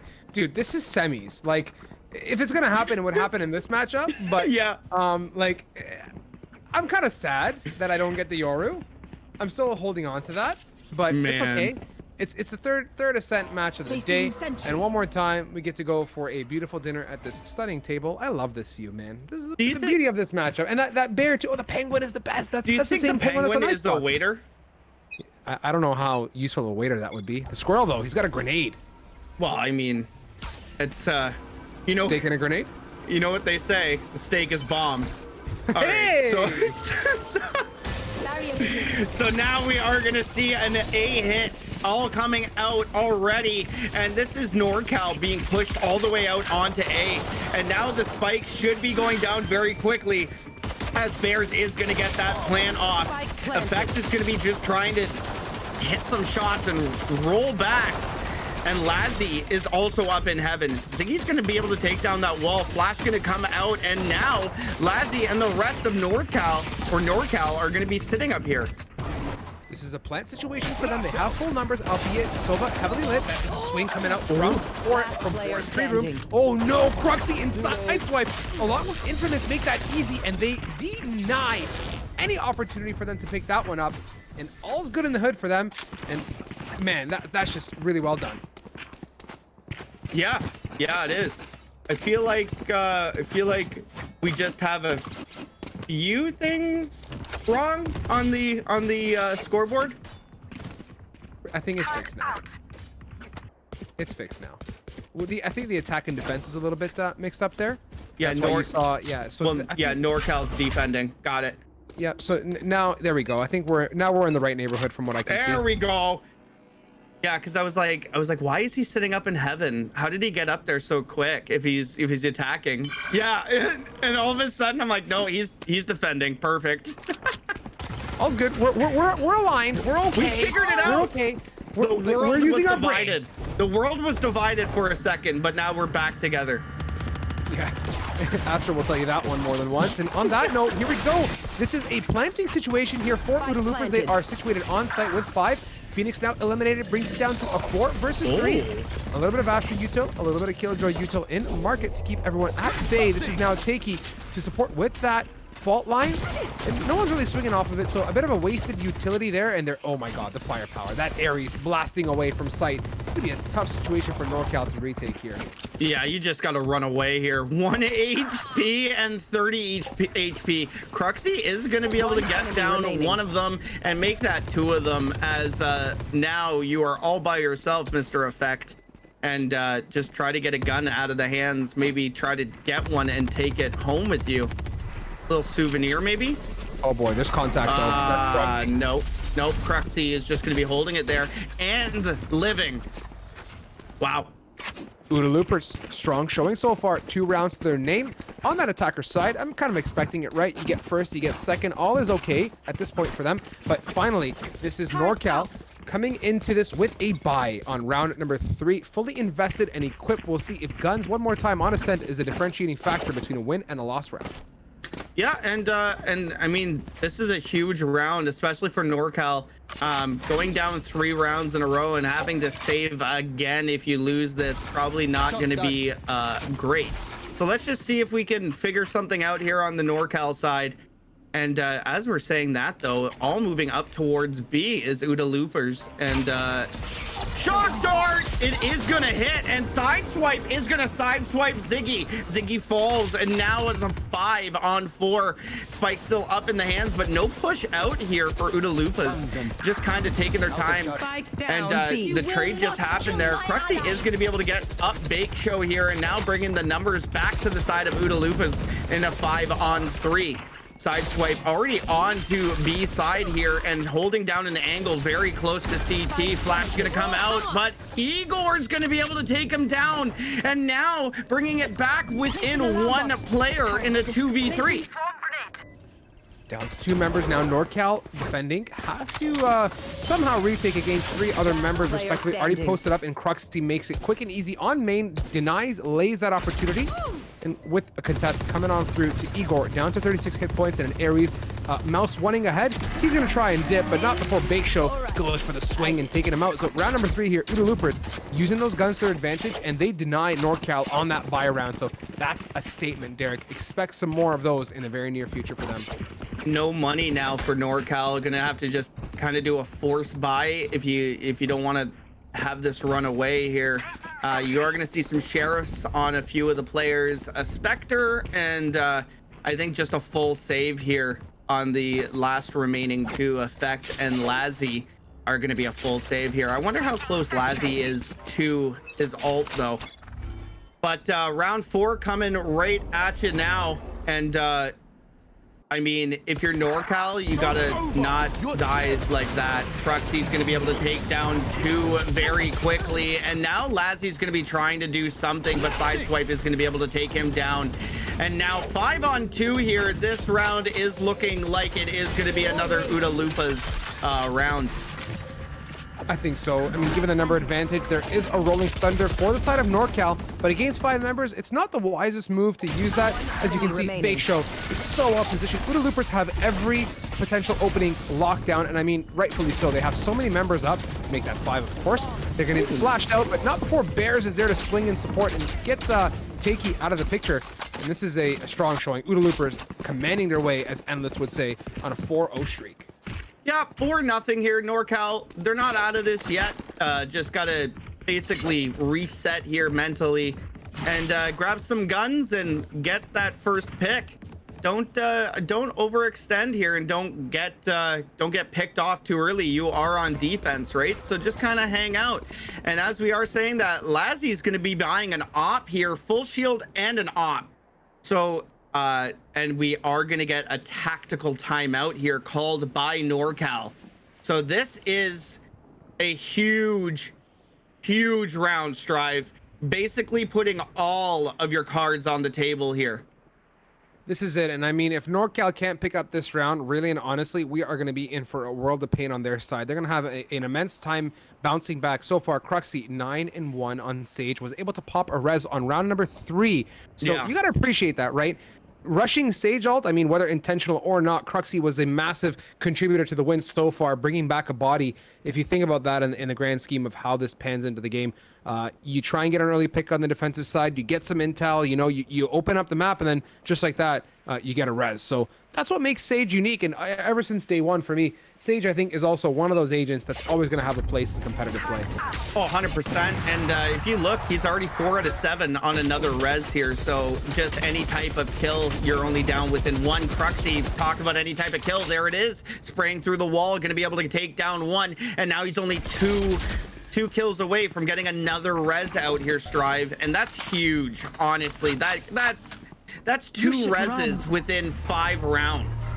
Yeah, that's pivotal, man. You have to appreciate that, and that's so tough to deny. Like, what are you gonna do at that point, right? You can't do much. Really and truly, you can't.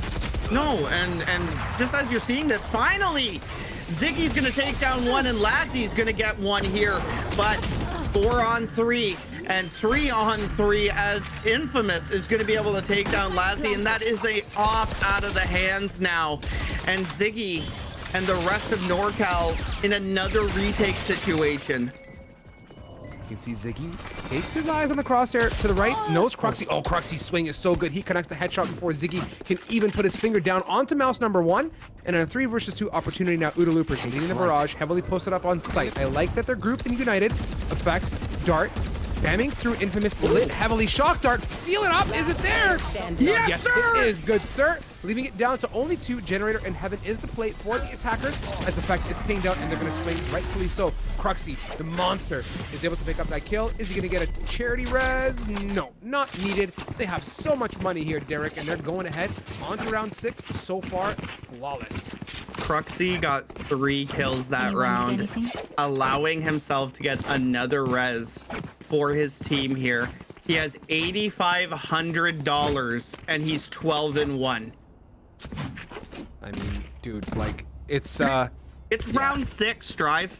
Dude, the guy's gotten basically 2 or 3 kills pretty consecutively. Like, let's be honest, that's massive. Like, Cruxy on Sage delivering all these kills, and surprise, surprise, there's another res on the table. So yeah, watch out for that. Oh, production just said, imagine Cruxy on a duelist. I don't want to. Yeah, I kind of do, man. I'm kind of down for that. Cause like, let's imagine Arena. Dude, like, imagine your favorite agent on Cruxy. Oh my goodness. He'd pop off, dude. I mean, he's been delivering here at this point. And you can see they're just contesting everything so well. The Cosmic Divide is active. Lays has knives. So out of heaven, he's going to be a force to be reckoned with. Bears are going to get steady under hell. They're going to plant that, and Cruxy puts it behind the wall. Oh, man. That's a nice plant position. I love it. That wall adds a bit of doubt in the defensive side's mind. Oh, man. And Bears is just picking them apart by himself, just sitting in hell, waiting for people to walk through, and they all just walk right into him. As like, I really don't know how NorCal can come back from this, because this is going to be a 6th round now. On attack, Strive.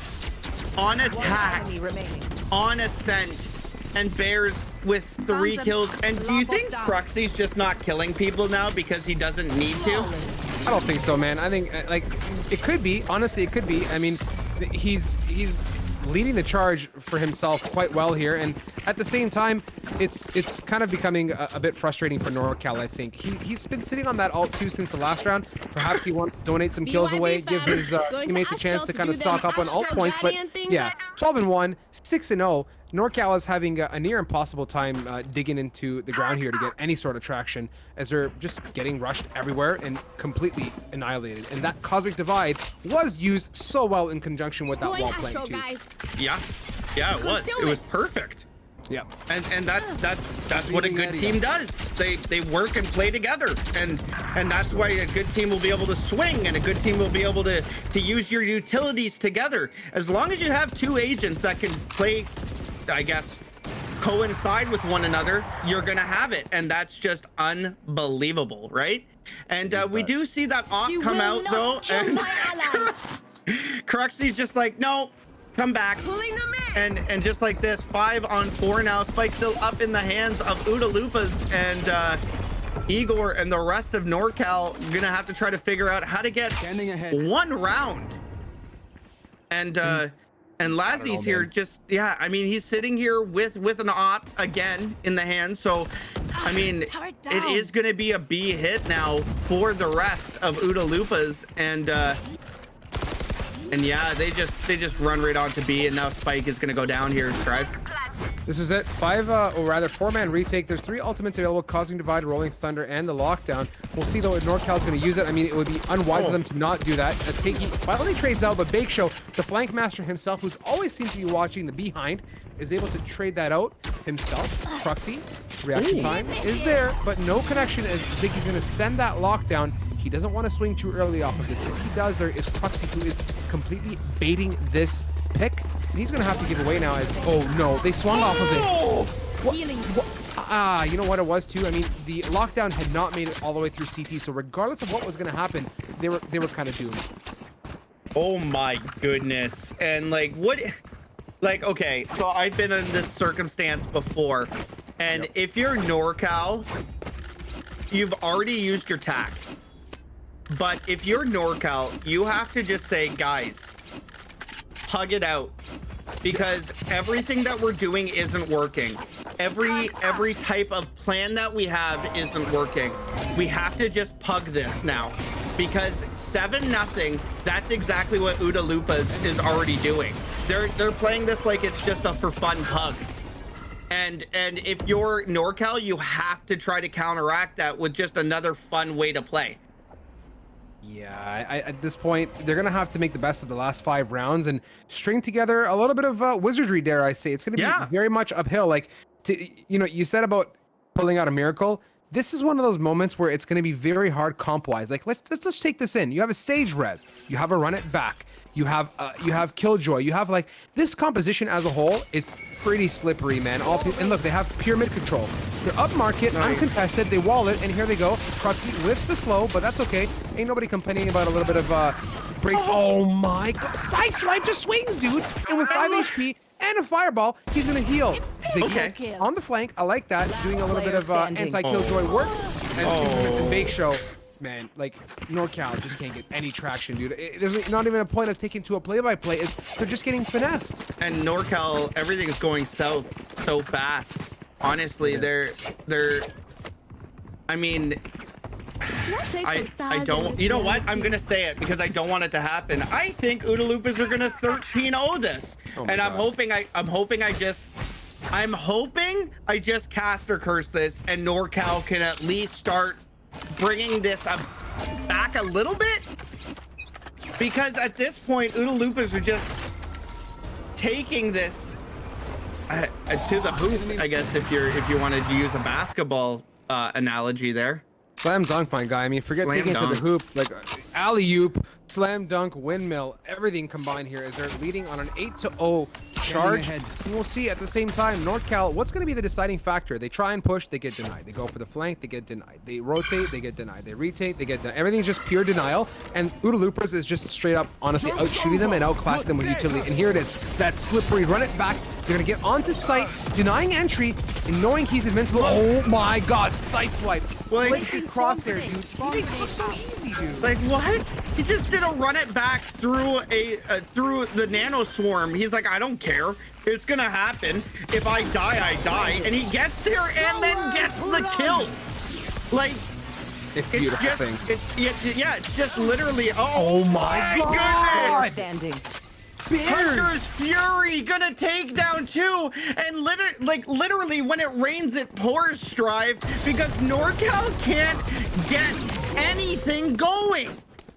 Dude, sight unseen, double Hunter's Fury, and they're not even on site yet. Like, it's just so much denial happening. Finally, NorCal has a bit of gas in terms of ultimates, right? They have a Hunter's Fury, Rolling Thunder, Cosmic Divide, and of course the knives to pop out. But the question is, honestly, it's not even a question. I don't think it's enough. They're just getting outclassed, ultimates or not. Oodaloopas is just frag, and Sideswipe's run it back, dude. He flicked and connected to that headshot like it was no one's business. And that's just like, man, finesse, pure finesse. So Strive, NorCal has had those 3 ults for at least 4 rounds now. Yeah. Like, they've had the Astra, they've had the Sova, and they had the Breach. They gotta use it though, man. Like, what are they holding on to yeah, it for? I don't know, but it's been there for about 3 rounds now, and I really don't know what's happening. It just maybe just a lack of confidence, right? You're like, oh, I don't want to use it yet. Maybe I can use it inside with another person, but like, at what point do you just go, I gotta just use this? And 2 of them are used, but no, only 1 of them was used. At the same time, though, Igor is able to respond with that Sheriff denying Sideswipe, who's been making massive impact on that Phoenix. So is this the round we wanted to see? Cruxy goes for the El Classic Sage Wall of Heaven, as they're going to plant that. And with that denial of Heaven entry, they're going to have to work through a wall, first of all. With semis, it shouldn't be too big of a deal, but it's going to reveal who's up there and ready to retake. As they're now posted up, we'll see, are they going to use that Cosmic Divide and Rolling Thunder? I think it's a fantastic time to do that.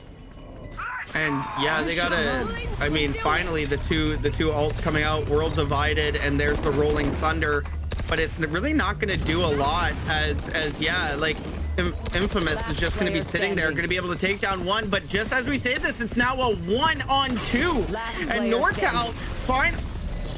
What? Oh boy. Is there another Nanoswarm? Oh boy. Oh, Bake Show. That's textbook Killjoy, my friend. I mean, if you wanted to pull out your notepad and read from the lines of how to Killjoy, that was it. Listen, when it rains, it pours, Strive, and you think you finally have a round. It's 2v1, and you're both at 100 HP, and you're ready to take down this round. Finally, we'll bring it 9-1, and Bake Show goes, no. I'm sorry. That's not we'll try this again next round. That's not in the cards at all. And as soon as I saw the Nanoswarm pop, I just put my head in my hands, and I was like, what is NorCal gonna have to do? Because everything that they're trying, there is a rebuttal, and NorCal finally in a 4-on-2 Spike in the hands now of Udalupas, and they are going to be moving over towards the A side. Spike in hands now, going to be hopping all the way up here, going to drop down the drone here, and now Ziggy and Igor using a lot of his utility. Right here. And the A side is going to be completely locked down here. And if you look at this, is this a rotate out? It is. And enough time, 46 seconds. They have all the time in the world to go over towards B, and not one person from NorCal has moved. Dude, they've pulled the rotates. There's 30 seconds. They've walked through spawn for about 10 of that so far. And now they're going to get onto the uncontested. No one's coming. They have not figured out or to push for information. They're that afraid of peeking. So they're going to sit back, and yeah, at this point, Infamous is dropping stars and activating, and they are in, man. They're going to have to hold off against 4. They got to plant, though. They have to get on site and plant, Derek. We'll see if they can make it happen. Infamous, Bates, and Bake Show gets in position now. 2 versus 4 retake. Get your notebooks out. Let's see if this is the play of the century for Udaloopers. With 4 coming from CT, that's the Cosmic Divide. What? I don't know how I feel about that. They're going to have to peek through this. And Bake Show is going to sit behind it. He gets up close and personal. 1, 2, 3. One enemy remaining. Okay, now Takey, though, still has opportunity. Maybe it was part of the strat. He's going to stick it from behind the wall, but Bake Show knows that. He's not oblivious to anything. What? Oh my god, that Cosmic Divide. Why was it like that, Derek? That wasn't right. They forced themselves to run through a wall where they can't see anything and their guns are visible first. No, and that was free for Bake Show. That was Udalupa's Oh, you're Cosmic right. Divide. Oh, you're so right. That was Udalupa's Cosmic Divide. Oh my god, my brain is bamboozled. They planted inside of the Cosmic Divide. Dude. That's fantastic. Oh my god, then I just caught on. Instead of just holding that, because it's impenetrable, he jumped out of it. Oh my god. That's yeah. I don't know what to say about that. Joke's over. You're dead. But that corner. Bake Show held down on B behind the wall, and when they just walked out, they just destroyed them. Derek, but that was so well done. He has to look in that direction. That V shape of that wall, he had no other way. He couldn't be on the other side of it. That was awesome. That was so well played. He forced them to have to get off and do a 180 to look. That's okay. There we go. So you want to know how Astra gets used? That's it right there. As Lays connects onto one, does not expect a second from Bake Show on the trade. So happy to see Uda Loopers is still making the magic happen. Ziggy can't connect. The bot on top. Now we'll see if that can deny some entry, but they're already more or less on site and they're planning away, Derek. And just like this now, Uda Loompas. You should Or run. loopers. I want to call them Loopas. I just want Loompa. Anyway, sorry. But it's a 3-on-2. And look at this now. Attacker Killjoy out. Gonna be forcing out anybody from NorCal. However, they do get one here and trying to bring it back. And oh no. Ziggy all by himself. Just gonna fall here. Sideswiping Ziggy. And that is crazy. Match point. And switching sides, matched point. Strive, if I could ever say this, but this pistol round is huge. Dude, like this is, you said 13-0. I'm low-key kind of feeling that right now. Like Uda Loopers, flawless so far. Everything about them, like mint, Cruxy, 3 reses in 5 rounds. Like if that's not an impact, and I'm sure he was orb hunting too to be able to get those. So you have to appreciate where they're allocating the kills not only, but also where the orbs are going to. And that's been giving them so much opportunity. Basically, it's 6v5 if you think about it. And oh my goodness. Are we gonna see a 13-0 in the semifinals? I don't know, man. But if it happens, it happens. And I'm happy it's Uda Loopers. I guess. I mean, oh boy, NorCal's got to try to figure something out here. On attack, Uda Loompas, they have to go to them. So Uda Loompas just can hold and just kind of hang out. And if they get that peak, it's gonna be, oh my, Ziggy and Igor already up Cat, and Lazzy's gonna be able to take down the last remaining person on the A side. Spike is now down, and oh my goodness. Here, this is an opportunity for NorCal to get on the board. They have 2 lit members. That's Breach and Jet down low, posted up on site against 2 of the Uda Loopers members. That's Cruxy with Bake Show. Igor holds steady. He sees his gun. Does he have a 1-click? Yes, he does. Beautiful finesse there on that. Is there a second? No, but that is Ziggy in the wings to trade, Derek, and they're on the board. No 13-0, my friend. 12-1 is the South. There's the caster curse, and I was hoping for it to at least show its ugly head. And you know what? I wanted it to happen though. I didn't want a 13-0. And especially in the semis, you know, like you work all the way here. Sometimes it's just like these tournaments are so difficult, Strive, because like I said, I say this all the time, you have to be on for every single game. There is no game off.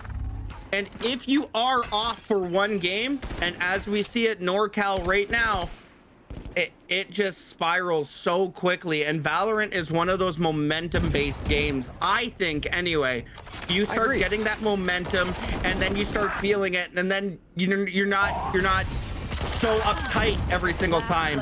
And this is exactly what NorCal needed.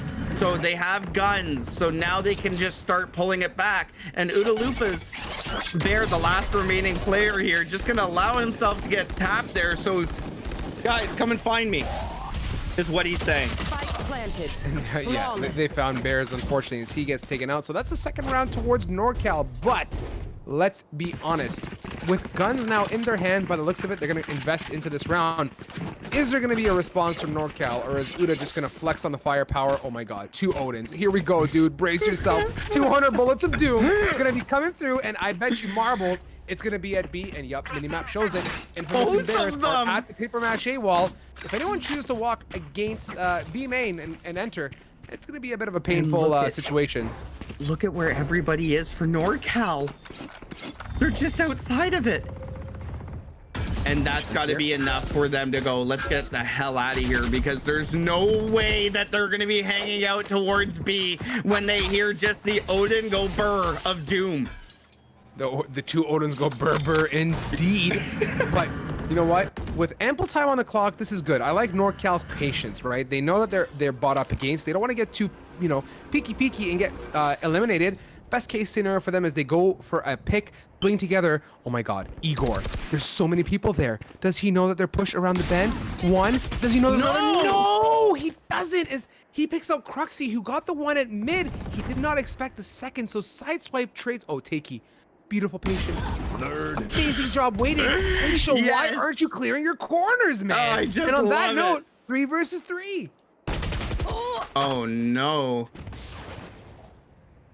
And here we go in a one-on-one. Heels coming out from sideswipe, but Lassy's gonna be able to take him down. And now we're in a 2v2. Odin go burr.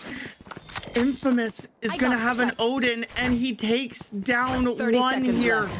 Lassie, last remaining member, and he's running it all the way over to A. Gonna have to get.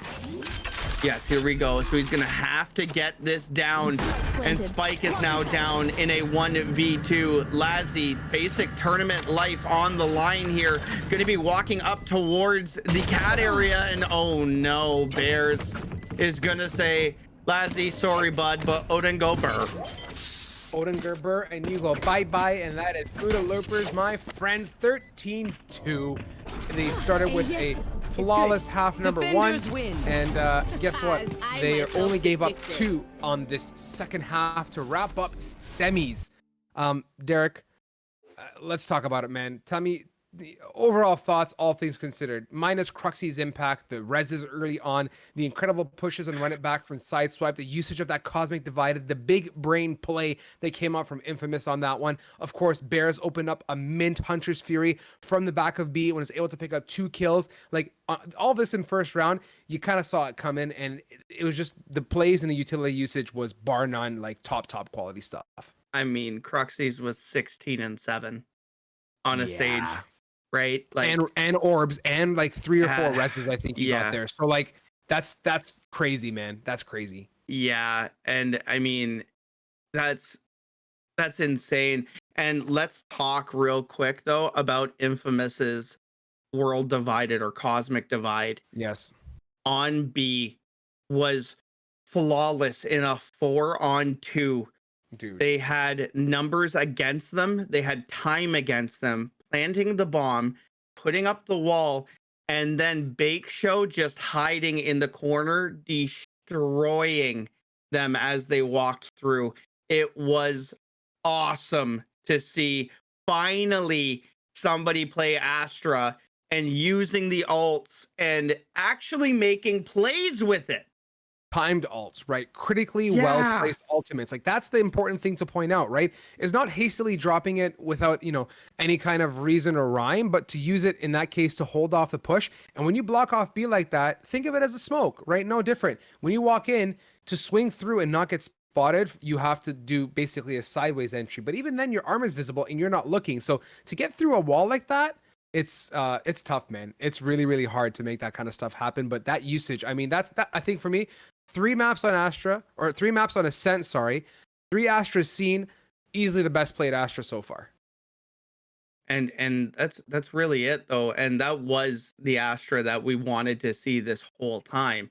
And like, I know that you said that we shouldn't talk about how great Cruxy played just because it was just apparent. Sure. But round 6, he had 2 reses available already. Yeah, that's kind of scary, dude, if you think about that. Like that's insane. And to finally hit a stage, to be able to make shots like that, not worry, still be able to be the support on the team, throw up walls when needed, anywhere, and then able to still play the aggressive style as well. Like put him on any type of duelist and it is deadly. Yeah, man. Like we said it. I would like to see him play a bit more of a duelist role next time, just so we get a whiff of that and see what it's all about. But even so, like all things considered, he delivered on the stage. You can kind of expect that same level of gameplay on a duelist as well. So, but that doesn't take away from anything that any of these two teams have done so far.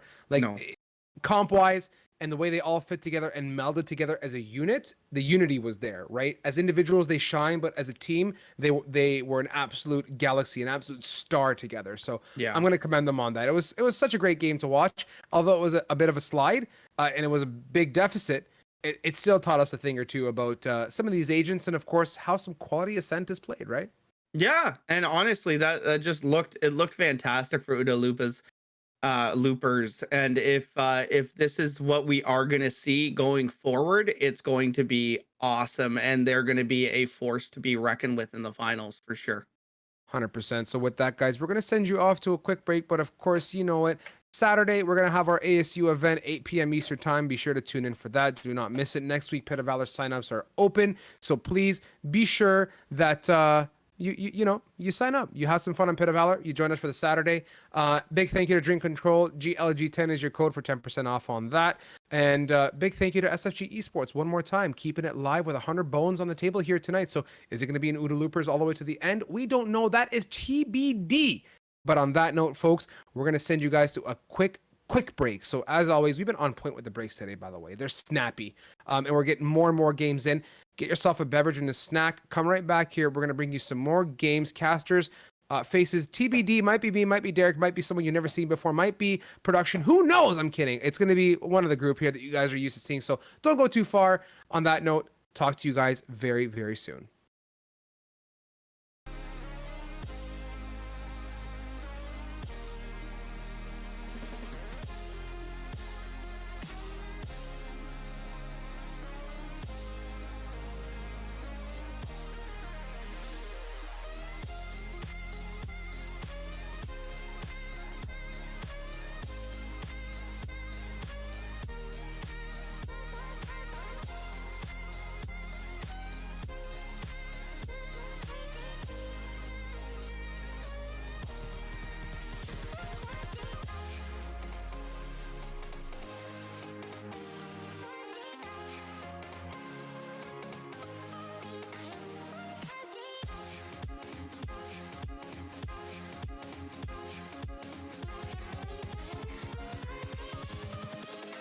Invincible.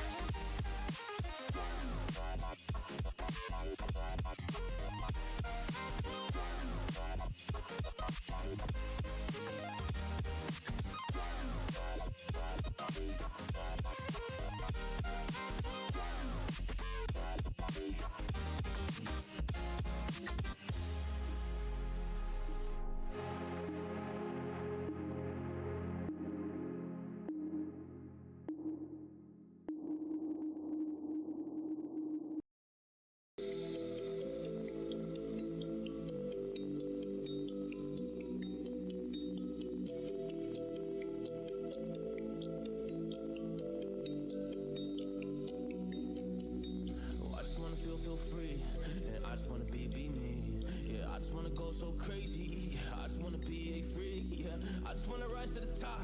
Yeah, I just wanna go reach the peak. So I've been really well focused on success. Hey, y'all will see. Yeah, you'll see that I will get it. Cause I'm really focused, man. I make it with the rap and I just follow my path. I just follow my passion. To me, this is what's precious. Yeah, in my soul, man, I can feel it. So every single verse, man, I just gotta go and kill it, man. I gotta be the kid. I could be the guy taking you wild. I could be the villain. What good as a kid? Lately, I'm painting my path on my way. Yeah, I got no time that I can waste. So I've been sitting in the space. Yeah, making runs every day. Man, you know that I go insane. Yeah, I hit you with a bullet to the brain. Let us stop first if we going insane.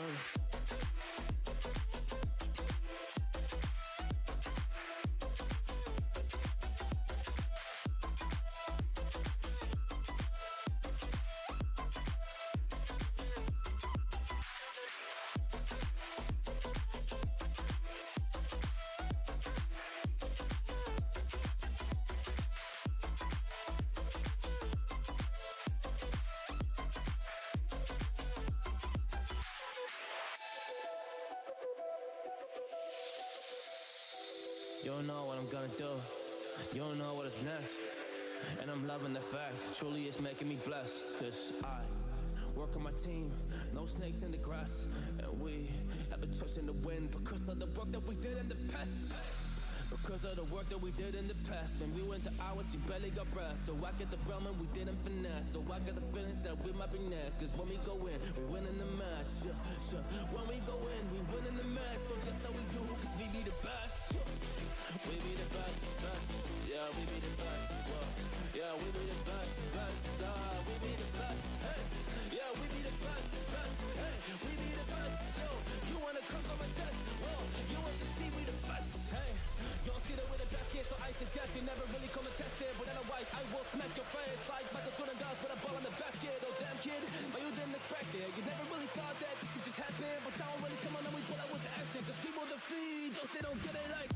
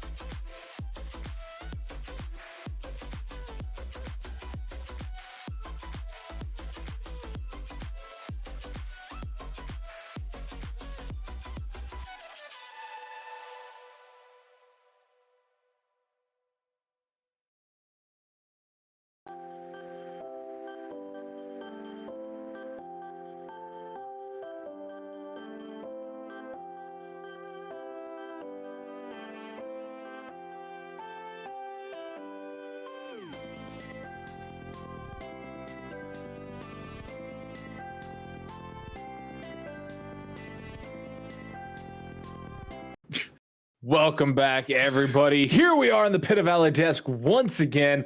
I am joining the desk here from a little bit of a break. I'm the doctor being joined by Sloppy Derek by my side. And we're going to be heading into our semi-final matchup here tonight. As you can see below, it is going to be between Miracle and Super Squad. And again, we're heading to Ascent. Now, Derek, you've been here for the last couple hours watching these teams duke it out. Yeah. How are things looking? So this game should be a very good one. Hopefully we don't see a stomp, unfortunately, like we did last game. But this game here, Miracle is a very good team and Super Squad is just as good. So we will be seeing a familiar map again, Ascent. I have done the last 3 games and all 3 games have been on Ascent. As is tradition. So yeah, it feels like it's like Dust 2. But this is the Dust 2 for Valorant, and that's where we are in our lives. So hopefully, Doctor, though, hopefully we get some crazy pick for an agent. That's what I'm hoping for.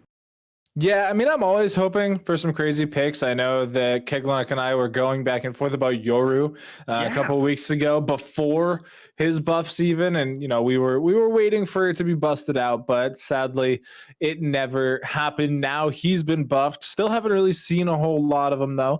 We've already seen Viper tonight. It was on Icebox though, so there's definitely an asterisk next to that. But Ascent actually, surprisingly enough, we've seen a lot of Sky on this map. Not like meta defining, you know, levels of Sky, but she's like every now and then she pops up here and, you know, peeks her little bird face through the B garage windows. So there's definitely some hope for some off meta picks, as they call them.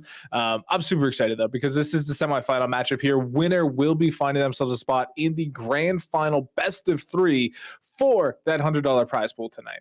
That's $100, right? It's pretty nice. Nice little extra chunk of change here, and that's all thanks to our sponsor. I believe it's SYR Esports. So it's not? Who is it? SFG Esports this week. See that? I'm just dyslexic and I just changed letters, so that's how we do.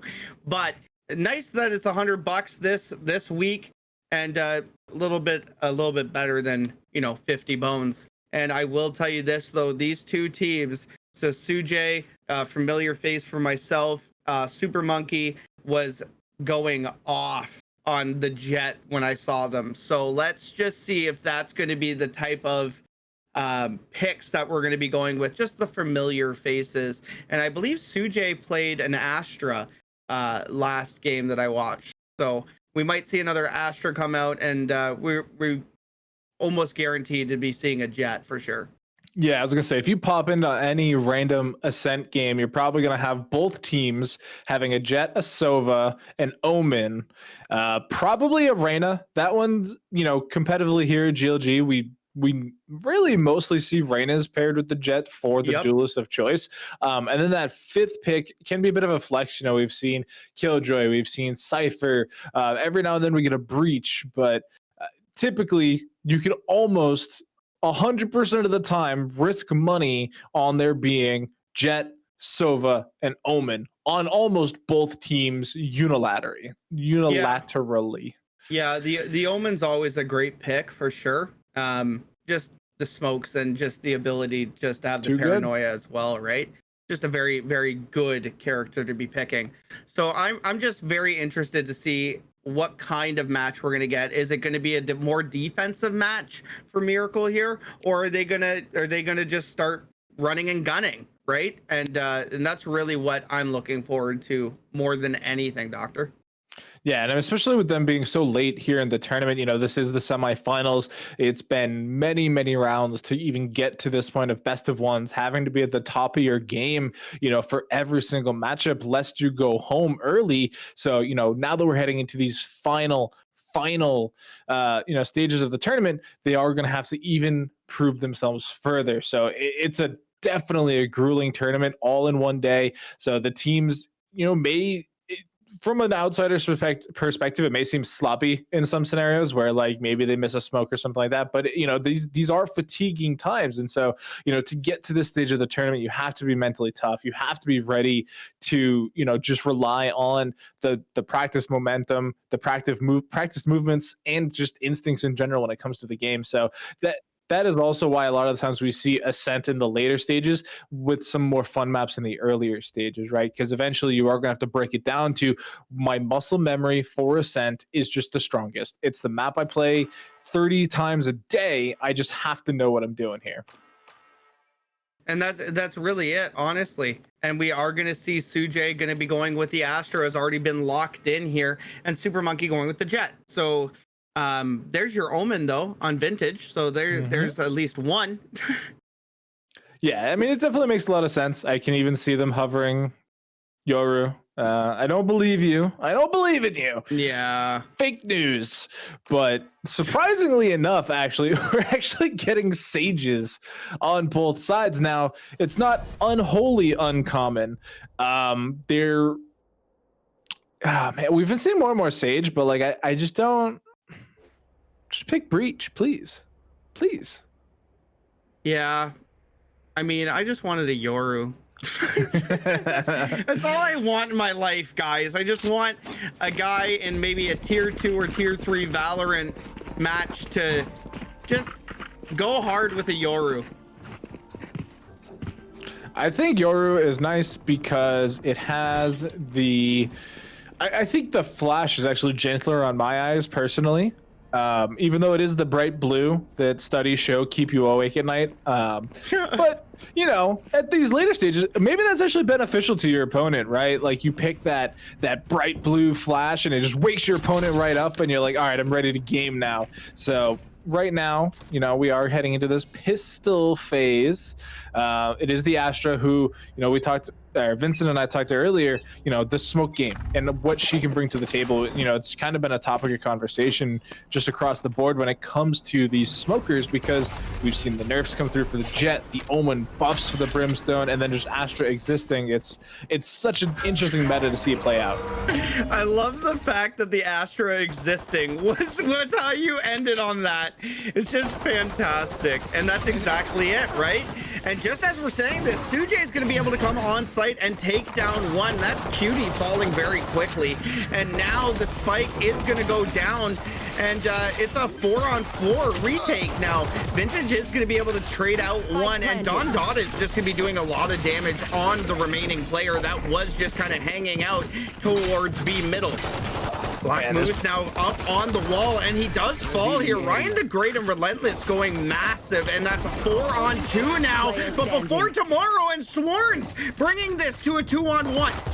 Sworn's last remaining member here and is gonna fall here from Ryan the Great. And that round now goes to Miracle, but what a perfect retake. Yeah, it was a really stellar job there. I was actually really concerned for them once that Sage Wall went up, blocking off the B Kawak, because, you know, that is already a kind of hard enough site to take on Pistol, you know, retake on Pistol, because, you know, yes, you can both ways, but, you know, when you're fighting into frenzies or ghosts, like those headshot angles could be really terrifying. But then you throw in the Sage Wall, block off an entire entryway, and try and funnel everybody down the staircase. That is brutal. But Miracle, they just didn't care. They just ran right at the ice wall, started knifing the heck out of it, even through, you know, stuns and snares and just all these other crazy things. They just said, no, we're gonna break through the wall, and there's nothing you can do about it. And they won the round because of it. And that's exactly it.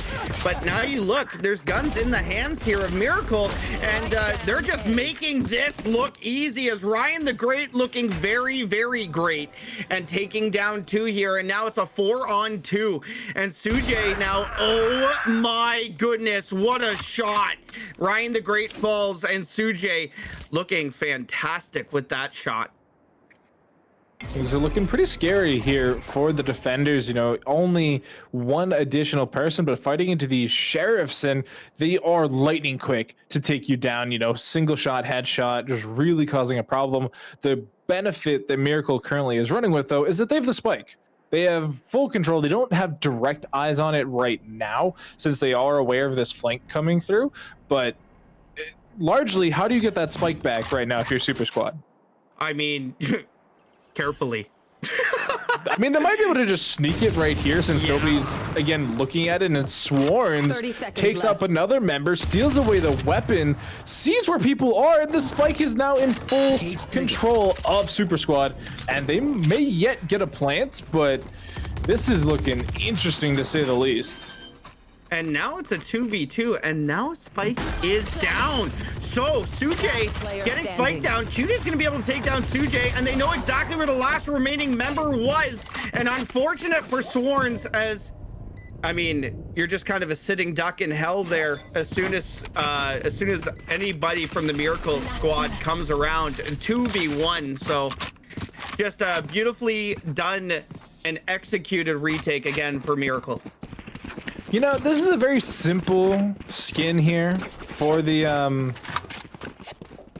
Ares, and yet it's slightly charming in a world of magic weaponry and other things. Is that from Dundada? It's the just looks like the bar from like old World War One. Oh yeah. Good call. But, yeah, I do like those as well. But yeah, I mean, no, you are correct in that the hell spot, once it's caught out, can be kind of a death sentence. But I do think that the rotations in there from Super Squad were pretty magnificent. You know, in that 3v2 situation, they end up, you know, winning on the flank spot and then still able to get the spike down, which is crucial at keeping the economy in a serviceable position. So now we're seeing to break out onto the side. Super Monkey somehow coming out ahead, even with the shock dart, just does a little bit of damage. Sujai takes down Vintage, and they just double wall up the doorway there. And now this defending squad has to retake a situation they aren't really equipped for. Sworns is going to be able to do this, though. Look at this, Sworns! Going huge, double kill, Relentless, the last remaining player for Miracle. Cage triggered now, up in heaven. Sworn's going to be using his extra set of eyes there. Oh my goodness, I have never seen that. I suppose it tracks, right? You used to be able to put the nano swarms there, but that is probably something that would be patched, just based off of everything we've seen with that spot before. But hey, maybe it doesn't get patched and Sage becomes useful again. But no, solid round there in from Super Squad. They had the weaponry advantage. They managed to push said advantage to the limit. They got the spike down, but even before the spike down, I mean, Sworn's absolute nut job there. Double kill, completely opening up the site and just stymieing the retake opportunity to basically nothing at that point. So gun round, win round, and now Ryan the Great, for all of their stats at the top of the leaderboard, they're trapped onto just a Bulldog here.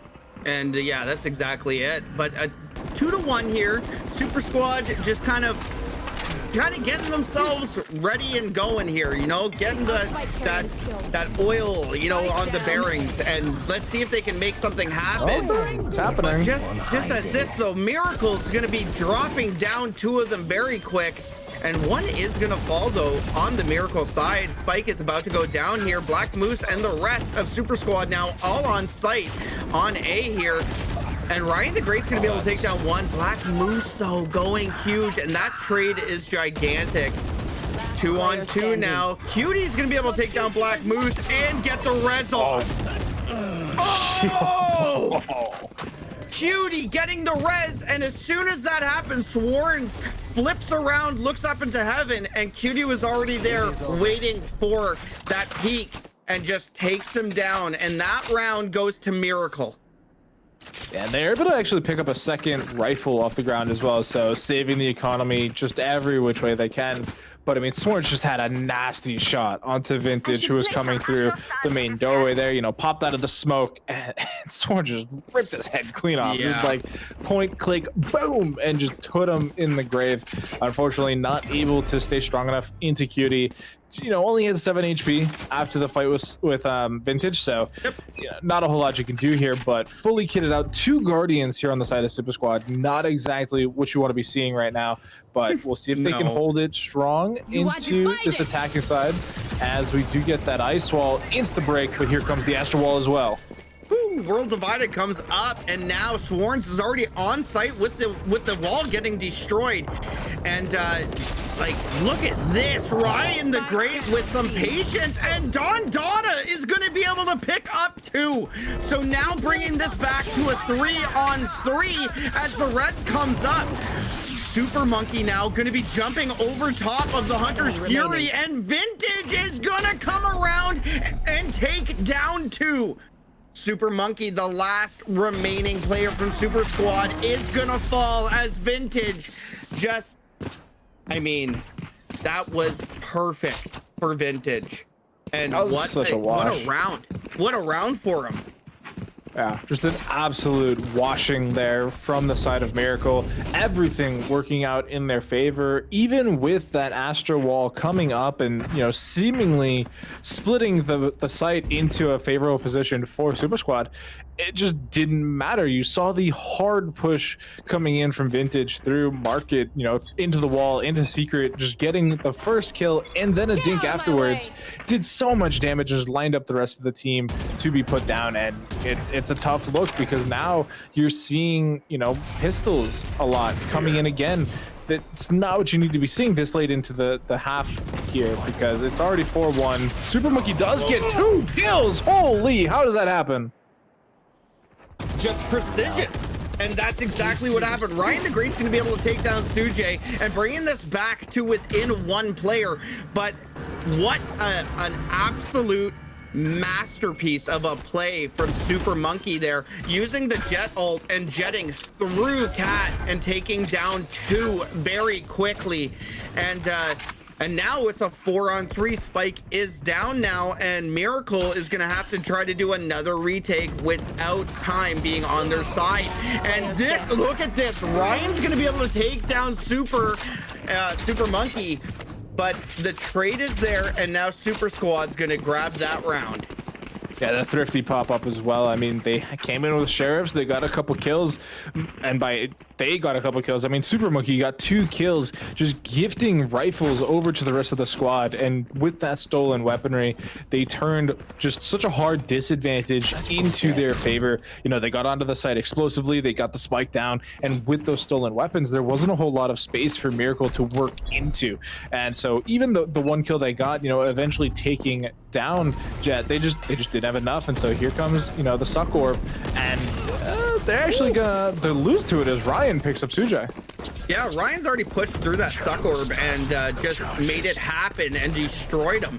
But I mean, Super Squad now is just gonna have to try to recalibrate and refocus here, because the spike is still up in the hands of Super Squad here, and now we are gonna see a B hit, and B is wide open here for Super Squad, so they can get onto site here, get the spike down, and just hold for the retake and just kind of wait it out.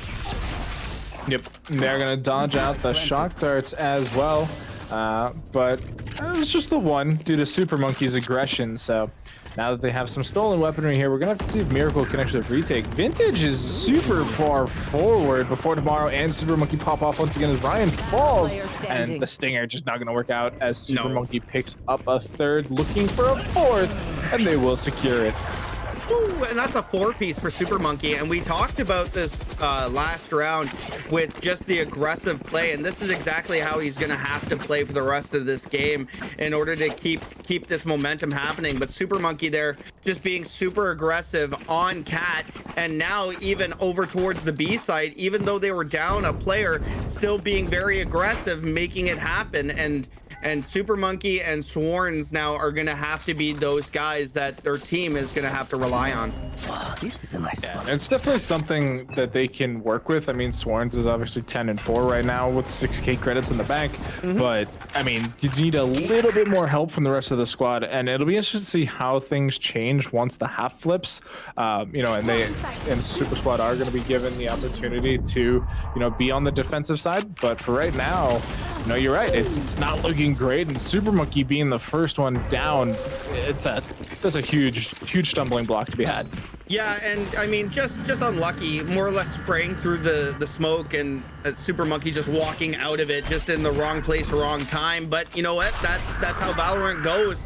And if you want to play that aggressive style, you are going to be pushing through smokes, right? So you just see it not work this time, and Relentless is going to be able to take down Sworn. So that's two big heavy hitters here for Super Squad, both down. Ryan the Great's going to be able to take down Sujay, and now it's a one-on-one. Before you know it here, Relentless doesn't have any idea where the last remaining player is, but he's going to be holding down this spike. And now Hunter's Fury coming out. 1, 2, and now you have all the time in the world. You can get hit here and just kind of hold this, and time is not in the favor as Black Moose is going to come around and take down Relentless. And thankfully one of those Hunter Furies hit, because if it didn't, you would be sitting at 150 HP, and a one-on-one with a full 150 HP isn't going to work out in your favor, especially when you're just trying to run and gun back onto site. Yeah, I mean, you're talking about how there wasn't enough time left, but it doesn't matter when you get shot in the face. Yeah, it's very true. You're not wrong. Yeah, I mean, look at this again now. We've finally seen the economy broken on Miracle's side. They're coming in with a bunch of sheriffs versus rifles for the team of Super Squad. This is definitely going to be their opportunity to at least play for the tied half, if not a victorious half. I mean, Cutie, it's an odd spot. I think they actually completely walled themselves in. I don't think you can actually break out of that, but it doesn't matter. Ryan picks up one. Sworn is immediately taking two for themselves, though. So mathematically in favor of Super Squad. Sujay just gifted a kill by Vintage. Look at Cutie. They know. Before tomorrow, he's like, I've seen this before. Hold on. I'm gonna go ahead and do exactly what he doesn't want me to do, and he sure does it. Hops up, looks straight down, and you just see Cutie looking up going, yeah, I screwed up, okay, just put me here, put me out of my misery. Put me out of my misery. And I mean, I just think it's super funny that it was the other Sage that came around going, I've done this to myself before. Hold on. Hold on, I did this on purpose. Don't worry, guys. So it's planned obsolescence. They can't find me here. It. Oh man. That's a cheeky dart. I like that. Listen, Doctor, I'm having a great time casting with you. I love it. So listen, round number 10 coming right at us here, and before you know it, we're already at round 10. And it's a close match here, back and forth. Kind of what we expected, but not out of the ordinary of where we saw it happen. Is they were just, I mean, Miracle was just kind of running away with this, and then Super Squad just bringing it back. And was that through? That was completely blind. Okay. 100% blind through the smoke. Before tomorrow's even going to pick up another one too. Things are just melting for the side of Miracle, and so Super Squad at this rate are going to end up with the guaranteed tied half, which honestly I think is amazing for them because when you look at their composition, they only have the one duelist, right, of Jet. So things like you typically expect a double duelist composition, but with the amount of control that they're going to be bringing to this defensive side as Cutie just tears Super Monkey out of the window, like they're going to be so hard to break through. And Cutie now with the resurrection, I don't really see what more Miracle can do here because they're all trying to funnel through the same doorway. It's not a good doorway. And it's one at a time too. Like there's not that swing, Doctor. There was no two-person peak. I mean, there was. They just both died. They just got melted. Like I just saw one person die, and then I saw the Sage Cutie go just like, oh, okay, well it's my turn now, and he just like walked out, and it unfortunately didn't work out. And now 6-4 for Super Squad. It's a good look here, especially with just Sheriffs and a Stinger on the side of Miracle. Super Squad are actually going to more than likely guarantee a 1/2 on this attacking side. And again, their defensive build composition agent-wise, their abilities are so much better for this defense. It really goes to show that they know what they're planning to do here on this map. That might have been through a smoke as well. The Super Monkey op shot? Yeah. I think that might have been through a smoke as well, because the Omen smoke was there, and that's where he shot the second time as well. So, very cheeky. Like, pretty crazy. But we are going to see a plant down now, so a retake is going to happen here for Miracle. And Super Monkey's not going to let that happen with another op shot. So they are going to see him out here, and oh my goodness, Super Monkey is going to be able to take down Cutie. Yeah, the reload mechanic of the Tailwind coming in super useful there. You know, 2 frags and you get to do it all over again. Wow. Definitely saved their life because Ryan was definitely fiending for that headshot. And so do we see a 7-5 or is it going to be an 8-4 half as we head into the final round of this half? And I mean, what a series of rounds going over to Super Squad. Things for a little bit really weren't looking in their favor. I mean, at one time it was 4-1, and they've won the last 6 rounds in a row off of just team play. Like, it's not like they're just completely obliterating, you know, Miracle in any 1v1 individual basis. They're just, as a team, coordinating better, attacking sites better, and, you know, that's a bit of a womp as all the knives go wide, but you know, they have the operator to back it up. So we'll see if something can happen as the resurrection comes through. Hunter's Fury buying even more time for these defenders, and Vintage just takes down Black Moose. And this is just perfect execution on Miracle. Just the ability to get the trades and any type of peak that happens, it's only one person that's in trouble. But look at how quick that just changed. Don Dada, the last remaining player for Miracle, and Super Monkey is just with Spike in hand. Now he sees him. Intel, all of the intel. He knows exactly where the last remaining player is for Miracle. Spike is about to go down, and now it's a retake in a 2v1. Super Monkey already on site, and Sworns is going to be holding down the entry to B. And Don Dada is going to be able to take him down here in a one-on-one. They now know exactly where he is. And drone coming out here from Don Dada, just trying to find onto site, looking for one. And if he can get around that corner, he does. So he knows that Super Monkey has to be up in heaven. And he didn't get pinged. No, but look at all the time. It's bot, gets it to halfway. Fiend, somebody is up there. Does get a bit of an elbow peek, and so now they're just playing for time. But Super Monkey hits the shot, and that is an 8-4 half. Super Monkey played that so well. Didn't get picked out from the drone. Didn't get picked out from the recon bolt, and then played time all the time in his favor. And was able to hit his shot, Doctor. Like that's really the biggest thing, right? It all comes down, you can play it all you want, but if you don't hit that shot, it doesn't matter. And he did it. So 8-4 rather than 7-5, right? It's a good look for Super Squad. They are, I mean, 7 rounds in a row is really hard to do.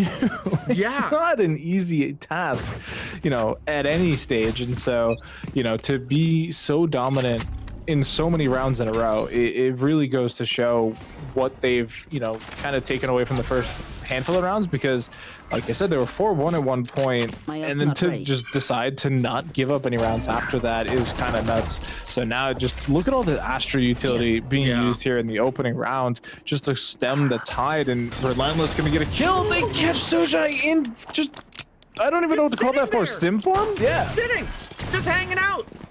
Just having a nice little tea. And unfortunately for him, gets taken out here. But look at Miracle bringing this all the way into their favor. But before tomorrow's going to take down Ryan the Great, and we're in a 2v2, and Spike is now in the hands of Miracle. And it does look like B site is where they are going to be setting up here, as Super Monkey's already rotating all the way around, and Vintage is already on site. Spike is now went down, and both the remaining players from Super Squad coming through the mid area. Vintage now going to be, oh, go ahead. I was gonna say, this is actually really important that they get these kills super fast. Vintage still gonna get a kill, but they still have the one member, and Relentless with the 4K from Garage. Nobody checked. They all looked right. You gotta check your corners. And I think what really like startled them was the fact that Vintage was sitting so close to the mid door in that little cubby. So when they dropped down, they were like, okay, there's no way that both players are going to be off the site. So then they just decided, once they got Vintage, they were just going to run right to the back of B site. And well, Relentless had another thing for them. Yeah, I mean, having that ghost on the pistol is so good to, you know, in a lot of scenarios. I mean, ever since the frenzy was you know, nerfed price-wise, you know, it became a lot more difficult to be having. Oh, that's so unfortunate for Don Dada. Sujai definitely getting their revenge from last round. And now he has a gun. So yeah, SMG in the hand of Sujai. And now look at Cutie's going to be able to take down one here. So bringing it back to even. What? Cutie just running and gunning right up middle here. And Black Moose did not see that coming, as Cutie's going to be able to take him down and grab the alt orb. So keep that in your back pocket here, because that could be a res coming up. And Vintage going to go huge. Double, make that triple. And that round goes to Miracle as well.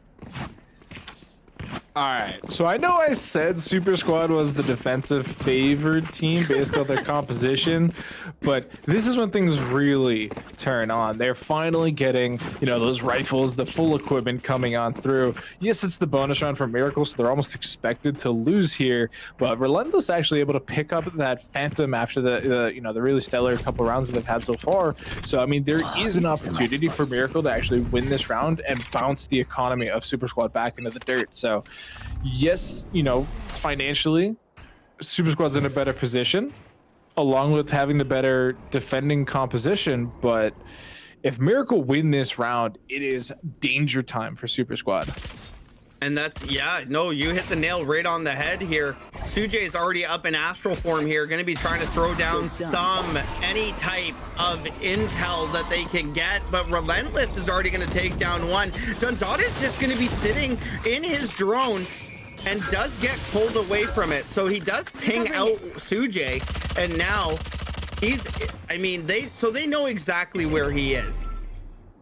And they have a pretty good idea, yeah, and Relentless now going to be holding down this angle, as Sujai now just, I mean, kind of a sitting duck here in the middle, and just going to have to fall back. And before tomorrow is going to get Relentless. So, big pick there And look at the rotations, right? As soon as that kill comes down here onto Relentless, before tomorrow's actually going to catch Vintage with his hands in the air, puts him down as well. And so, I mean, this round has completely turned on the head for Miracle. Things were looking really good off of that first pick by Relentless. They had a ton of knowledge about where the enemy was and what they wanted to do with that knowledge was pretty clear.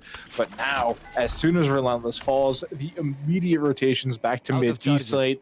Vintage falls for free as well, and now they have to finally break out onto the site. But look at Sworns, great position. Black Moose gets a kill as well, and yes, this is being planted, but they're vulnerable, they're dead, the spike's defused. That's finally a round going to Super Squad, but it didn't cost them a lot. It cost them a little bit, I guess. You know, the 2 rifles. Yeah, 2 rifles down, but I mean, now 9-6 and money back on the side, the Super Squad here. If they would have lost that round, you were correct. They would have been in a lot of trouble money-wise. I need my And I mean, even though they won that round, if you look at before tomorrow, he only has $100, and even Black Moose only has 200. So yeah, still not great, right? goes here. Yeah, I mean, you know, that was because they had to buy for their 2 dead teammates, so that's why they're so significantly lower compared to the rest of the squad. But like, that's what happens in that 3rd round, right? If you don't win the first 2 first, that 3rd round is literally make or break for your next couple rounds, and it's very crucial to, you know, if not win the round, just do a bazillion amount of damage as possible, as we do see before tomorrow, making use of that pilfered rifle. They did kind of trap themselves, though. Awkward. That's okay, not a big deal. Not a big deal. They managed to get out. They're good. They're good. Absolutely. So that location revealed here on Relentless. That was the second one. Yeah, he's been pinged out twice now. So no stranger here to being revealed, as he's going to be sitting towards the mid area. And now it looks like A is going to be the side that we are going to take. And before tomorrow, now has the wall go down, sees 1 here, slow orb going to be used, and 3 members here from Miracle are sitting on Cat. So just kind of making their way through the slow orb over towards the A side, and Sujai is now on the site, going to be able to take down 1, make that 2, looking for a 3rd to stop the plant. And the last remaining member is Vintage, and he is about to fall here. And that is now round number 10 for Super Squad. First to double digits, and finally you see that composition really do what it was designed to do. And you know, before tomorrow, great work there, holding down that catwalk area, the wall in order to get the first frag of the round, the slow orbs just to make sure that they weren't heavy pushed once the dark matter came up and, you know, smoked them off. But what was really problematic there for Miracle specifically was Relentless. You know, round start, pops the Empress, turns the corner, gets tagged, right? Has to fall away, can't be trying to push aggressively when they know exactly where you are. Goes to peek again, tagged immediately. So has to fall away, and so the entirety of the Empress was tagged, and they just didn't get anything done with it. And that's such a huge ultimate to just go to waste. We've talked about Reyna just so often because of the changes that she has received and just the type of agent that she is, where you have to be top fragging as Reyna. Like, you don't have any other option to be useful. You have to be the absolute best player on the server to get the most out of it. And so far, Relentless is having a bit of a struggle match, but we'll see if they can pick it up here in these final, you know, potentially final rounds here where Super Squad has the advantage. So that's going to ping out all 5 of them. That ping has hit all 5. And boy, shooting Garrett, making them, like, that ping was perfect. And all 5 was just sought out for Miracle. And unfortunate for them, Super Squad was all there just to make them pay for just kind of sitting in one area for too long. Yeah, it's a great ping. It's just out to the shooting gallery as well. Yeah. You know, you had Super Monkey just heavily diving forward at the end there just to be, you know, involved, right? Just, you know, tailwinding in. I'm helping, getting the frag with the knives, but let's see if they can do it again, because it's 11-6. This is so heavily favored in Super Squad. Super Monkey dropping the spike carrier as well, and now that actually that wasn't the what? No, it might have been the spike carrier, but here comes the revival, but just shoot him again. You already got him with the operator once. Just do it again. Oh my Ryan goodness. does not want to go down just yet. 2 kills. Dunzato's going to get one as well, but where's the spike? It's still in mid, and the retake is already happening. The retake may actually stall it. Can they get the kill? No. Black Moose falls. And Relentless now just kind of running on to A site, gonna get the spike down here, and the last remaining member here before tomorrow is just gonna be pulling guns away from the hands of Miracle, as he is gonna get one here, but I mean, it's a tall order, and not a lot of health actually on Miracle here. So drone's gonna come out. It is gonna take down before tomorrow, and he is gonna get sprayed down here. 56 HP, and just like that, Relentless was, well, he was relentless with the shots through hell up to heaven and taking down the last remaining member. And that round was definitely needed for Miracle. Yeah, definitely get Relentless and Odin, because they need to hold left mouse button just that much harder. It clearly won them the last round. They need to do it again. And speaking of Odins, Black Moose has one finally as the resident Sova player here on the map. But yeah, I mean, it's a good round win. Got a beetle flew at me. But it's a good round win there from Miracle. They bring it a little bit closer. There's that Odin just sounding off. Yep. But not really gonna come away with much. But look at before tomorrow, once again, very high on their ice wall. Gonna try and get something cheeky with it, while Super Monkey has rotated around. But look at Relentless up here on catwalk, could pose a bit of a stickler for Super Monkey, who does find him finally.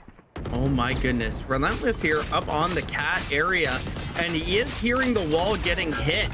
So he knows that there's at least one person very, very close, and they're just gonna kind of fall away here, as this could be terrible. If this wall wasn't there, Relentless might have been able to do some work. And as you see that, Relentless is gonna be able to take down Super Monkey here, and now has his ulti out, but Black Moose is gonna be able to take him down. And oh my. Super Monkey came back to life, and holy heck, Swarns and Black Moose just once again shooting fish in a barrel. Vintage is gonna get one back, but it's 4-on-1.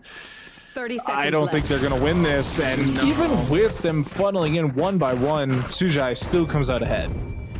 Yeah, just hit a shot, and before you know it, now we're at match point here for Super Squad. And money is not a factor in any way, shape, or form. And if you look over towards Miracle, It is. it is. It sure It is an issue. Yeah. Maybe they could borrow some money. Yeah. Hey guys, you want to spot me a tenner? I gotta compete against you. Maybe you could buy me a gun? Question Hey, mark. can you imagine that at like a blackjack table at like Vegas? Be like, hey, bruh, I just need a tenner. Let me back in. I gotta let me back in real quick, okay? let me ante up. Yeah. Although honestly, if you have your fellow tablers begging you for money just to get back in, I'd say it's almost worth it if it wasn't for the fact that you would just be getting your own money back. Oh, 100%. 100%. And as we're just starting all of this, Super Monkey's going to be able to take down 2. And boy, do things look grim for Miracle very quickly, as it is a 5-on-3. Spike still up in the hands, though, of Miracle. And Vintage is going to bring it back to a 5-on-4 or 3-on-4. Stop a Sujai. Boy. Just ends the round. Yeah, That just ends it. That's the game. Defenders Super win. Squad taking that very well. That round was very easily. I just, yeah. Super Squad came out looking super. Oh, definitely. I mean, like we said, time and time again, 7 rounds in a row in the first half carried that momentum into the second round a little bit. They did falter a little bit just due to the halftime, time switch, but overall, very dominant map from them. Once they got their footing under their feet, they built that economy, they powered through, and that team play was nuts. I am so excited to see them in the grand finals here in this best of 3. Yeah, and they're gonna have their work cut out for them for sure, because it's gonna be a great match in the best of 3. So let's just talk real quick because I know we need to get into that best of 3. But the way that Super Squad played, and you want to talk about synergy and just their team play, you hit the nail on the head probably about 4 times there, and just the way that Sujai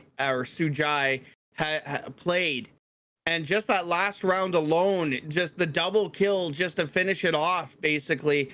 Next game, I'm very excited, and I'll be watching. I'm very excited to see how he's going to be able to counteract this other team, because they have, Upa Lupas? Uda Loopers, yeah. Uda Loopers. And I believe their Astra is unbelievable. So if we see an Astra, just keep an eye, because it's going to be a back and forth battle for sure.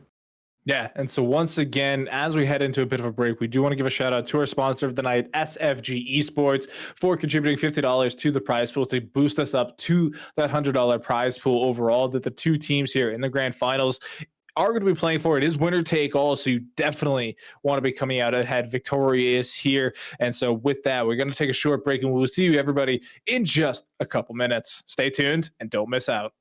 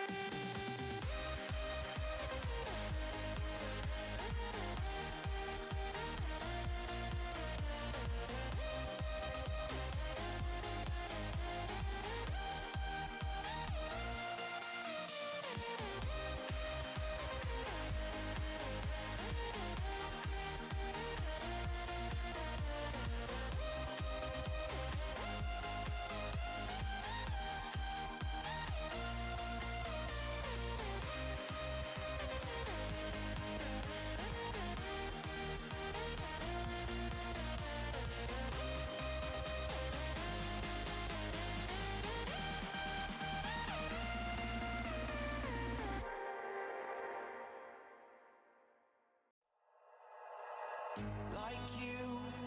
Be strong to hold the powers of the sun.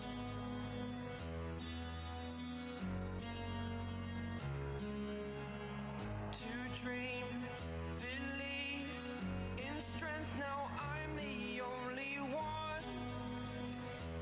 Only one.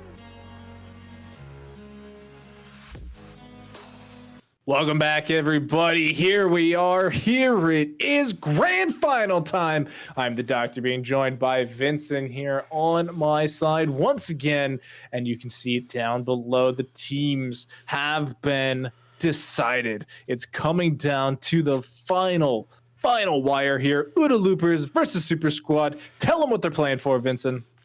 They're playing for a fat stack $100 dues, and that, of course, is helped in part to be provided by our amazing, awesome, wonderful sponsor, SFG Esports, and we very much appreciate them coming on board, helping us out, and helping these teams have a little bit of extra cash to play for, you know, in the pockets. You love to see it. All that being said, though, they got a best of 3 in front of them, OODA Loopers and Super Squad. Just to give you an idea of how that's running down on the bottom of your screen, we got Ascent to start out first. Super Squad As will be always. attacking. Yeah, I mean, listen, it's a grand finals. What else do we expect? Then we got Split, though, which, hey, listen, I barely ever get to cast this map, man. I'm very excited to be going to a map 2 Split, and then Bind if we were to so need it. So this is an exciting map pool, I think, in that we are definitely guaranteed to get a Split, and that we have Ascent and Bind on the bookends. Yeah, I mean, Bind being the decider, it's so poetic to start with Ascent. You know, everybody's new favorite to everybody's old favorite. And I say old favorite, but you really didn't have a choice back then, right? Like, it was either True. Bind, Split, or Haven. And so... I mean, Haven's always been fun, but like... yeah, I've always liked Haven. But honestly, we haven't seen it here at GLG, or at least I haven't seen it here at GLG in... probably 2 months now that I think about it. Teams just unilaterally decided that they don't want to play Haven. So here we are again on Ascent. Now looking at these compositions, we did just watch Super Squad play this out, and it looks like they're going for the identical composition to what they were playing before. Astra, Sage, Jet, Sova, Cypher, just all the same down the wall, excuse me. Whereas looking at OODA Loopers, they're playing a bit spicier. I mean, you say spicier. I'd say more standard, actually. I mean, this is pretty much what you would expect. The only difference here is the Astra instead of an Omen. But like that, even now, maybe I don't call it standard, but I certainly would call it reasonable.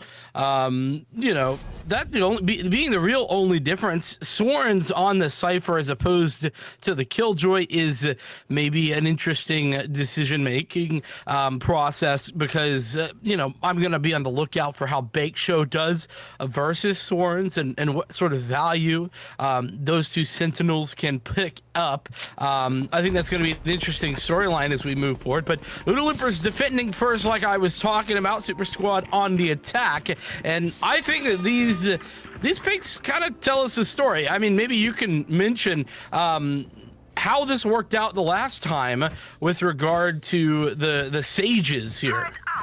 Yeah, the Sage is actually a very interesting pick. I mean, before tomorrow was really cheeky with it on the defending side, which, we are going to have to wait and see again as Super Squad is starting on the attack. But they had some really cheeky catwalk walls just to peek up and over the double door walls here that we just panned through with our drone shot here, and just really caught a lot of the rest of the team by surprise and really opened up the defending side from themselves. Now, coming into, that's cheeky, using the suck to mess up the recon dart.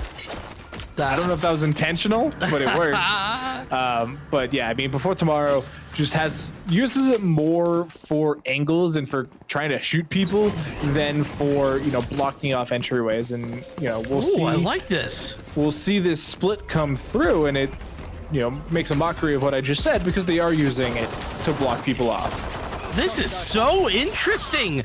Basically just swarming like a pack of wolves, the entire site there.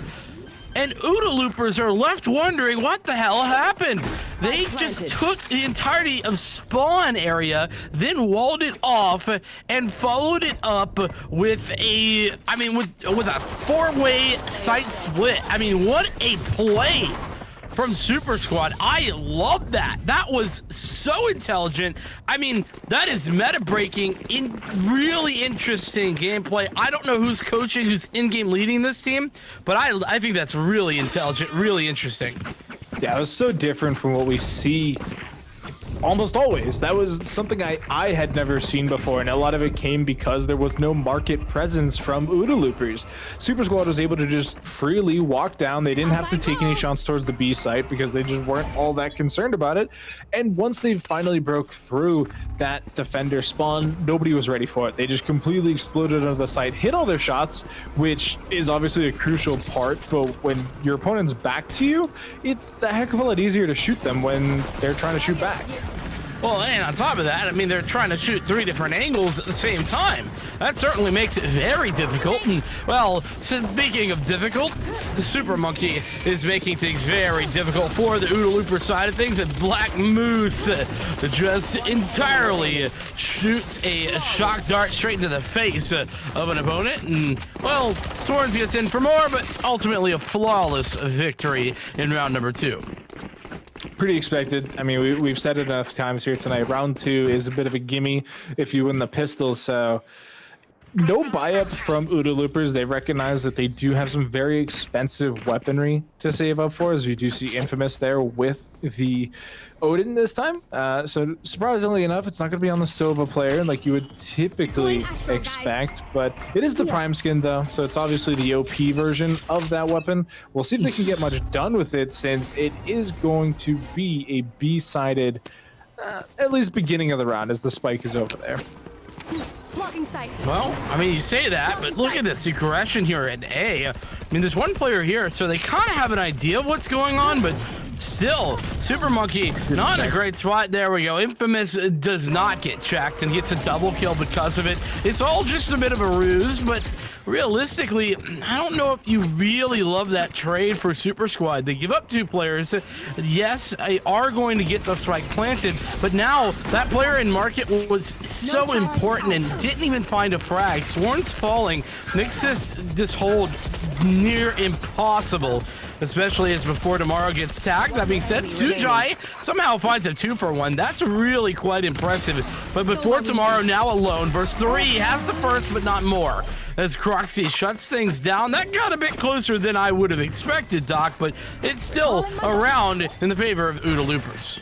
I mean, this is very reminiscent to the match that you and I casted earlier in the day, where, you know, you win on 3, but with heavy losses. You lost 3 members. You're able to save a Vandal and the Odin. That's it. Once they're finished purchasing up here, at least 2 members are going to be below 1,000 credits. And when you look at Cruxy, 0 credits with half armor. Sideswipe, half armor, 200 credits. Like, this is not exactly what you want to be doing, and especially if you lose this round, it is chalked. You are just in the dumps economically. And so, you know, 5 rifles on the side of Super Squad now after their bonus round. We'll see what they can get done here, but if they want a strong round here, I think they have to get aggressive with it. They have to be quick and to the point, and don't give time for OODA Loopers to set up. But Cruxy, with that wall sneaky beaky light, just gets the kill on a Black Moose.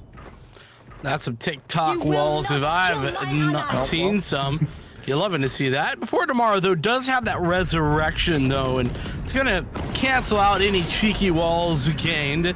That jet pushing through the utility put down by Bake Show, as now it's a open area, but Cruxy with the opening frag there, traded immediately, but Infamous is there for the return. Shock darts come in, but they're not going to be connecting because Sujai is not in that default plant position. Goes for the basically under heaven plant, and now 3 players left alive for this retake for Super Squad. And OODA Loopers, they've got to do it all. Sujai, though, with the first, it's quickly traded by Sideswipe, and now tries to get a 4th position, tries to get the heal, but it's still 1-on-2. And Infamous is ready and waiting with that Odin, consistently putting down the bullets and the damage in order to put OODA Loopers into another victorious round.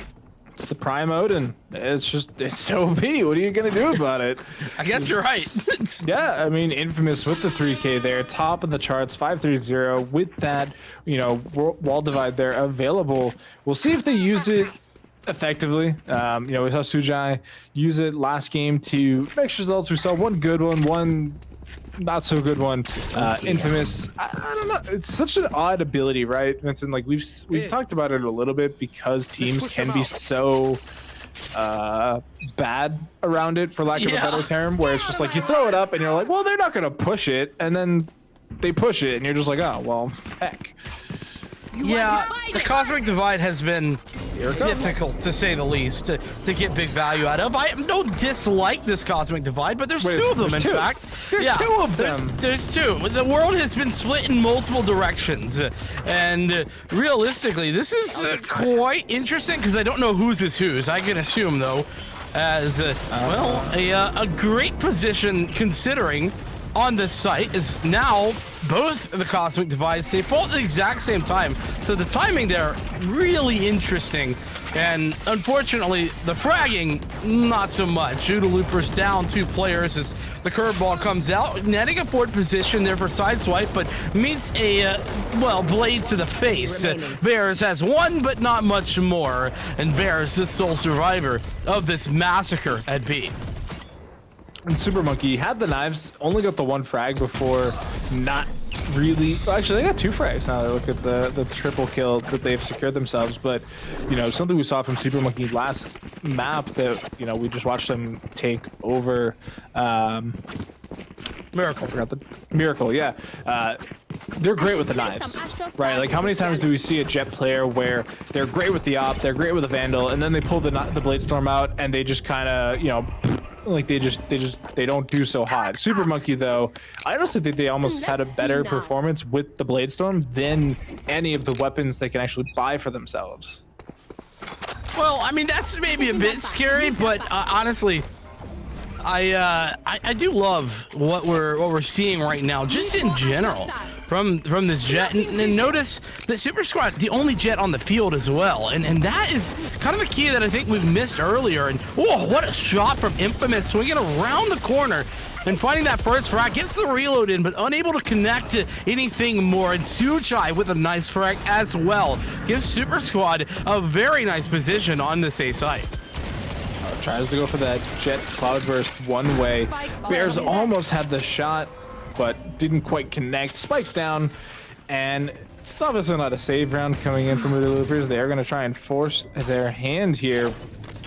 Any weapons they can steal away from Super Squad is just important to the nth degree. 2,900 a rifle, unless it's the Odin, which is a bit more. Plus you throw on, armor and everything else with it. But look at this, the Firework Squad approaches the top of heaven, and they are just mowed down into oblivion. And it's a 4th round here for Super Squad. Yeah, indeed it is. Super Squad, they fell flat there in a couple rounds in a row, right? And it was a little bit weird, but now they kind of have gotten their mojo back. The first one was the Cosmic Divides, the double Cosmic Divides, and honestly, on reflection, the Cosmic Divide from the defense was pretty horrifically bad. Now that I'm thinking about it, it just was terrible. It didn't get any value, but the offensive one did get a lot of value, and on top of that, they were able to kind of convert that into now 2 rounds in a row. So Super Squad, they're loving it right now, and they've got that 2-round advantage. Yeah, I mean, if you think back to the defensive wall there, it was pretty much right on the doorway of Garage. So you're almost always just past that already. Like, there's not a whole lot that you can do to the B garage door that stops people. Well, you can smoke it, yeah, but like, who actually respects that? Yeah, everybody just runs through it. Like, you pretty much need to sage wall B garage in order to actually stop people from just W keying it, especially with a Jet, right? Like, they just tailwind into the door switch, turn that down, and then just die typically. But and here's the other thing, Doc. Like, think about it like this: you have kind of given a free pass to where you're unable to spam your opponents through that wall. It works both ways, right? Bullets not going through there is a problem for you because that's a major threat that now is no longer existent. That being said, 30 seconds now on the clock as Super Squad kind of hinted at A, fell back, and now they've reaggressed. But Cruxy's here and ready for more. Oodle Loopers with the opening frag on this site push and makes it a second. Bake Show and Cruxy both one more. Black Moose does find one with that shock dart, but is all alone as that is gonna be it. Cruxy with that operator connected shots, Doc. We might be seeing the return of Battle Sages. That is a very real possibility, it would seem, if tonight's GLG Pit of Valor is any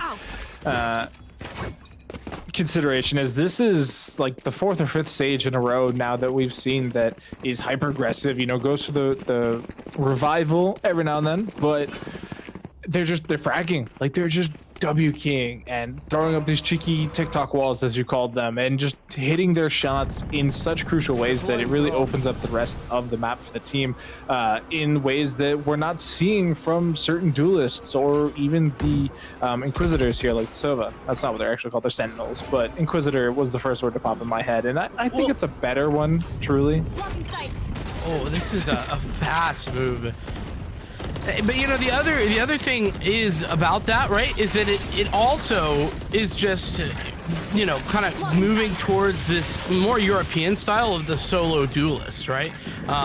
You know, much less of this double, triple duelist setups. We do see that spike getting planted. Swarn's barely missing that hot hands. You have to feel for Oodle Loopers there as they nearly connected it, but it's 5-on-5 the retake, right? And so this certainly bodes well for them. That is a lockdown prepped and ready for Oodle Loopers. Fortunately though, there is a Hunter's Fury in response, and not only going to take that out, but does a bit of damage to a couple of players as well. Not only damage, but frags. It is just 1-for-1, but Sujai comes in for more and up through the box or through the heaven. That's magical.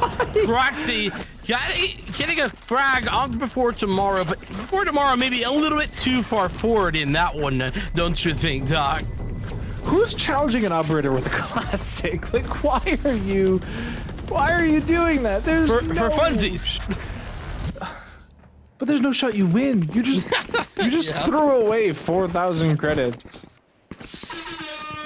What if production? What if that happens? You know what the answer is? You get a Twitch clip, you get shouted out on the GLG Twitter, and you win the round. But guess what? You won the round anyway, and you lost 4,000 credits. So and now you're on the Twitch clip anyway, and you're just casting the other side of the Twitch clip. Now it's just Caster's mauled over, you know, unintelligent play. That is definitely not the Twitch clip title. No. I'll check the VOD later to somebody please create that clip and title it that. That I'm on the lookout. You will be my hero. That Twitch clip is titled Boomer Caster Malding over classic play. True. I mean, you're right. You got to throw the boomer in there. That's actually factual. Unfortunately, you know, little do they know I'm 22 and not a boomer, but it's fine. Well, it's fine because I'm 27. Wait, hold on. You struggling with your age right there, Doc?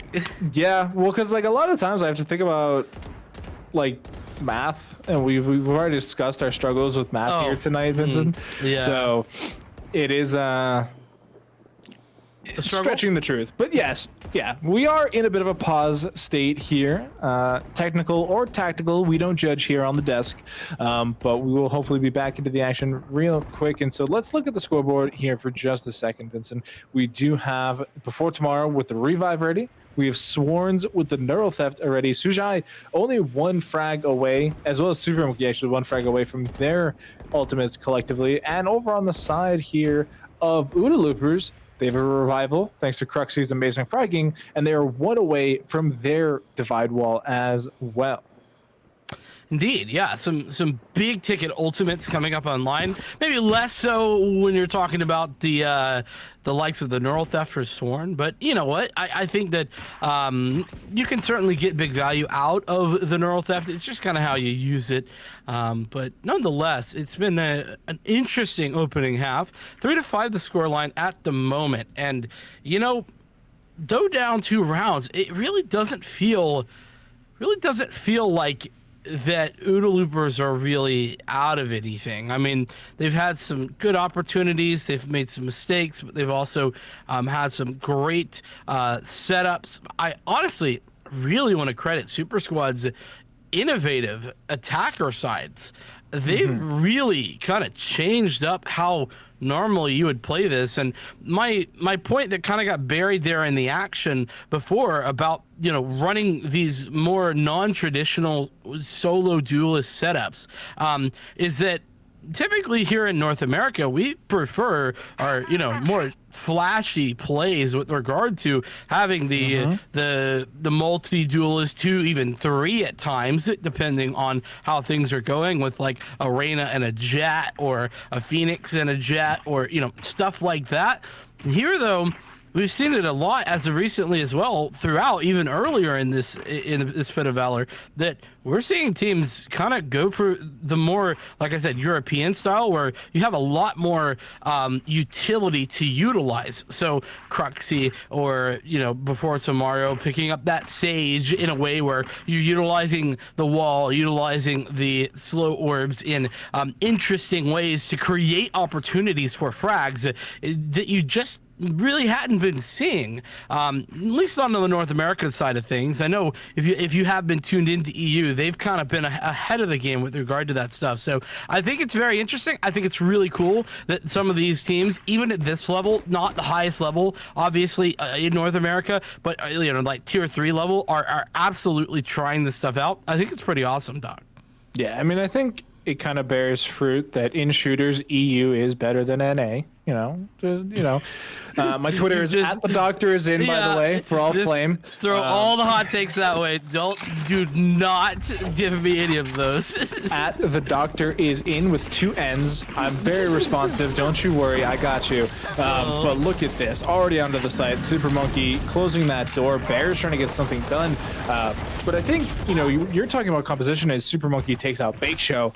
I'm going to talk about players, because OODA Loopers are so split on that scoreboard. They have the top 2 players, 8 kills, 7 kills, and then it's 3 and 2s, and they are just as a unit, not together, which was Super Squad's main strength in their last map. As a team, as a cohesive, you know, group, they're insane. Their plays are, you know, very thought out, very methodical. Their trades, as we're seeing right here, are crisp, clean, and shot, and they just wiped that round. They just annihilated that round, and that's how they do it as a team. Yeah, unfortunately, OODA Loopers, they're missing some key shots. And on top of that, I mean, like you're giving credit, I would agree. Super Squad, never were they peaking solo. Never were they swinging alone. Always was there 2 players in a swing. Always was there potential for a trade. And that's exactly what you want to see. You know, despite, and on top of that, that engagement from Super Monkey, so clean. Talk about being the tip of the spear. I mean, Super Monkey doing a great job at just that, being that spear tip and doing a great job at it. And it's again, agent selection is where this comes up. Super Monkey on that Jet as the solo duelist, being able to be the first one in, first one out, whatever is necessary with that tailwind, with the updraft and the cloud bursts. Whereas when you look over onto OODA Loopers, they too only have that single duelist, but it's the Phoenix. You know, much more static, not any movement ability actually whatsoever. It does have obviously the run it back, which is very good, as we do see Sideswipe pop out and rip off before tomorrow's head. But that divides something. I don't know what it is, but it's something. Yeah, it exists on the map. I will give you that. I'm not necessarily loving it, to be completely honest with you. But well, maybe it'll be better. Fortunately for Super Squad, it looks like it's not really affecting there around all that much. Boom, I say that though. Cruxy has been in the back of the site, hitting shots left, right, and center, giving a player advantage over. Swarns, though, finally gets in on the action, and now it's all on to Cruxy with that Sheriff, and not able to connect. It's Swarns who finally closes that round down. But geez, oh, that was awful close. It shouldn't have been that close, to be honest, considering the investment. But yeah, that Cosmic Divide, Doc, what did you like and dislike about it? Well, I liked how pretty it was. You know, that whole galaxy, stars, and the dark of night thing. Why you gotta do it that way? I'm a big fan of that aesthetic. If there was something I were to dislike about it, it was that by the time it came up, everybody was already past it. Like there was nobody trapped on the other side of door. Like heaven just wasn't a factor because it went through window pretty much. So like, Right here. Granted, it could have been timing, right? Because of where everybody from Oodoo Loopers had been already. They were anticipating that A strike. So once the wall comes up, they just ran past it. It's not like they had to play methodical with their sheriffs. They just have to hit headshots. So could have just been timing, but nevertheless, it happened. We're past it. We're into this next round here. 7-3 is the scoreline in favor of Super Squad, and they're already. That's through the smoke. That's off tracers. That is so clean. Yeah, that was nasty. Absolutely disgusting. I threw up a bit in my mouth, honestly, and well, Super Squad, they are probably feeling the same way as Oodoo Loopers. Saving. Yeah, I mean, I think Oodoo Loopers are feeling sick too. They're like, dude, can we even like go for that after that? Like, I think we just need to take a break. Nap time, y'all. I had a nap here, by the way, in the interim between, what was it, map 3 of the day and now. I'm feeling good. It was great. Listen, I recommend it. So, Oodoo Loopers electing to do just that. Looking for some exits, actually. Gonna find one, at least. Bear is there. But that's a bit of an overinvestment, and Soren takes him out. Every one of these guns is so very impactful. And, oh, what a great way to line them up. Side swipe. That was pretty. Recovers the operator as well. That made it very expensive here for Super Squad. Do you really need 2 operators now on this defensive side for Voodoo? Oh no, they dropped one. Okay, so Sideswipe turned out, you know, because they already had one at Crexy. Although maybe you do want that extra operator looking at their credit score. But this is a tough round for the final of the half. I mean, obviously Super Squad with their 4 in a row were pretty flush with cash. I mean, they're just rebuying operators like it's nobody's business, and they're coming in fully loaded into a Judge and Ares and an operator, but Bears gets the penetration kill. It beat the Odin. The Ares beat the Odin. That's unfathomable. Oh no, that's devastating for Super Squad. They didn't win that opening duel, but they certainly won in that engagement. That is an incredible Hunter's Fury. 2 for 1, even, I would say. It's the re-engagement there for Sideswipe. Just entirely stole the thunder from Super Squad. As now Oodoo Loopers back in the driver's seat. Now this is an interesting Cosmic Divide. I think this has some, this has some pretty cool things with it. Now, unfortunately for Infamous, it was just a one and done, but that just means that now it's a 1v2 scenario for the Soul Sage left alive here for Super Squad. What I am a bit worried about, Doc, is that Oodoo Loopers are playing very split up here. Yeah, I mean, thankfully for them, there is no chance at a resurrection. It's just the one heal. There's no slow orbs. There's no walls. So they have to win these next 2 frags. And Sideswipe finally coming alive, able to pick up the frag there. Didn't take any damage either. So coming into this second half, now it's up for Oodoo Loopers to take advantage of this attacking side and everything that brings along with it. Do we see any fancy pistols from them? I don't know. We'll have to wait and find out. But for now, it's an 8-4 half. I don't know. All I do know is I'm stealing that pistol from Super Squad. That is absolutely incredible stuff that they pulled out on their pistol round. I really enjoyed that. It's a bit gimmicky, you could say, but here's the problem: when there's so many tier 3 teams, like, gimmicky almost doesn't matter if you have like 4 gimmicky strats. Like nobody's watching you that often. So I think it's pretty neat. And on top of that, I really like what they were putting on their attacker side. The unfortunate part here for OODA Loopers is that this is their map pick. And they started out on arguably the favored side as well. So a bit of a problem no matter how you slice it. That being said, we'll have to see how things go, just like you were setting up. Those gravity wells, they can be a bit of an issue, and vulnerable and taken down is Swarns, but Black Moose somehow finds 2 there before getting dispatched. Makes it even Steven once more, as now things are looking a little dicey, especially with that low HP player on OODA Loopers, the Phoenix, not feeling too healthy. That being said, 3v3 is still very, very winnable. The one player here, Infamous, is kind of key. Really needs to do something from this position. Gets walled off, and that's a frustrating position to be in. But Sideswipe wins the opening duel, and now the pinch is good. Sujai, sole survivor, and Sideswipe with the quad kill. That's definitely the type of showcase you need from your bottom of the scoreboard duelist that brings them all the way up to the top.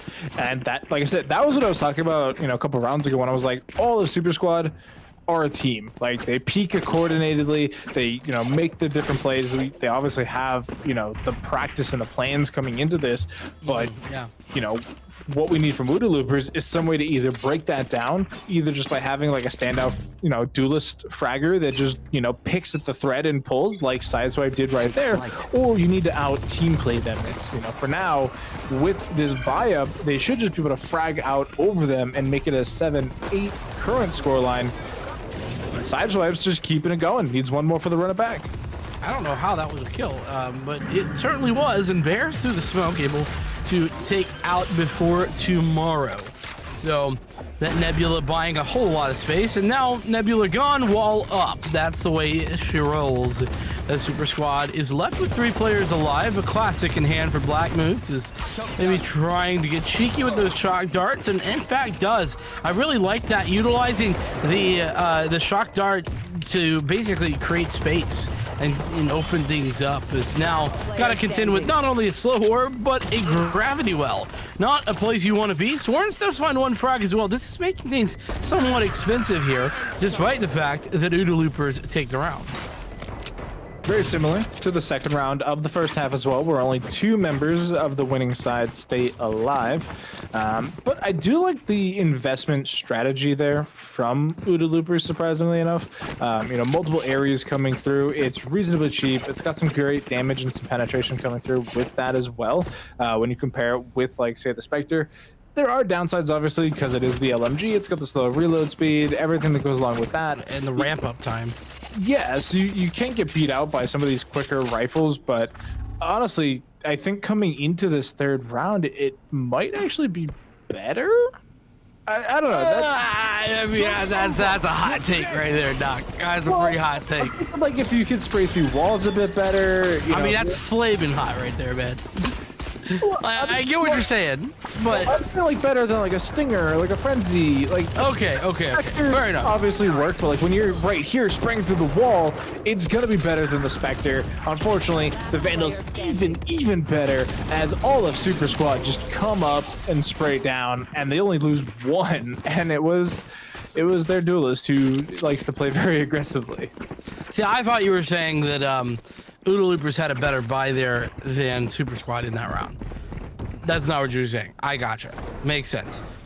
I'm on board. I was thinking, man, that is a flaming hot take right there. But no, okay. We're on board. I'm on board. Everybody's back to normal. And, well, back to winning ways, at least for the time being for Super Squad, is OODA Loopers, they fall in that bonus round. That being said, it's just that, a bonus. You don't always get your bonuses, unfortunately, as much as you would like to. That's an aggressive wall coming through, an infamous 1 HP.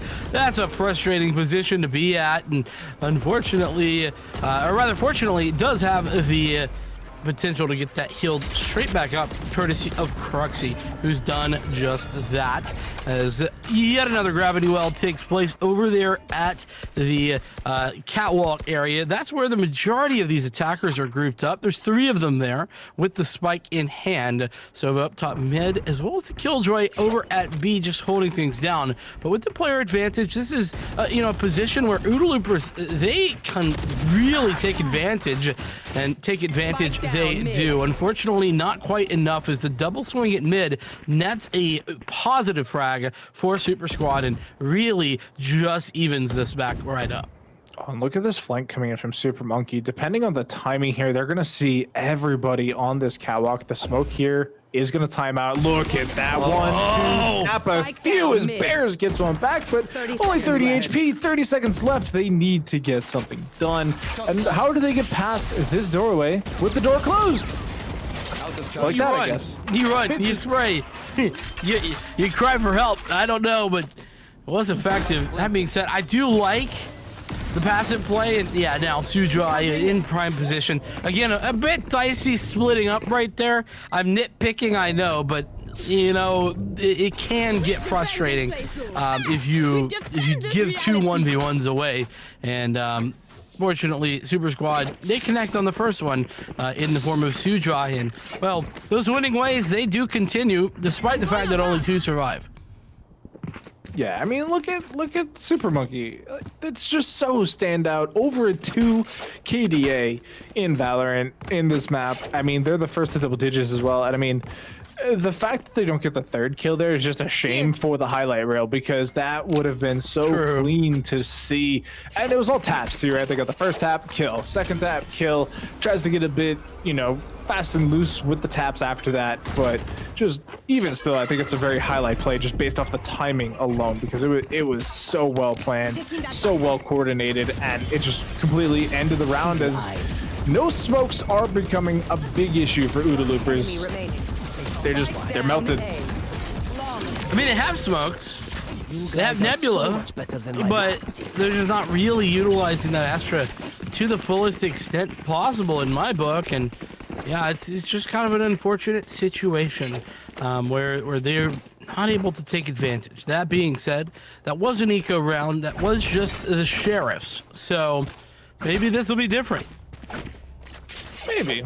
I don't know if it will. Although, to be really, really fair, that catwalk play, I wouldn't say it is reproducible consistently, because it really... I mean, it's all timing. Yeah, like the chances that all 3 members are lined up on catwalk, and by lined up I mean literally walking in a line that you can just tap away down, largely not going to happen. And I do think the OODA Loopers are going to learn from that mistake and play around the potential flanks a little bit harder. I mean, right now they are split very effectively to make sure that the A split actually comes out this time. You know, they're watching market to make sure so they don't get flanked from there. They have the A main players just pushing on through, collecting orbs and getting everything done. But with this wall, they got to get something done, as that... Oh, side sweat. That's a good start. I actually like this Cosmic Divide. This is interesting. It actually lets them get a really cool position, and but it might allow for this positioning to get not punished? No way. Okay, thankfully, Infamous denies Super Monkey. That could have gotten dangerous, but even more dangerous is Before Tomorrow, who's sitting behind that wall, and that's a frag there for Super Squad in defense. And Bake Show, what a great timing. Now, basically shuts this down before it really can happen. Krugsy, the only one to come out the victor in the 1v1 versus the opposing Sage, and that's Super Squad going down. OODA Loopers, finally, they take a response, and it looked good. It's a great start to the beginning of the comeback. They're able to keep most of the rifles in as well, but now it's time for Super Squad to come online. Obey Super Monkey has that operator once again. Checking the situation. We'll see if they can close it out from here in terms of just lockdown. They've been so aggressive with it in the past. They've really, run Ramrod over the teams in the last map with it. And so this time they're on the A site, or they're on catwalk, excuse me, watching over mid. So they're not not deep into the thick of things, but with this lockdown, we'll see if they can actually get something going for themselves. Oh, is this a fake? Yeah, it is. This is all just a bit of a ruse as they take a wall over the top, and ooh, nice shot from Cruxy. Follow up there with side swipe, not successful. As before, tomorrow takes that frag. Now Cruxy really the only one available. Gonna have to break through both those walls in order to get a forward position. So that fake kind of worked, but I think that the planning needed help. OODA Loopers, they had a good idea initially, but then only one other player was there, and they didn't go to trade. So Cruxy kind of just left Sideswipe out there to die. C'est la vie, as before tomorrow, is going to bring Super Monkey back from the grave. 5-on-4 situation now. 4-on-4 situation, doubly so again. And look at this. Here it comes. Everybody line them up. Knock them down. Sunshine and Black Moves have the site under lock. That is, I mean, listen, we thought we saw the lockdown play early in that round. Little did we know it was the lockdown to come in late from the side that doesn't even have a Killjoy. Easy does it there for Black Moose and Sujai, who made it look very, very simple. Quite elementary, if you ask me. 12-7 right now, the score line. And realistically, Doc, there's not a lot that I think OODA Loopers can do about this. Super Squad have really just put on a bit of a clinic for us, and OODA Loopers, I mean, in that round especially, kind of outplayed themselves. Yeah, this defensive half, or defensive side from Super Squad for the second map in a row, because again, we saw them on Ascent just a short while ago, also on Ascent here. I think I said Ascent twice, but either way, Let It Back is popped, and Super Squad, their defensive side is really strong and stalwart. The wall is there. The shots in the back, not going to quite connect from Swarns, but trades on trades in the kill feed as Sujan gets one before falling. Tailwind in, Cruxy gets another, tries to heal through, but Infamous has their back, and this might still be a chance here for OODA Loopers into a 1v3 now. Before tomorrow gets one back, but they stay alive for now. Imagine if before tomorrow got that. Remember, that's one player was reviving, and so they had an opportunity where Cruxy realistically didn't have their gun out, and I mean, ooh, a couple missed shots from before tomorrow, basically just allowing for that to happen. But man, it was awful close. And well, speaking of close, this game isn't really one-sided. OODA Loopers have got 8 rounds. They would have to win 4 in a row here, though, in order to send us to overtime. That being said, this first round should be a gimme, considering the weaponry. That being said, 1-for-1 trade here already, and recovery of that rifle. Certainly a good start to the round if you are the Super Squad. And ooh, what a find. Black Moose picks up 1, but again, 1-for-1 trade. You're not hating this if you're Super Squad. Yeah, you're not exactly upset. You're definitely a little concernicus, as it is this 3v3 with upgraded weaponry. Smokes and fire galore. Infamous is going to get another 2 kills, and it's all down to Swarns. They did find themselves a rifle, so there is hope. There is a chance, but 1v3, Hunter's Fury available.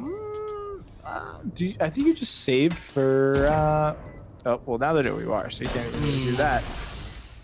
Just try and kill him. You could run away, in fairness, but I think you're gonna have guns anyway, and somehow able to escape that gravity well. Well done. Sideswipe though. Just Nice showing shot. off. Yeah, well done. You had a rifle, guy. Why'd you gotta embarrass him with the sheriff? I know, right?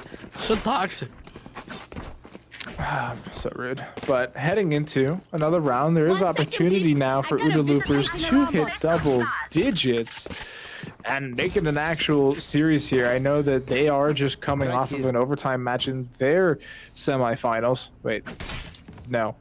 My brain went back too many rounds. It was not OODA Loopers in semifinals going OT. I do apologize. Unless they did, in which case I'm right, you're wrong. No, they did not. They smashed NorCal Esports 13-2. But It's all good. 12-9 is the current score of our best of 3 here, with that Astro Wall up in the air. Huddersfield comes out from the attacking side and actually takes down Sujai, making it this 5v4 situation. Yeah, and an interesting defensive wall, an even better attacker's wall, though, as it just cuts off this site, and it is quite literally, as she says, a world divided. As OODA Loopers, they net their way onto the site. Black Moose does find Cruxy. That was in market, if I'm not mistaken, and that's certainly a good start to this thing. There's 2 players playing around this triple box and ready for the push in before tomorrow, getting a forward position, unsure of how to take care of those, and ooh, takes an alarm bot to the face as well. Infamous with the frag. As that being said, there's 2 players on the line, but look at the low HP, and there's the first from before tomorrow, following up with yet another one. Can't find more, does just that. It's 3 for before tomorrow, and Black Moose with the second as well. It was 2v4, and Super Squad, they win it out regardless. That's a cent going the way of Super Squad, and that was OODA Looper's pick. Man, that was actually an insane turnaround. I mean, you said it yourself. They had the advantage on OODA Looper's side there in the final round there. Spike down, wall was up. Actually, that was, I believe it was the retake wall coming up from before tomorrow, completely blocking off that B garage. And they never really over pushed on through it. So there wasn't like that flank position. Before tomorrow was able to safely push up catwalk, just rain terror down on the side of OODA Loopers as well. And what they get 3K, they basically won the round solo. They get a little bit of help from Black Moose, but that was pretty solid. Hey, no doubt about it. I mean, it was very solid. Realistically, I was honestly just personally I was very impressed with 2 things from OODA Loopers. I think that number 1, I was definitely very much into the way that they played their attacker side. I liked that. It wasn't enough though. Their defense was just it was bad. And in fairness, Super Squad's attack was really good too. I don't really know how much to credit Super Squad's attack versus a bad defense from OODA Loopers, but I think that it's more towards Super Squad's attack. But that really is what made it very difficult. Despite that being a defender-sided map, I think that OODA Loopers, they needed to get more on their defensive side, but I liked what they were giving us, and as we move towards Split, it could be interesting. Yeah, and I mean, I think a lot of it really comes down to, like, compositionally, they're very similar, where it was the single duelist, they had the Sage, they had the Astra for the smokes. But when you looked on the offensive side, you know, both between the OODA Loopers and the Super Squad, attacking sides, Super Squad had the aggressive duelist in Jet, so you can be very quick to the punch. You can, dash into the site and like be a distraction, because all of a sudden you have to follow the wind and just be like aware that there's potentially somebody either to the side of you or even behind you to a certain degree. Whereas on the side of OODA Loopers, they had the Phoenix, so you don't have any quick movement abilities that force action, that force attention. You get a curveball, but like, just look away. Like, you don't have to worry about somebody being like next to you. And even if you don't want to look away, just hold left mouse button. And all of a sudden you train on the doorway, you're spraying down. They can't advance. If they do advance, they either take damage or die. And it's just a very different set of conditions that you have to be aware of. Certainly is. And well, speaking of a different set of conditions, Doc, Split, a very different set of conditions to the Ascent map that we just took a peek at. And I'm certainly excited to see what that will entail as we get straight back into this character selection. Potentially, we could see a 2-0. I mean, Super Squad, they picked this map. Now, granted, I've seen OODA Loopers play this map. I haven't casted it, but I've watched them. I don't know if it was in the Moonrise tournament or if it was in a Pit of Valor a couple weeks ago. I looked back in Pit of Valor, so I don't think it was that. But they had a pretty nutty 3-map series that OODA Loopers in one of those things. And I was impressed with their split there. I don't know if it's going to be good enough to take down Super Squad, though. I mean, especially after that map 1, with how practiced Super Squad seem to be. It's definitely scary heading into now their map pick and being able to, see what they have planned and prepared for.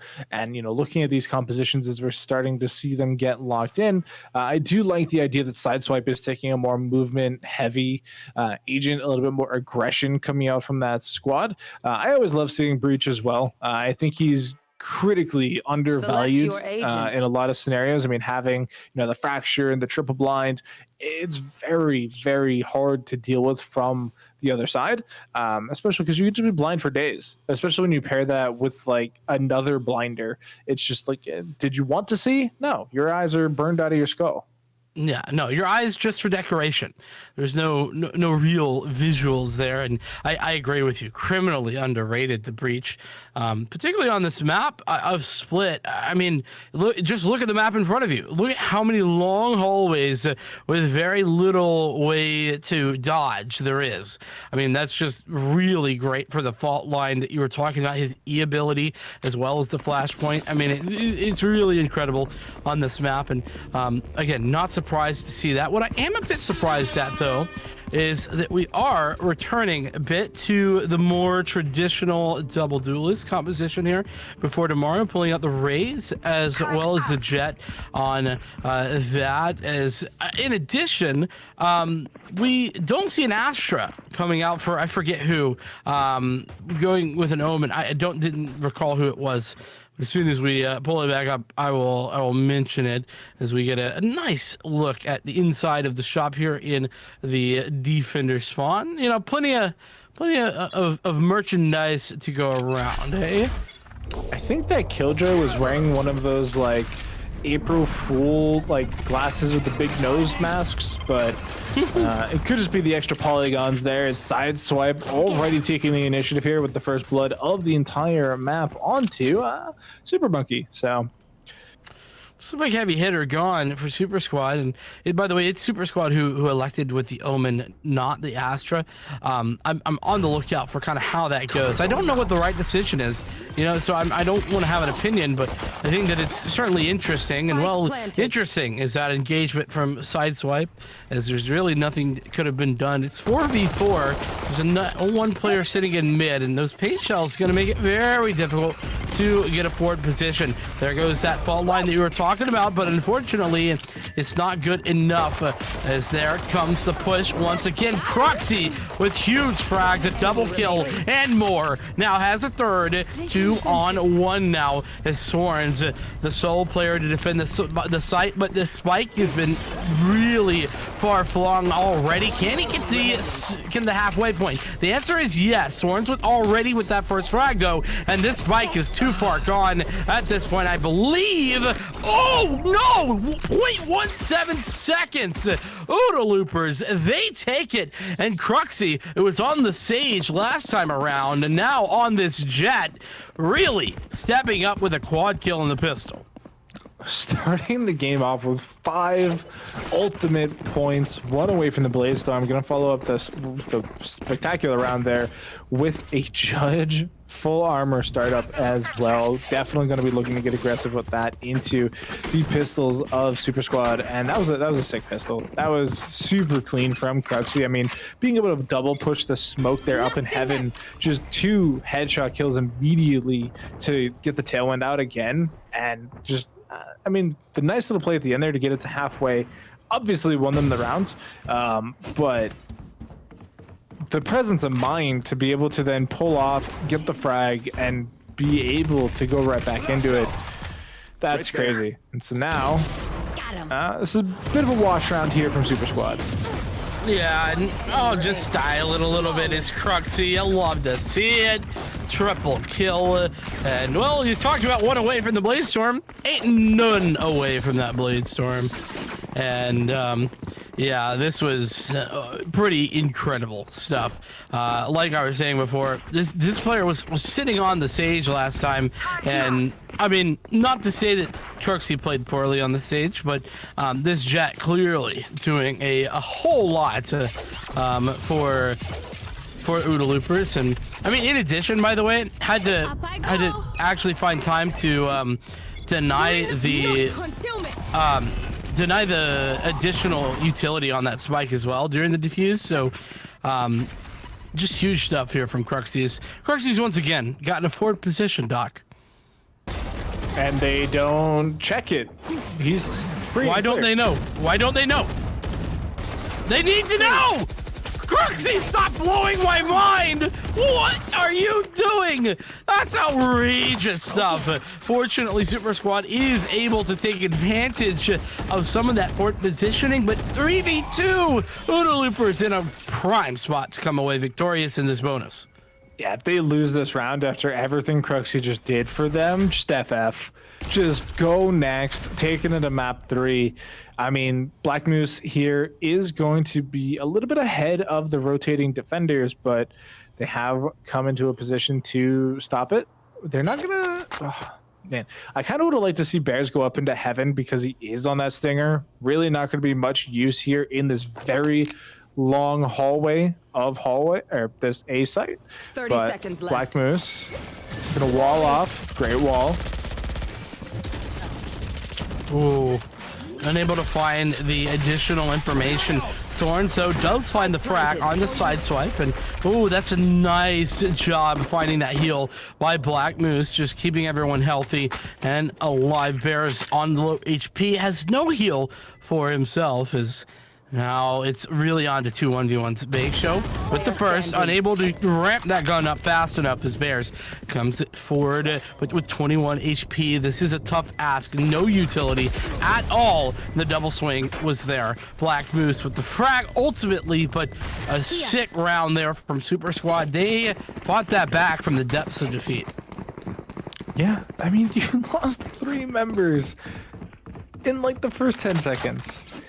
Cruxy is molding. Like, oh man, that is the type of play that, like, if you're in a solo queue game, they just leave. Your jet just disconnects, and Cruxy now has to stick it out here with the rest of this team for a lot more rounds. But they have a real gun now. They have that operator. They are going to be in a position to really die, as they are the first one down. Oh, what a turnaround. Well then. That's unfortunate. How they have fallen. Oh man, you'll love to see no, that. not that wall. Not that wall. Why not that wall? Tell me. So I don't know if you are aware, but that wall kind of funnels all of the utility into one spot, and you have no way to escape from it. So that paint shell just blows up on your entire team. If you have a Molotov, just blocks the entire team. If you have bullets, blocks the entire team. And that wall just funnels you into that one tiny hallway, and it doesn't allow you to split the site where one person can go hard right, another can go straight. Infamous. That wasn't even there. Bears just got annihilated. It really did. Before tomorrow with a nice frag, and appreciate the information. I will keep that in mind. Make a great point. And ooh, Super Monkey's operator seems to be more effective than Cruxy's was. As before tomorrow, utilizing the showstopper to great effect. Maybe you could argue a bit unnecessary in essence, but Sideswipe now the sole survivor of this devastating round. Gets one, maybe a second. That's the showstopper ready and waiting. Could have got that third, and that showstopper would have been massive. But Black Moose gets the res onto Sujai. They're just for, you know, the extra economy. But Super Squad, they have responded. They're now tied up.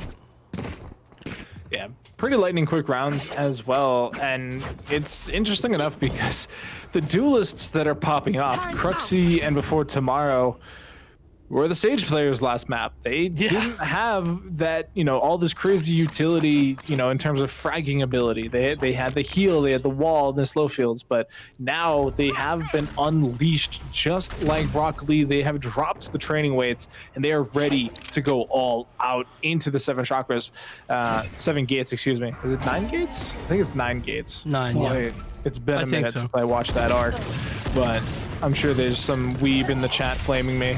Oh, I'm sure. I mean, listen, at no point, if there's not a weave in the chat flaming you, you're doing it wrong, Doc. You gotta understand how the world works. So, That's true.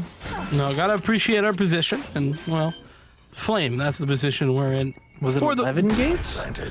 Don't. You're making it worse. It was a lot of gates. Just stop. I'm cutting you off. And, well, Super Squad trying to cut off this defense as they look to push back in before tomorrow. Doing a great job of just that. Swarns as well. That Blade Storm online. But is it going to be able to find much of anything? Cruxy is there. Has been a big fragger, but nearly finds 3 players. And, oh, shot through. That Nebula is not what you wanted to see. The sole survivor was theirs. Sujai quickly dispatches that one, and Oodle Loopers fall. Super Squad take their first lead of this game. Well, now, where have I seen this series of events before? Super Squad, once they get those rifles in hand, it's just so hard to stop them on the attacking side, especially when what we've seen so far is that they heavily impacted the economy of Voodoo Loopers by stealing away Crux's operator the last time they had it. And so, we're still seeing, Super Monkey with that in hand, 7,600 credits on that jet player. They could rebuy it and then some if they fall here, but Cruxy, once again, no armor, so they will die very fast if they don't get the frag, and they're lined up for it. They knock him down. The second one here from Super Monkey doesn't quite connect, but they're trying to spray through the box, and they're forced away. They spotted the shoulder. There it is. Cruxy with more. That's a huge frag. And Cruxy comes up even bigger, taking down the opposing operator of Super Monkey in their stead. Now, it's going to be the wall coming out here for Black Moose, trying to find something, but, something, you really got nothing. At least not right now. As some space gained off the back of that wall as the spike moves over towards A, but this is very obvious. Fortunately, Swarns is in a pretty nice spot. I don't know if this is going to net much of anything, but remember last time this scenario came down, Doc, 2v4, we saw Super Squad win it. Yeah, it's definitely doable, although I will say last time that it was SMGs on the side of Oodle Loopers that may or may not have played a very big part in the round actually going the way of Super Squad. But this time, I'm very curious to see what the actual timing plan, because Bears, I thought he was going to look the other way. I did not think he was going to turn left. But yeah, 2 frags, they didn't check it. Super Squad just didn't look to the right. They were so concerned about the spawn side flank that they weren't ready for the guy in the corner. Man, that's frustrating if you are Super Squad, but a great job right there from Oodle Loopers to put themselves in a good spot, right? They win that round. They tie things back up, and granted, there is plenty of cash to buy back in, but you got a couple of big ultimates here for the defense. Rolling Thunder available, as well as the Cosmic Divide that can be very effective here. Being said, before tomorrow, very effective, right up until sideswipes their head with a bullet, as Super Monkey has gotten mid control and this upper area controlled, but not much more. That's an interesting from the shadows, purely for information. Has a spike in hand there, does the Omen, but not really going to commit off the back of that. There's players here at B, but I'm not sure what the holdup is. As look, they're taking so long that the rotations are coming back over towards A, at least for just a moment. And Cruxy's operator is ready and waiting. It's incredible. A double frag for Cruxy. They're just swinging without the utility there. And Super Squad, I think they were looking for a cheeky timing or something. Doc, can you explain? I don't know what the heck they were thinking. They just slowly walked out into the heaven position, and Cruxy said, yeah, wham, bam, thank you, ma'am. And just took their souls. Like, I just don't know what they were expecting to happen in that scenario. Black Moose just not getting any of the shots on target. Sideswipe chasing down Sujai with the rocket there, and just, I don't know. Super Squad are falling apart. Okay. It's a little early to say they're falling apart. Is but, it? Yeah, it's a bit early. It's two rounds in a row? Cruxy? It's 2 rounds. It's 2 rounds, okay? It's a bit early, all right? I gotta say, that being said, they certainly fell apart those 2 rounds.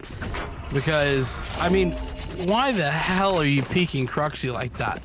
3 players just swing Cruxy in mid alone, and then that one, I mean, a bit more defendable because you had utility there holding back Cruxy, but then it got destroyed. And but like, you got to be aware of that potential. Cruxy tries again for an aggressive peek. This time misses the shot and gets punished pretty heavily for it. Infamous now dropping. Wrong decision. Sudrai and Super Monkey both come in for the help, and that's a big victory. Not quite sure how Bake Show is aware of this, but he's right. There is one player here, and Bake Show finally onto the board. First frag of the game for them is now both players still here, and Bake Show with the utility, the Nano Swarm that time, able to connect. Still 3 versus 1 though, as the trade came through, and Sworns, oh man, what has happened here? Why? Super Squad, they've just given everything away for no reason whatsoever. They had an empty A site, they got 3 picks a day, and so they were like, yeah, let's just push 2 players at B for no reason at all. As, I mean, it's 2v1, but still, I'm mad. I'm mad. That's what I am, dog. I'm not happy. Yeah, I do think that the decision to go B based off imaginary rotations, it's a good idea in theory, but it might have been They're playing split, Doc. Yeah, it might have just been a bit too big brained. You know, it was very reminiscent of that A split that we saw on Ascent last time, but oh no, it's scary time. Gosh. Oh, it's getting scarier, but Get off my back. Guys, I have to tell you, you should try to peek together.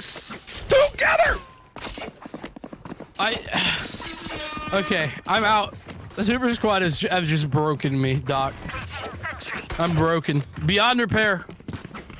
It's just what? Guys, you guys lost it 2v5. I don't really know how to break that one down for you, Vincent. No, I'll break it down for you, Doc. They screwed up. They peaked solo. They didn't play together. That's it. They did the thing. They did. The one thing you're not supposed to do. They almost did it again. Cruxy down to 69 HP off of that paint shell, but was almost rewarded with a soul for it. And oh, the side swipe. P gets 2, gets nothing more than that as Black Moose puts him down, but it's already a 3v4. And look at all the ultimates just primed and ready from the loopers there. They have just the Rolling Thunder, the Blade Storm, the Lockdown. This round is chalked. Super Squad are going to have a lot of making up to do, as Infamous just gets another frag. And another. And another. Recovering it. I want to create a tab real quick, Will, our observer. I just want to take a look. So this time last round, or 2 rounds ago, Bake Show was 0-5, by the way. Now has 3 frags. Congrats to Bake Show for getting on the board, and also just getting Nano Swarm kills. So like, that's just such a horrific couple of rounds there for Super Squad. I mean, not only do you give away that 2v5, but then you let Sideswipe just kind of manhandle you over in mid. I mean, everything just coming up Cruxy right now, to be honest. Yeah, Cruxy should come into this game after the game they had in game number 1, which wasn't bad. I mean, we already talked about Cruxy's game 1. It wasn't bad by any means. They were just on a very different playstyle of an agent, and so now they're literally unleashed. Cruxy's role was different, like within the team. Yeah, and so I don't know if Super Squad just didn't expect this type of play, because it is night and day playstyle-wise from map number 1, and so now Cruxy is just obliterating both teams. Like, they're just breaking the server at this point. At this rate, they're still alive. They have a billion kills. They've had the operator for 17 rounds in a row, 10 rounds in, and I don't see a way for Super Squad to break it out of their hands with the way that they've been playing. They're so slow around these corners. Like, they're trying to ego chow, but like lazily, for lack of a better word. They're just like, oh, I'll just like slow peek the corner and just hit the headshot. And Cruxy is punishing them for it every time. And it's not how Super Squad played in map number 1. They were like lightning around the corners, just hard swinging, spraying down the enemy, hitting those headshots. And this time, like I said, they're just slow about it. This has become a mental game. Right now, it is entirely about whether or not Super Squad can recover from that 2v5. They know they screwed up. They know they did. They know how bad of a flub that was, and they know they needed to pick it up, but can they recover?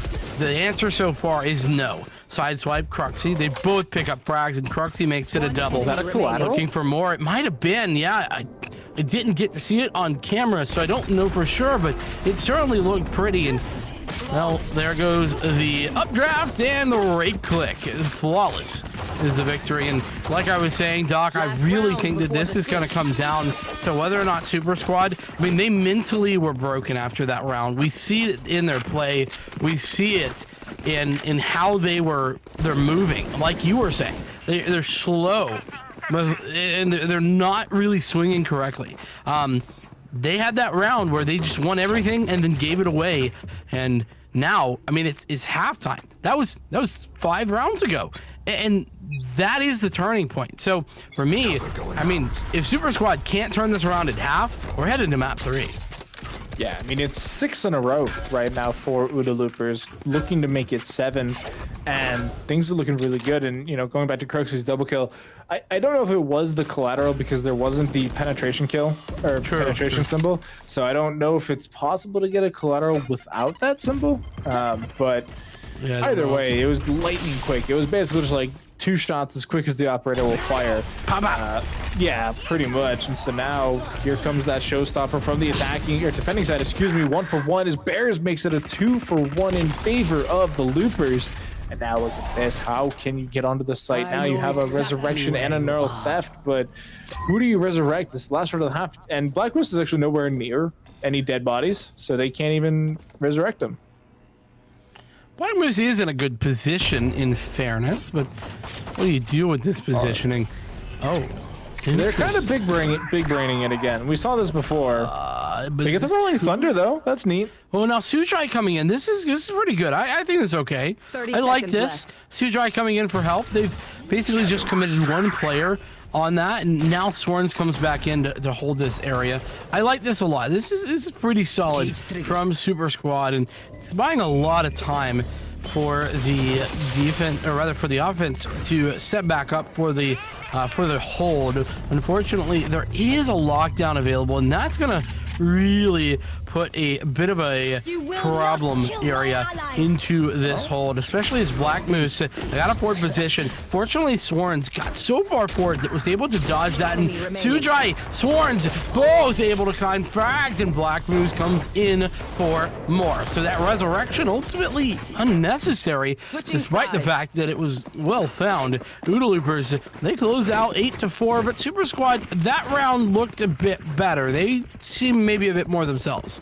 Yeah, that was definitely a much more Super Squad style round, and you know, a lot of it came off of the back of, you know, the big brain play where, you know, I was a little hesitant because it was very similar to the one they'd kind of flubbed earlier in the half, but when it works, it certainly works. And I mean, having that Rolling Thunder go the wrong way was a huge boon to the, you know, retakeability of the anti-retakeability. It's tough verbally going back and forth between retakers and defenders and rada.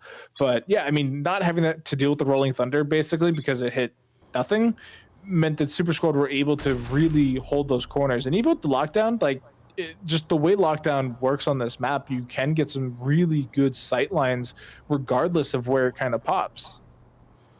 Certainly can, as we are headed straight into the second pistol round. OODA Loopers looking to push onto this A site, it would appear. Swarns is here with company. It's the first tag, or rather look with that camera. The utility goes down, taking pot shots through the smoke. Fortunately, I'm unable to connect, though what is connecting is those paint shells doing lots of damage to Cruxy as well as to Sworns. Gets a heal, though, and nearly gets taken out. That being said, gets away, comes back for more, but Cruxy is there for the frag. It's 4-on-3 now. Low HP for a couple of players here, though. Super Squad certainly could take this one, but that's a nice frag there from Infamous, and trades going back and forth now. It's just Black Moose left alone, low HP, but 2 low HP players as well in Bears and Co. And what a unfortunate position. Bears and Sideswipe playing a correct angle, playing the crossfire, and just take them out. Yeah, Bears was almost bait there and didn't even realize it, but it is going the way of Little Loopers, and by the minute it's looking closer like we're going to be heading to a map number 3 here tonight, Vincent, because it's looking pretty lights out here for Super Squad. I mean, I don't know if they just hit a wall fatigue-wise. I mean, like I said at the beginning of the last map, you know, we're hitting these late stages of the tournament. You know, we've been here 7 hours now, and these teams have been playing a lot of Valorant, so maybe the fatigue is just really catching up to them at this point. And what an unfortunate time for it to really pop up if that is indeed the case. But this is their map pick. I feel like they should be looking better than they realistically have been. I think I hate to disagree with you, Doc, but I really think it's that mental game. It's that one round that really turned the mental around. And I mean, that's a nice opening frag there from Sujai. Maybe a bit over aggressive from Super Monkey, and Cruxy there coming in for the frag. Bears as well chimes in, and well, one player left alive. That's Sujai, who opened the round, now closes the round with their death on the A site. The Super Squad, they fall once again, and it's double digits for the OODA Loopers. Yeah, double digits. We are going to get a rifle round in from Super Squad, though. So this is when they've typically been able to turn things around a little bit. You can even see it in the first half. The rifle round was the first time they won a round. They won a couple after based off the economy. So, I mean, this is really going to be for them to start this comeback season. If they can't win it here, if they can't win the next one after it, they are in a world of hurt, especially looking at this buy. Like this one rifle and a bunch of pistols on the side of Little Loopers. So if you lose this round, it is just entirely chalked. Yeah, I mean, I think we're talking map 3 if this round does not go the way of the Super Squad, though, like you're talking about, they do have a significant advantage when it comes straight down to the weapon duels. We'll see how that goes, though, as Cruxy's in a very forward position before tomorrow. Going to be the first to take the fight, unable to correct the spray for the second bake show with the trade, but Super Monkey is there and has the frag. Bears falls, so all things considered, not too shabby. Cruxy as well just gets a 1-for-1, so this is looking very, very solid, and indeed it is. Black Moose, the 2 frag there to close out the round for Super Squad, as they have gotten right back into things. It's now 10-5. All right, well now comes the kind of how I say an intersection, a split in the road, because OODA Loopers, right, Vincent, for the most part fully equipped. Cruxy is going to be rocking the knives, but I can't fault them for the way they've been playing this map. But 23-7, by the way. Yeah, just by the way. But this would be a time. This is going to be a real split in the road, because OODA Loopers, they're basically fully equipped here into the same fully equipped Super Squad. But I mean, the way OODA's been playing, they've just been all over Super Squad with no real chance at like recovery, and so Boomba's gonna fall, but here comes that slow orb to delay the heaven play. And OODA Loopers there, they were playing slow. They were waiting for the overaggression from Super Squad, and they got it, and they got it.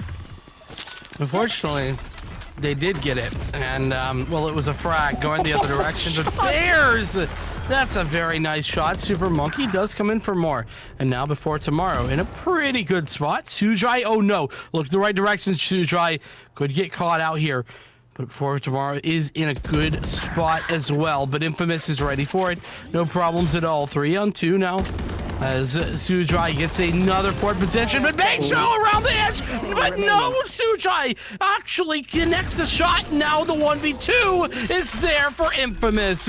What a play, a quad kill for Infamous in the round, and man, that is a round that OODA Loopers won that they probably shouldn't have. That might just do it. That might just be the round that closes it out, because it is 11 on the board. You can see Super Squad. They're playing with their economy a little bit, just trying to make something work. If you buy up here, you're playing for the potential victory, because your next round after this not going to be great with 100 credits. They will have the second round loss bonus, but yeah, buying up here means you're playing for the win. You're not playing for that 12-12 tie. Turns out you're not playing for any of it. Yeah, well, Super Monkey ain't playing, not this round. At the very least, Paranoia comes through and blinds a couple of players up, and in fact, Sujai with a double frag to get a lot of prime position there on the B site. Big Show does find one frag through the smoke, but that's, you know, not too shabby. 3v2 now, the defense favored Super Squad. I mean, like I said, they're playing for the win at this point, and I can respect that, despite the fact that it's maybe a long shot. Either way, the spike is dropped, and there's 55 seconds left, Doc. Black Moose, playing with the idea of picking up this rifle, is going to be finally able to grab it down to 16 HP before tomorrow has a nice little trade for it. This round actually going to be in favor of Super Squad, I have to imagine. Although Bears has done it before. Yeah. Probably not, though. Probably. If they win this round, I'm literally turning my computer off and going to bed. I mean, if they give away another 1v3, like, that's just ridiculous. Black Moose, that doesn't work in this game, mate. It just the flashes come from like the wall and like a bird. You didn't have a flash member. You usually don't have any flash members. I guess the Paranoia counts as a flash, but outside of that, I need this. Thank you. Yeah, that's true. Yeah, it depends on like your classification of blind versus flash, I guess. But I mean, whatever. I mean, mechanically they're the same. Although no, blind has the audio difference too, I guess. But well, yeah. I mean, they support the same function to deny vision, sight, whatever, and potentially audio as well. As well, Croxy can't do much of anything. Sitting in a cloudburst has this frenzy ready to go. A nice little dragon down the mount. Sujai, nice shot through the box as well, just for good measure to make Croxy ultimately angry. This could be a good connection on those paint shells from before tomorrow. Unfortunately, the timing a little bit off. So a nice job to find a site plant on this eco round and sideswipe a frag as well. Black Moose does trade, but nonetheless, a pretty good position. Still 4v2, though. The resurrection comes through. Now there's one player left, and that was Infamous, and Infamous falls. So it was an eco round, yes, for OODA Loopers, but Super Squad pretty dominant as they get that res to keep everyone healthy economy-wise. And I said they were playing for the map victory. This is definitely the path to that said victory.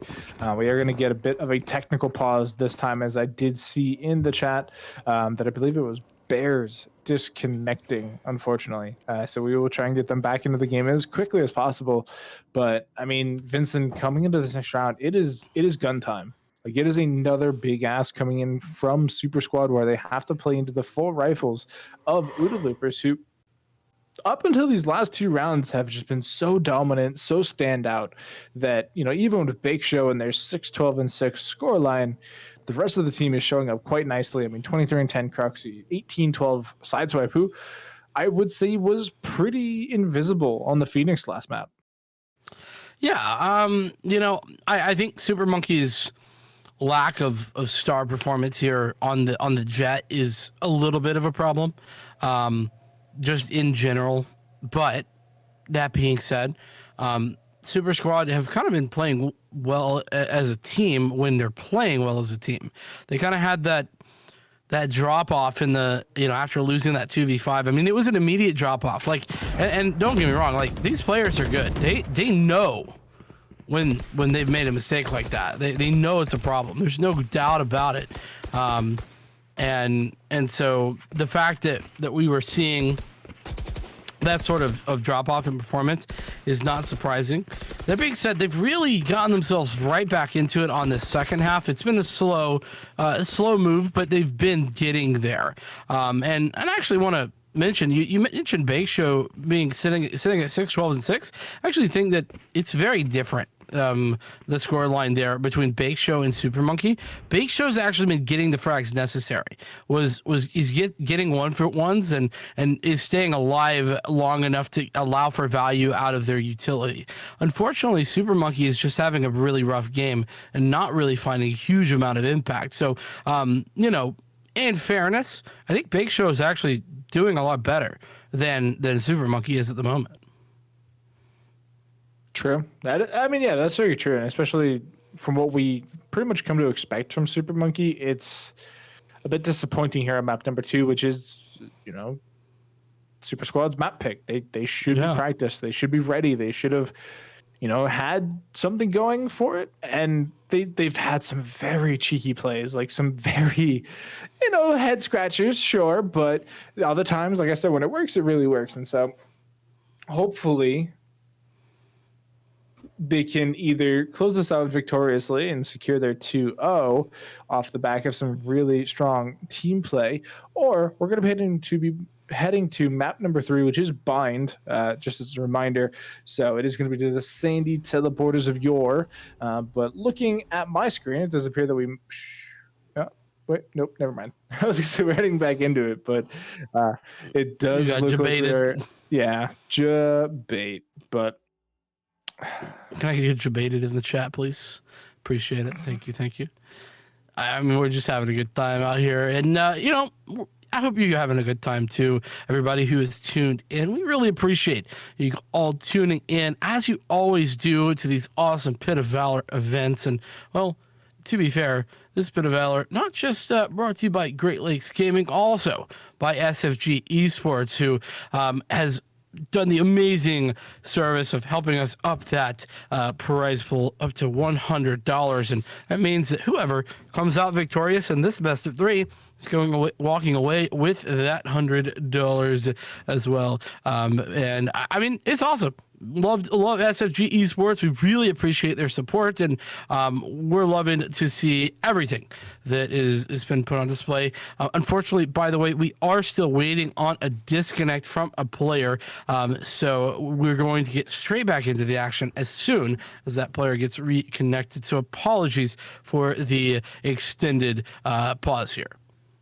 While we are in this pause state, if you are looking for a wonderful, delicious meal replacement for all of your hunger needs, since, again, it is quite a late night, be sure to hit up drinkcontrol.com and use code GLG10 for a bit of a discount there at checkout, and you can keep nice and full even on those long grindy gaming sessions, whether you're grinding out PvP gear in Destiny, or if you are just trying to get that next rank Iron 3 in Valorant, what have you got to stay fed, you got to stay focused, and Drink Control will be able to get you that. Now, again, hopefully Bears internet is not going to be gone forever.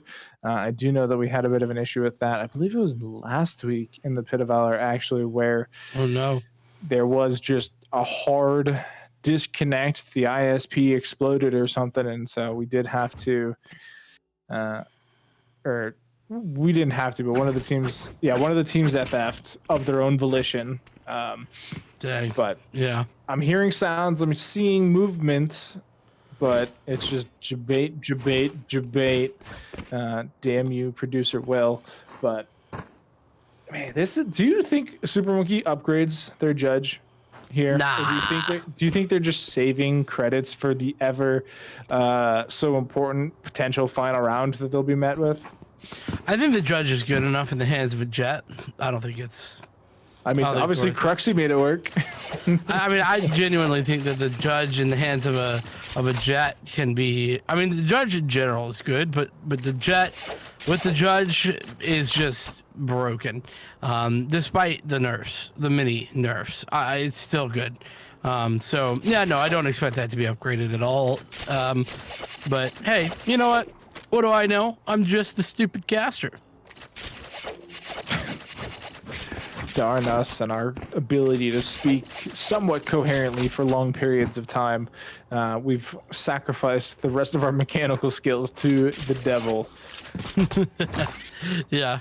Wait, what was it you were saying earlier? Sacrificing all mechanics and everything else to the voice speaking and anything more. But either way, no matter what the sacrifice, it is a sacrifice to the gods. Sideswipe comes in and gets dispatched by that judge that we were talking about.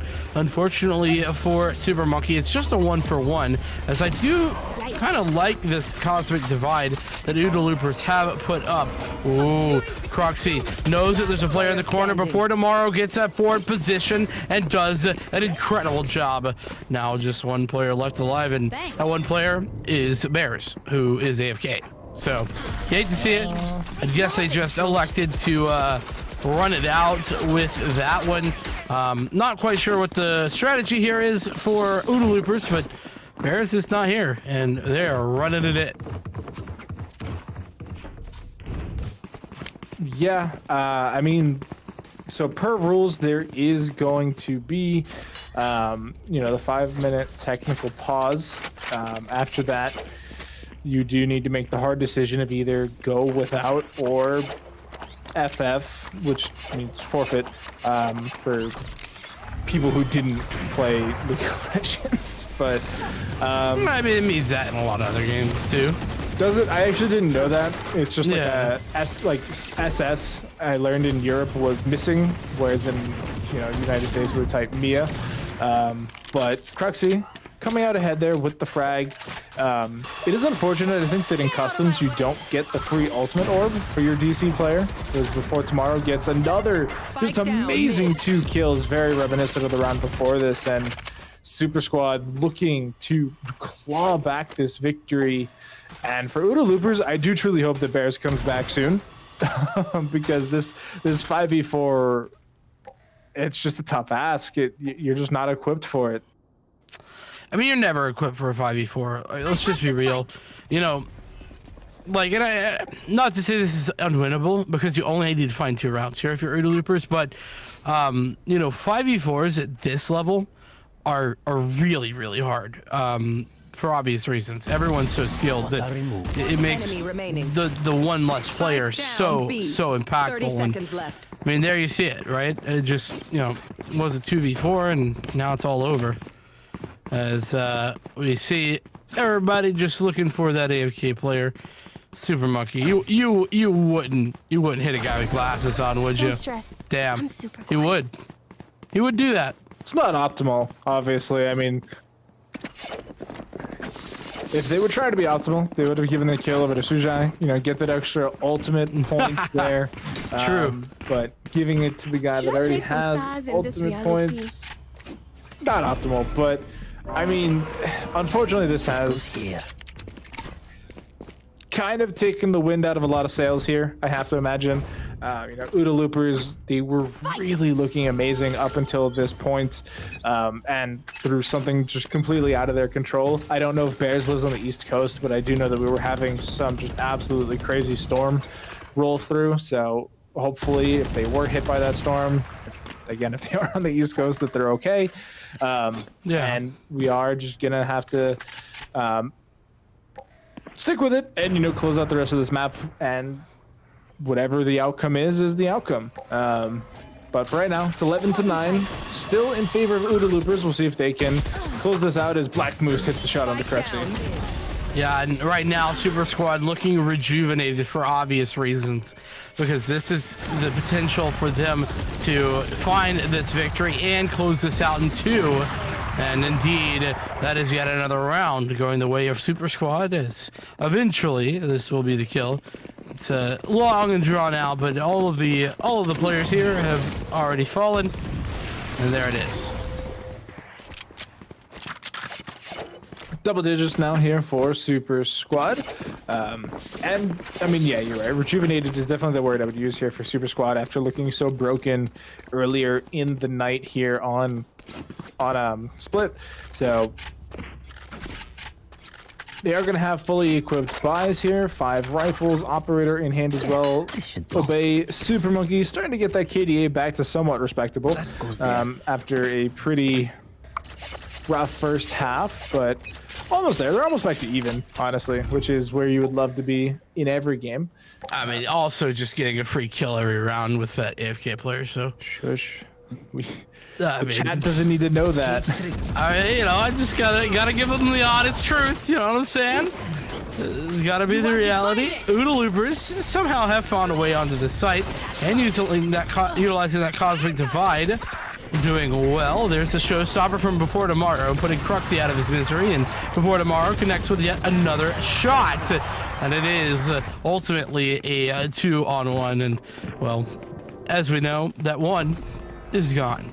So I mean, this is just very, very frustrating, very, very unfortunate for the entirety of Oodle Loopers.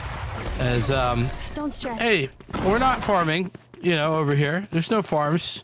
Super Monkey just is getting these frags legitimately. Speaking of farms, save the bees. 11-11 now here, tied up across the board. Where did that come from? Just out of nowhere. I saw something on my second monitor. It was a black and blue bee. It wasn't yellow like you would typically expect. It was. Oh, that's terrifying. I don't mind bumblebees. Hornets obviously are a problem, but bumblebees they don't bother me because I don't bother them. Wasps are a menace to society, let me tell you. Well, I mean, yeah, the problem is wasps just don't do anything productive. They're just there to hurt you. So just like that, Super Monkey bringing some pain on over to the Oodle Loopers with his operator, Sujai, and Before Tomorrow also picking up frags, and it is just the one player Infamous here with their sheriff. Maybe gonna try and get some cheeky rope kill, but are they ready for it? They were not. Ooh, more question mark. That move bot was just so confused, could not figure out what was happening right there. That was actually very funny, but an unfortunate match point right now for Super Squad in that Oodle Loopers, they were in the driver's seat. They lost a key player in Bears, a key initiator in the breach as well, and now they're staring down the barrel of match point after losing map 1. I mean, I really feel for this Oodle Loopers team. Yeah, this is such a rough way, and it is kind of unfortunate that 2 weeks in a row now we have been plagued by the internet issues, but I mean, we're in an online world right now. We're basically to the internet gods. And so it is unfortunate. The teams are making do best they could. Oodle Loopers, I do want to tip my hat to them for going 4v5. That's planned it out. Yeah, that's so mentally taxing after an already long day.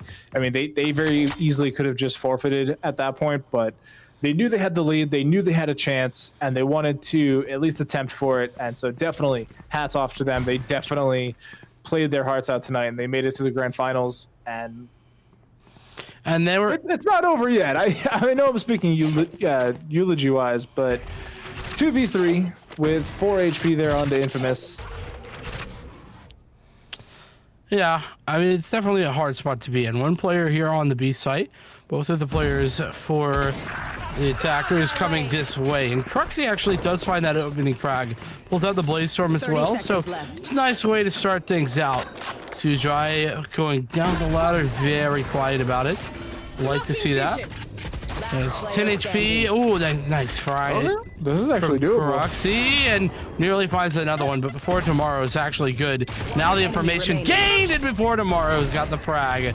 So doable, but not done, as Super Squad take the game.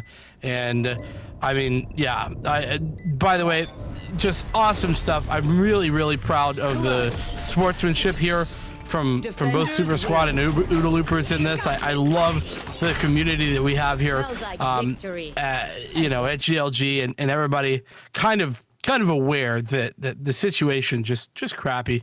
I mean, it just is. Like you said, an online world, we have to deal with online problems. And what can you do? Unfortunately, Bears Internet decided to take a poop at the wrong time, and that just nets Super Squad an easy map 2. Now, granted, I think Split definitely would have gone OODA Looper's way.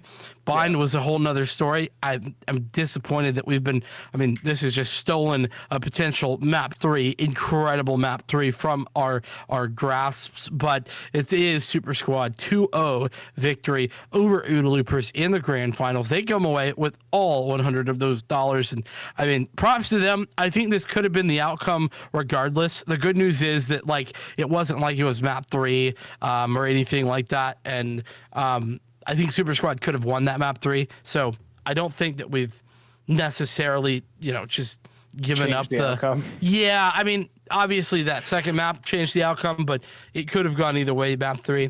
But yeah, congratulations to Super Squad and commiserations. I'm really, really happy with what OODA Loopers tried to do. Planned it out 4v5. I mean, that's tough mentally. It's tough just because how hard it is. And like I said, at this level, that's just not something that's very feasible.